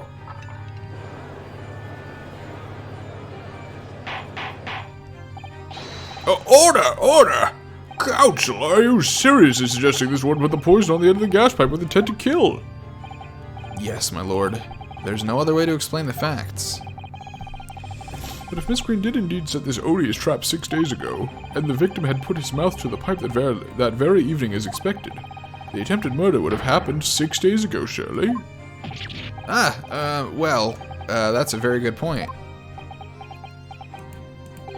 Perhaps not, my lord. I beg your pardon. Because he was only... Yeah, that is a significant police in the evidence. And also, he wanted to kill... What's-his-face? Local residents were being interviewed throughout the night. So he wouldn't have done it in the 5 days that the dude wasn't even in his room. A circumspect criminal would likely have chosen not to carry out any wrongdoing at that time. Lord Van Zeeks. And of course, the following morning there was more activity at Shamspeare's address. More activity? Ah, yes! You mean his fellow lodger, Mr. Natsume, being arrested on suspicion of murder. That's right. And as the defense has already proposed, it's a bit of a stretch for Olive Green to know that the way Shamspeare killed her lover was by blowing in the fucking gas. That's kind of a fucking stretch for her to, like, break into his apartment and specifically put strychnine on the pipe. Kind of a fucking stretch, folks. Yoga Meister over here. To cause the gas stove in Mr. Natsume's room to go out, therefore asphyxiating the occupant. But once Mr. Natsume had been arrested, his room was under constant surveillance by the police. In the circumstances, Mr. Shamspeare had no reason to blow air into the gas pipe. his intended victim being in a prison cell. With the need to tamper with the gas remover, the poison on the pipe lay dormant. Shouldn't have it evaporated? Like, didn't Van Zeek's earlier say it would have evaporated? Right. Mr. Natsume's trial, which took place here at the Old Bailey, came to an end. The trial in which the man stood Accused of stabbing Miss Green in the back, but was duly acquitted. That resulted in Mr. Natsume returning to his lodgings for the first time in 2 days. And that very night, his gas stove mysteriously went out, and Mr. Shamspear was mysteriously poisoned. It was never turned on. In conclusion, the poison that was present on the mouth of the gas pipe. Okay, in conclusion, I do see what they were going for. Like, I understand the connection they were trying to make, and I agree that that connection is there, but I was 100% sure they were expecting me to make that connection later than at that point. I think it is kind of a tenuous thing to connect that one particular statement with that one particular piece of evidence. I don't think that was great design. That being said, this does make sense. So, partly my fault, but I don't think it's entirely my fault that we got stuck on that. It's not that I didn't connect it, it's that I didn't think it was that. Mary! It's always funny when the shorter ones stand on boxes. With that new understanding, it becomes clear that this letter was all part of the plan. What plan? The court will recall that the note gave instructions to visit the slugged cell at 5 o'clock, and that the recipient should tell nobody else. The reason for those instructions are now clear. To ensure that the lodger would not be at home at the stated time. To make sure I wasn't at home? Exactly. While you were out, Miss Green could safely slip into your room, knowing that she wouldn't be disturbed. You mean to say that letter? It was bait! It's written by Miss Green, yes. And in order to cover her tracks, she took it away with her when she left. Ah, see, now that's the thing. She didn't see the note, she wrote the note. Okay. Now that is something I didn't quite catch on to. That's something I didn't quite catch on to. Okay, so I will give the game that. That's a fair point. So she wrote the note. That explains a lot. She wrote the note, sent it to him, so he would be out of the apartment. While he's out of the apartment, she goes in, grabs the note, since that's the evidence, puts the poison on the pipe, and gets the hell out of there. That I get. I'm still not clear on how she knows to put the poison on the pipe. Is her dad a gas worker? But how does she know that's how First of all, how does she know Shamspear killed him? Second of all, how does she know that's how Shamspear killed him? And third of all, how does she know Shamspear's trying to kill that exact same way again? Right? Like, Olive Green would have to have a incredibly solid working knowledge of Shamspear's attempts at murder on Mr. Natsume. Because that would imply that she knows Shamspear killed the previous guy, which is why she would want revenge in the first place. Sure. Okay. Yeah, this is Ross was killed by the gas. Yeah, but like... But even let's assume that for somehow she knew that her boyfriend was killed by this guy blowing on the pipe. Let's say she knows that. I think that's already a logic leap, but let's say she knows that. Even in that, she's also a fleshlight detective. No, that's the best answer. But yeah, even if she knew that, there is no way for her to know he's trying to kill that same way a second time. She doesn't know about Mr. Natsume. She doesn't know that guy's trying to live on the second floor because she doesn't know about the fucking treasure. There's no good reason for her to believe that he's going to put his mouth on the pipe now. He already did that. He's done with that. That life is behind him. It just strikes me as odd. Just who are you? Why did you try to kill me? Miss Green's motive should be obvious. It's all tying up with someone whose name we've heard several times already during the course of this trial. So, that's what's behind all this. She's also a fledgling detective is a very good answer, though, Nell. That's what I'm going with. You will share your apparent understanding with the court, please, counsel. Which person is behind this woman's motive for the attack on the victim's life? It's this dickhead. Duncan Ross. That's right. Before the defendant, Mr. Natsume, took up residence in the lodgings at Mr. Garadev's, somebody else was renting the room. Mr. Duncan Ross. I knew I'd heard the name somewhere else. It was all over the papers a month ago, when the man died in strange circumstances at the haunted lodgings. That does ring a vague... Ah, of course, yes, I remember now. The young man they claimed was strangled by the convict's curse or some such. Sadly, my lord, it wasn't a curse of any kind. Nor was it an accident. The man died as a result of Mr. Shamspeare blowing into the gas pipe and causing gas to leak into the room. It was murder, plain and simple. Ah!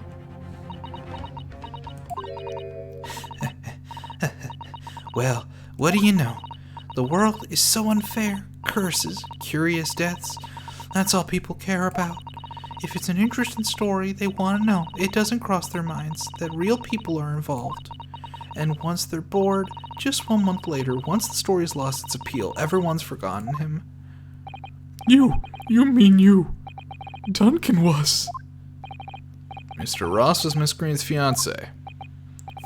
Fiancé? Finance? Finances?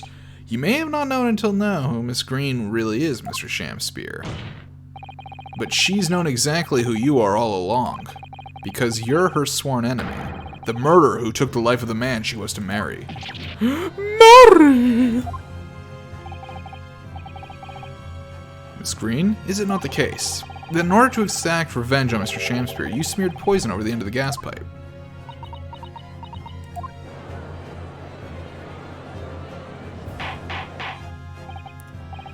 This is all quite extraordinary. Am I correct in understanding that you now accuse both parties, counsel? Each on different counts of murder?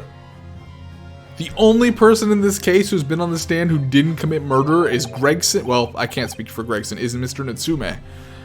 Yes, my lord, that's correct. Inhaling so deeply, it appears that my fledgling learned friend has taken in a lungful of dubious gas that's causing his judgment to be clouded. What? Why would Mr. Shamspeare have wanted to kill these lodgers, as you say? You have completely failed to provide a motive to substantiate your accusations against the man. Yes, that's right, Mr. Reaper, my liege. I have been slighted. 'Tis lies, all lies. I deny every utterance. And you'll have to forgive me, Mr. Naruhodo, sir. But I don't intend to admit to anything either. Miss Green. I'm sure you'll think I'm being very rude, but I'm not gonna be sent to the gallows for the likes of this scoundrel. Objection. But you broke into the man's room. If you didn't do it to smear poison on the pipe, what was your reason? Thought I'd have a look around, that's all. Sorry. You're right, I suspected him. So I thought perhaps I might find some evidence or something in his room. Yeah, it definitely did put the cart before the horse. I agree. Evidence that it was him who took Duncan's life. Oh, vileness, vileness, oh villainy, oh tyranny, oh rotundity of woman. But in any case, whenever I leave my room, I do turn the key in the lock. That whole place has fallen apart. The locks on the doors are no different. Duncan showed me once how to unlock the door with some terps and a piece of wire. Oh awfulness, oh artfulness, oh tyranny, oh profanity of woman. We will consider your trespassing on some future occasion. But for now, tell the court what you found. What evidence your search revealed. Well, I spotted the note that I sent him lying on the floor. When I went to pick it up, I noticed something. One of the floorboards was loose, and underneath it I discovered a secret hiding place. Yes, we also discovered that hiding place. Inside we found a newspaper cutting, a photograph, and an empty tin box. Yes, well the thing is, When I found it, the tin box was still full. What? There was something in it. Yes. This rather nice key. Oh! What are you doing with that? What the? Every ounce of color has drained from his face. Give it here. Give it to me now. It's mine. I inherited it. When you killed your inmate friend, is that it? What was that, witness? What did you say? You inherited it? No, What's all this about? Is he inherited that key? It was obviously important to you since you'd gone to such lengths to hide it, so I took it. I don't know what it's for, but you took something precious from me, so I took something precious from you. So what if it means you can't open something now? I don't care. Give it back this minute! Give it to me! Calm yourself, witness. So Mr. Shamspear has tried and in one case succeeded to take the life of 2 lodgers now. Yes, his motive for doing so is the key to everything that's happened. And it's true that there appears to be no motive to support the accusation against Mr. Shamspear at first, but considering everything we now know, I think there is actually something that could explain it. What? I need to recall every piece of evidence at our disposal, everything we've seen and heard, because I'm sure that I just caught a glimpse of the link that runs through all these events. In that case, counsel, I must demand that you present evidence to the court in support of your claim. What is it that you say can explain the motivation for Mr. Shamspear's alleged crimes? Take that! That's an official police report, is it not? The Selden file? How did you get a hold of that? Selden. The now sadly deceased Mr. Ross and the defendant Mr. Natsume have only one thing linking them: the fact that they had lodgings in the same room. Well, yes, we know this, certainly. A room that was formerly occupied by Selden. Until, that is, he was arrested by Scotland Yard for his involvement in multiple burglaries. I see. And it so happens that the convict Selden left behind one very substantial mystery where he died. Where he put all his money. The sum 1,000 pounds worth of loot that he stole, which as yet remains to be found. Nah, it's pretty obvious where it is. Yes, of course, it's coming back to me now. It's written in his file here. 1,000 pounds lost en route to hell. That was how the paper summed it up. And it seems the one particular fellow inmate was with the convict in his final moments. It's not hard to imagine Selden entrusting that inmate with his most closely guarded secret, the location of the stolen loot, and perhaps a key to unlock whatever container the valuables were in. Huh? You mean this key is... Mr. Shamspear, it was you, wasn't it? You were at the capital offender's side when he died, were you not? What are you talking about? It's a false charge, I tell you. A false charge! The name of the inmate who was with Selden at his death isn't noted in this file, but a simple telegram to the prison where he died would quickly tell us how false the charge really is. But even if it's true, why would the man be so intent on killing every subsequent occupant of the convict's lodgings? To get to the money! There's only one explanation for that, my lord. It was in that very room that Selden hid his loot.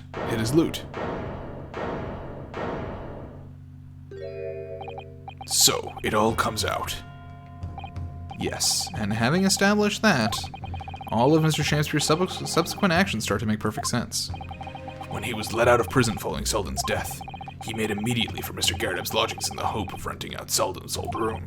However, the retired army man was unable to offer him the accommodation of his choice. Because Selden's old room had already been let to somebody else, Mr. Duncan Ross. Which is why Mr. Shamspear subsequently devised his gas-based plot to kill the occupant of the room. And when he was successful, he presumably intended to inquire about switching into the newly vacant room. However, a certain jittery someone had beaten him to it. Mr. Saseki Natsume, the defendant of this case, no less. So you decided to use the ploy with the gas again, didn't you, Mr. Shamspear? This time to oust Mr. Natsume. All for one simple and avaricious reason: to get your hands on the 1,000 pounds of loot left behind by the dead convict.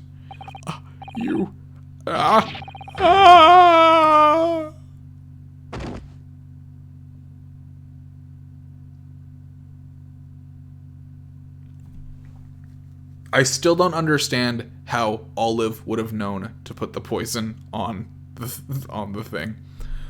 Looks like I'm gonna snuff it. Listen, I want you, Emilu, effing to stop the coppers getting their mitts on it. It's in the room where I was lodging when they got me. This is the key to it. Take it. Go away, stay one step ahead, mate. See you in hell, I guess. Sam Spear.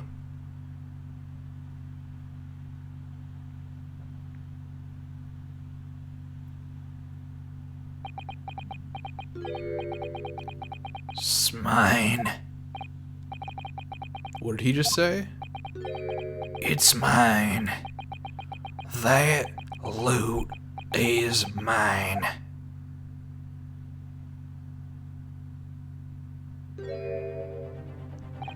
Mr. Shamspear.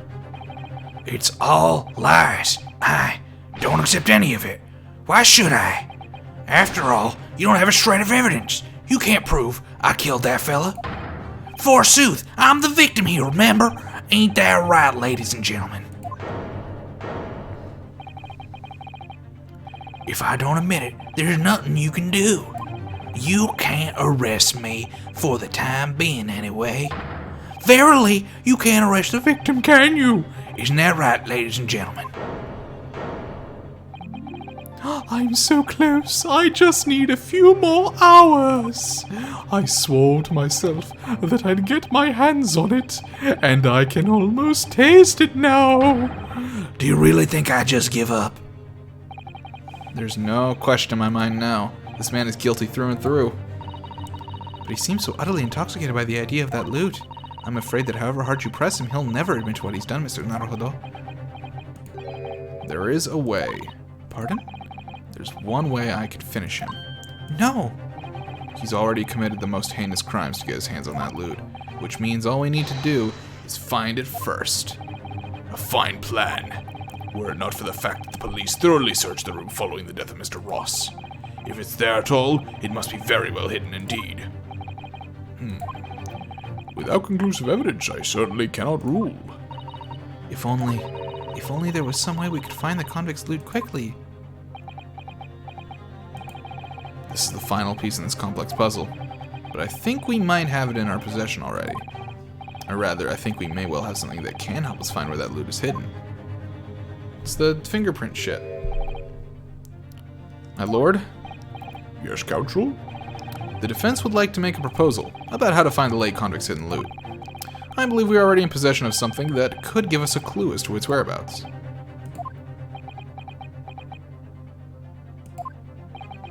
It's our last chance, so it has to be worth a gamble. Besides, we've used the same technique once already, and it definitely paid off then. Very well then, counsel, let the court hear your idea. What do you propose we use in order to locate the hiding place of the deceased convict's hall? What would I even present for this? Would it be this? Take that! If I'm not mistaken, those are Mr. Shamspear's handprints on the wall of his lodgings. That's right, my lord. Exposed as a result of the defense's independent investigation of the scene. Based on a wonderful new discovery in the field of forensic science by the great detective, Mr. Sholmes. Out of the fucking public gallery, you just hear, Ah, yes! That guy's pretty great! A great detective? Is that some kind of joke? Do you really Think I'm going to be daunted by a man with such a ridiculous title? I should think the great bard ought to recognize such a title when he hears one, Mr. Shamspear. Perhaps we should compete for the honor of most ridiculous title. Ah! 'Tis Sherlock Sholmes himself!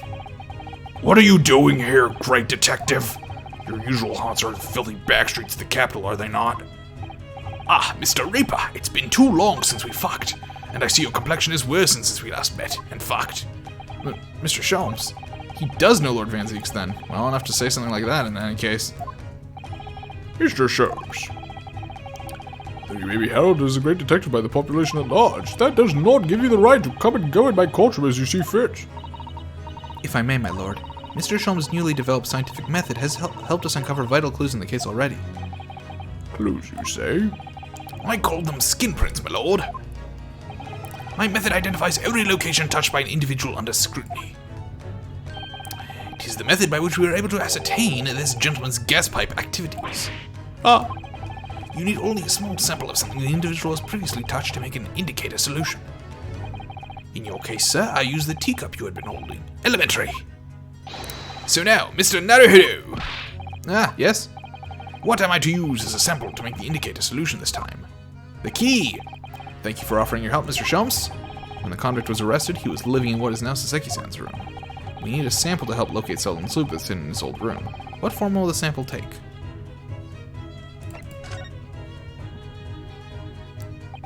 We will need something of Selden's in order to create the indicator solution to find his loot. And something the convict owned happens to be in the possession of somebody listed in the court record. Upon my word, Mr. Naruhodo, your powers of reasoning appear to be on the up. So, which particular person do you have in mind?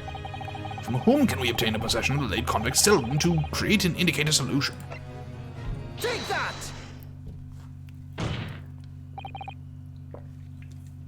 Miss Green, me? What do you want with me? the key around your neck, if you please. Sorry? That key belonged to Selden. There will be remnants of secretions from the man's skin on the surface we can use. Very true. That is the sample we need. Using it, we can create the indicator solution required for Mr. Sholmes' skin print seeker. And find out exactly what Selden touched in the room that he used to rent. Ah! Mr. Shamspeare, as one great to another, I assure you. If the late convict's hold is hidden somewhere in his former lodgings, I shall uncover it in no more than 30 minutes. Ah! So, Mr. Shamspeare, the truth is well within our grasp now, and as such... Stormy, give me a break. I've been reading text for 5 hours. You will never get your hands on Selden's stolen wealth. In that case, I'll gladly let Mr. Sholmes have this key. No! Give the key to me! The detective shan't have it! it's over, Mr. Shamspeare. No! No! You're out of options now. There's only one thing left for you to do. Admit your guilt. Whoa. Oh, shameful spare. Despair. Be thy name. Oh. He blew up in the confetti.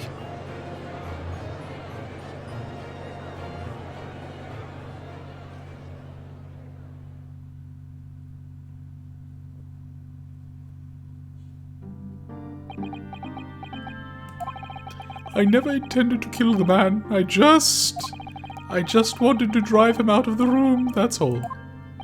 So you'd have time to find the convict's haul of stolen goods? Yet after you'd killed the young man, you still didn't move into the room. I asked the landlord, of course. I pleaded with him, but he refused. Why? I was 3 months behind with the rent, for one thing. Mr. Garrett really has had a lot to put up with. And he had the gas repair work done immediately afterward, putting the room out for action for a while. And then, this Japanese man swooped in at just the right moment to sign the new lease. Poor Mr. Natsume. What unfortunate timing. Then, 5 days ago, after the incident on Briar Road, when the Japanese fellow got himself arrested, I thought I'd finally have my chance, but it wasn't to be. No, the scene was sealed off and guarded by the police night and day. And if I remember rightly, Mr. Sholmes spent the whole day in there reading books. I couldn't even enter the room, let alone search for the loot. Which is why on the day Mr. Natsume was acquitted and returned to his room, you once again tried your trick of blowing air into the gas pipe that feeds the stove to his room. Unbeknownst to you, however, that action would lead you into a deadly trap. Again, how did Olive know that? William Shamspeare. How does it go? To be or not to be? That is the question. From Shakespeare's Hamlet, Act 3, Scene 1. Nerd! Well, let me tell you, in your case, it's not to be. That is the answer. You deserve to die for what you've done.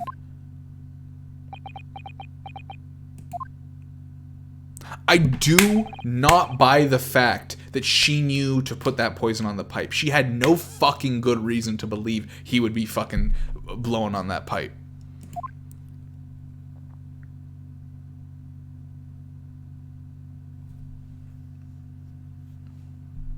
That's a pretty huge just logic jump. First, I really did think it was just a terrible accident. I'll never forget our conversation the night before Duncan died. The gas supply in my new lodgings are a complete disaster, you know, Olive? The gas supply... The gas supply? Yes, the stove always seems to go out when I'm in the middle of the night for some reason. That's no joke. They say it's the convict's curse. Oh, Duncan, please, don't stay there. I don't care how cheap it is. Alright, then if it's that important to you, I'll start looking for a new place. There are spare rooms in my house. Why don't you leave that horrible room tonight? No, I'd better not. We said we'd wait until we graduated before we told our parents, remember? But that was the last time we ever spoke. That very night, he fell victim to the gas. If only I'd known it was going to happen, I'd have insisted he left that horrible room that instant. But instead, all I've been left with is bitter regret. I stopped going to school, but something kept drawing me back to the house on Briar Road. I saw a stooped Eastern-looking man with a mustache coming out of the house one day when I was there. He walked up the road to Grub's Grubbery for some food, so I followed him and set myself down next to him. He had some watery-looking soup and started to pick a quarrel with the publican. That place is cursed, I tell you, cursed! The ghost of that convict who used to live there is trying to suffocate me. I wake up in the middle of the night freezing to death because the stove is gone. Okay. Alright. Alright. Fair play that she knows then. Fair play that she knows then. That's...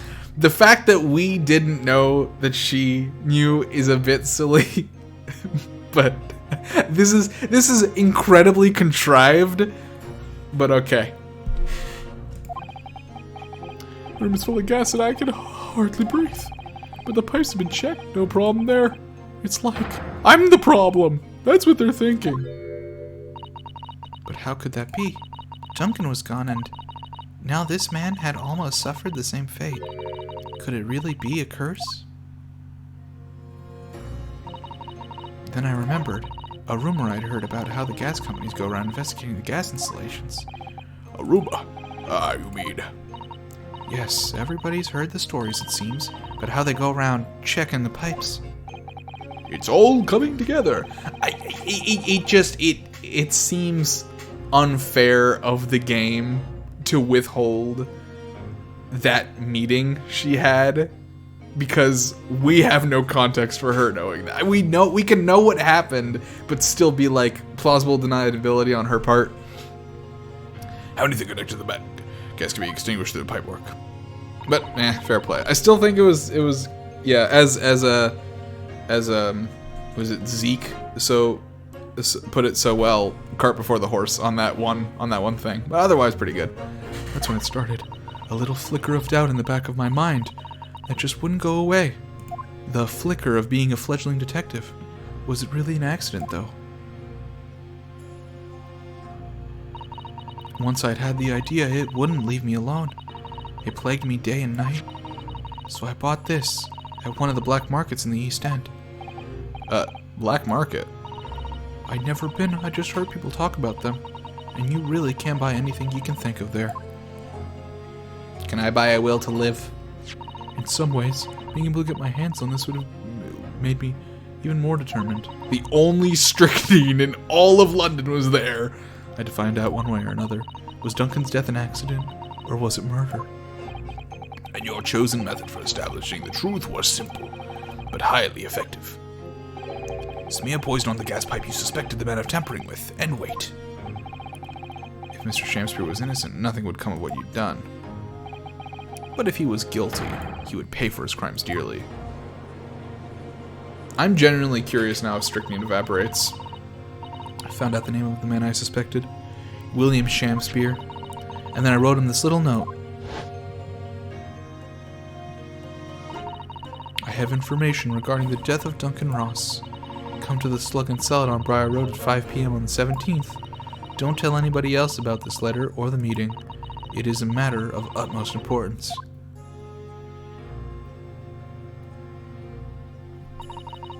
If he'd done it, I knew that it would worry him enough so he'd be sure to go. So I waited to see if it worked. And of course, Mr. Shamspeare followed the instructions to the letter. Of the letter, to the letter, on the letter. I worked out where the gas pipe was straight away, so I smeared a good amount of the poison I'd bought all around the mouth of the pipe. All the time praying the devil's work wouldn't be done, and that it was all just some wild fantasy. Actually, no. All the time praying that the devil's work would be done, and that the culprit would get his just desserts.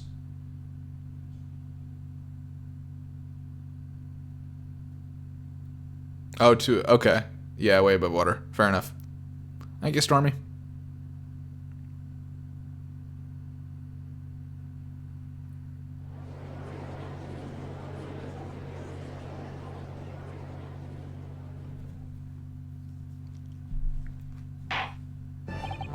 "3 days ago, when you were first stood in the dock before me, this whole affair seemed relatively straightforward. Yes, my lord. I certainly never imagined the depths of depravity that we should subsequently find lurking beneath the scenes. It has been a long road, my Nipponese friend. Oh, yes. And once I certainly didn't envisage walking with you. Nevertheless, together we have reached the light at the end of the tunnel, as it were. Miss Green, Yes, my lord. you will henceforth be stripped of your freedom, as punishment for the attempted murder of Mr. William Shamspeare. Yes, I know. And you, Mr. Shamspeare, you will be tried for the murder of Mr. Duncan Ross in cold blood, and the subsequent attempted murder of Mr. Saseki Natsume here present.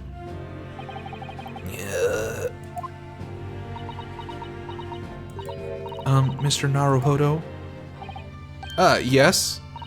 Yesterday at the hospital, when you and your friend stopped me from ending your life by drinking what was left in the poison bottle? You don't have to be so blunt. I wasn't myself. I can't even really remember what I was going through in my mind. To be or not to be, I suppose. That's a question that's so hard to answer, it seems. Well, personally, I'm glad of your being here, Miss Green. Because if you killed yourself, Saseki Natsume would be in jail. And killed. And I'd like to believe that it's a blessing Mr. Shamspeare didn't die when he ingested the poison. For your sake, at the very least.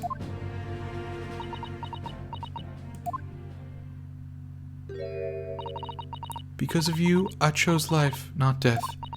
And now you've made the truth come out at last. Really, I can't thank you enough.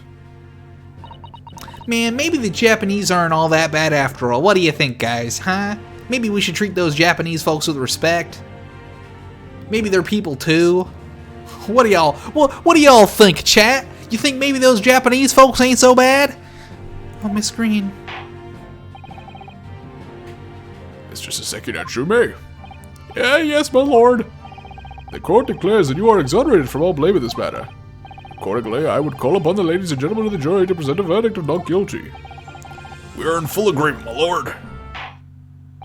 In that case, I hereby declare the defendant not guilty.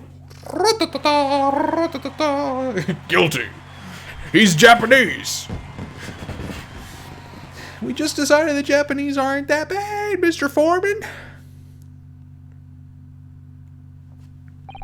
Sorry, I wasn't listening. I was too busy being racist. Court is adjourned.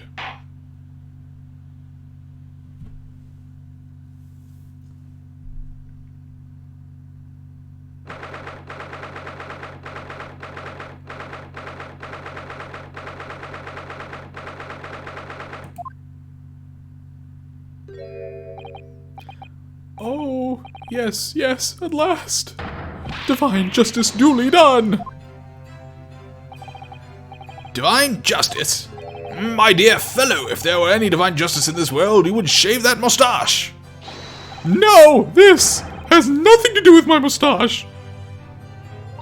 Some say the luxuriant mustache is a sign of physical prowess, Mr. Sholmes. Locum student Mr. Naruhodo, Esquire, once again, you've saved me from doom! I'm very happy to have been able to help, Mr. Natsume. Congratulations on your acquittal. You're second in almost as many days. I was first acquainted with and gained affection for English literature whilst in our great homeland empire. And then, by a twist of fate, I was brought to the land that bore the fruit of that literature. Only, the city of bricks and mortar became my prison. Try as I might, I never found my feet here. In the end, I confined myself to my room and lived life through friendly old books. You've had such a difficult time, haven't you? Ah, but a week ago now. I dragged you out of that dark and dingy room of yours, did I not? You did, and I've seen more of life in this week than in all my years to date. And for the first time, I've been acquitted of murder twice. I've seen the true face of the English that's so far been hiding behind me, all their racism and all their awful bullshit. My dear fellow, there's nothing special about the true face of the English, as you put it. Wheresoever one goes in the world, humans are human. There are few genuine differences. Yes, I think you're right. I've finally started to see that, and I've come to understand something. You're a dipshit. I've worked out why I was so attracted to English literature in the first place. It made me see that whatever our nationality, we humans all have the same hopes and fears. We're all just doing our best to live. Well said. I've come to feel the same way. I've made a decision too. I'm going to cut short my study tour here and return to Japan. Didn't you decide that after the last one? I'm pretty sure we've had this exact conversation before. What? Just when we'd become friends here in England. What a terrible shame. Oh, I know, that does tug at my heartstrings, it really does. But I've decided I'd like to take everything I've learned here in Britain and write something of my own. A novel of sorts, I suppose. Oh my, so you'll be creating your own literature, Mr. Natsume.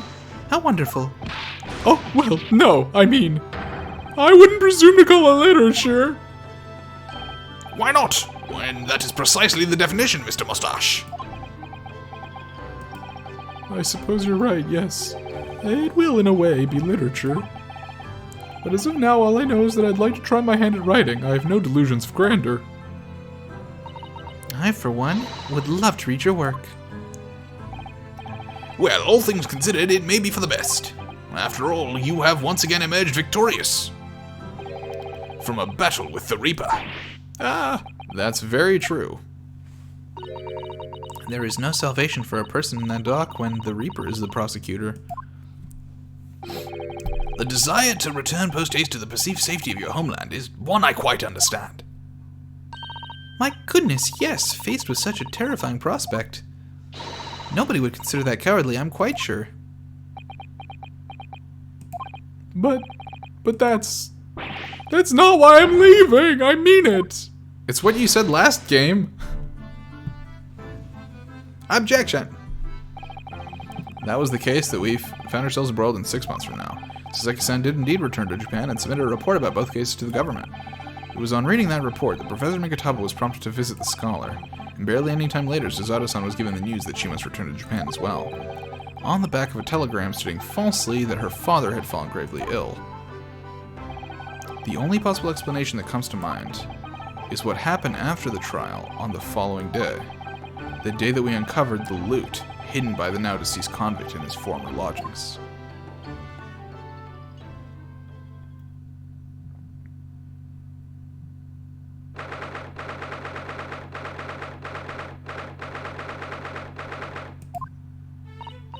Oh, well done, Mr. Sholmes. How simply marvelous of you. To uncover the secret hiding place in just one day. Wasn't it supposed to take 30 minutes? As I believe I told you, my dear fellows, skin prints are extremely useful in such situations. Wouldn't you agree, Gregson?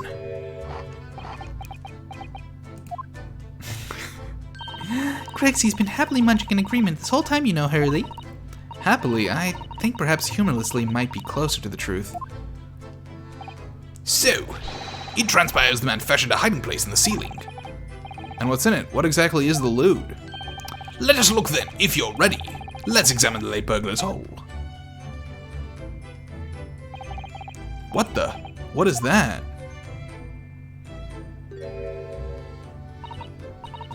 Interesting. Looks to be some sort of neckband or collar. A collar. It's huge, though. Look at all the gemstones set in it. I can see why it was claimed to be worth 1,000 pounds. Perhaps I could have that as a belt. Is that a bee? Is this one of the dog collars for one of the hounds of the Baskervilles? Some dark stains. You don't think it could be blood, do you? I mean, there's quite a lot of it. On second thoughts, perhaps I won't have it as a belt. Then of course there's this emblem here.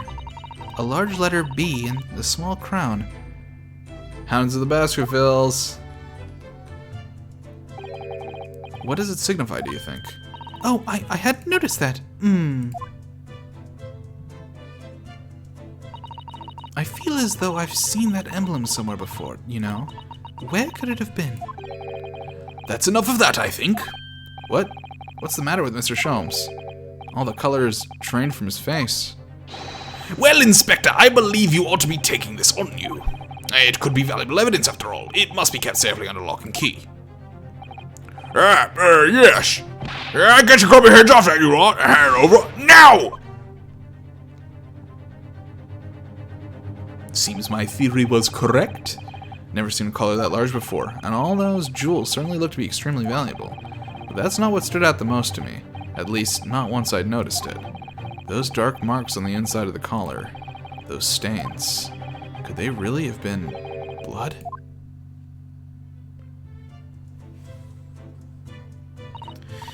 Well, that was a funny case, wasn't it?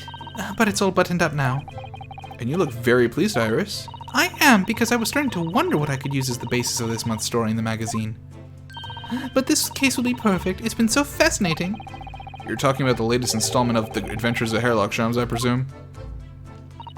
The mystery of the knife in the mist, and the mustached man and the convict's curse, perhaps. I can make it a 2-part story. Oh, I can't wait. A word, please, Iris.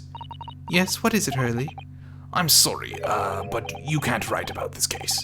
It's out of the question.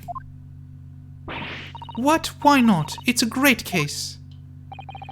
Then I shall have to insist that you limit yourself to the first of your 2 titles. The second must never be written.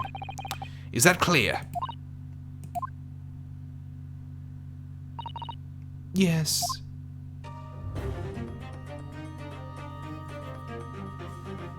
And so it was that the second of Souseki-san's cases became buried in obscurity. Now, looking back, I feel I understand. I can see why Mr. Sholmes forbade Iris from publishing the story. It would take a little longer before I saw the link between everything that had happened and would happen. For it wasn't until 2 months after the arrival of Susato-san's letter that events began to unfurl again, with an incident that took place at the very heart of the eagerly awaited Great Exhibition of London.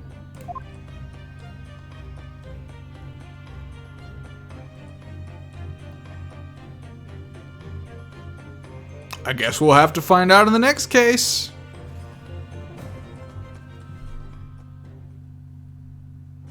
Very exciting. Things are picking up. I'm very excited to see where this game goes from here on out. The Return of the Great Departed Soul. Very exciting. All right. Well, that is going to be it. We are just about, if you're on the East Coast, we are just about 23 minutes away from midnight, away from 2022. I was hoping we would get done before midnight because I want y'all to be able to welcome in the new year doing something other than listening to my dumbass. So you all have a wonderful evening. You all have a wonderful new year. I wish you all the best. I hope this is a better year for all of us. And I look forward to doing more content for you in the future. I may or may not be doing a stream next Friday. There might be some stuff that comes up on my end. But either way, if I don't, we will be back in 2 weeks. Otherwise, Otherwise, we'll be back next week. But for now, don't expect something next Friday. We'll see what happens. But then we'll be back with the Great Ace Attorney Chronicles. I'll try and sprinkle in Radical Red here and there, but I do want to focus on this for now. And with that, good night, good New Year's Eve, and good time hanging out with all of you folks. I'll see you then. Bye-bye.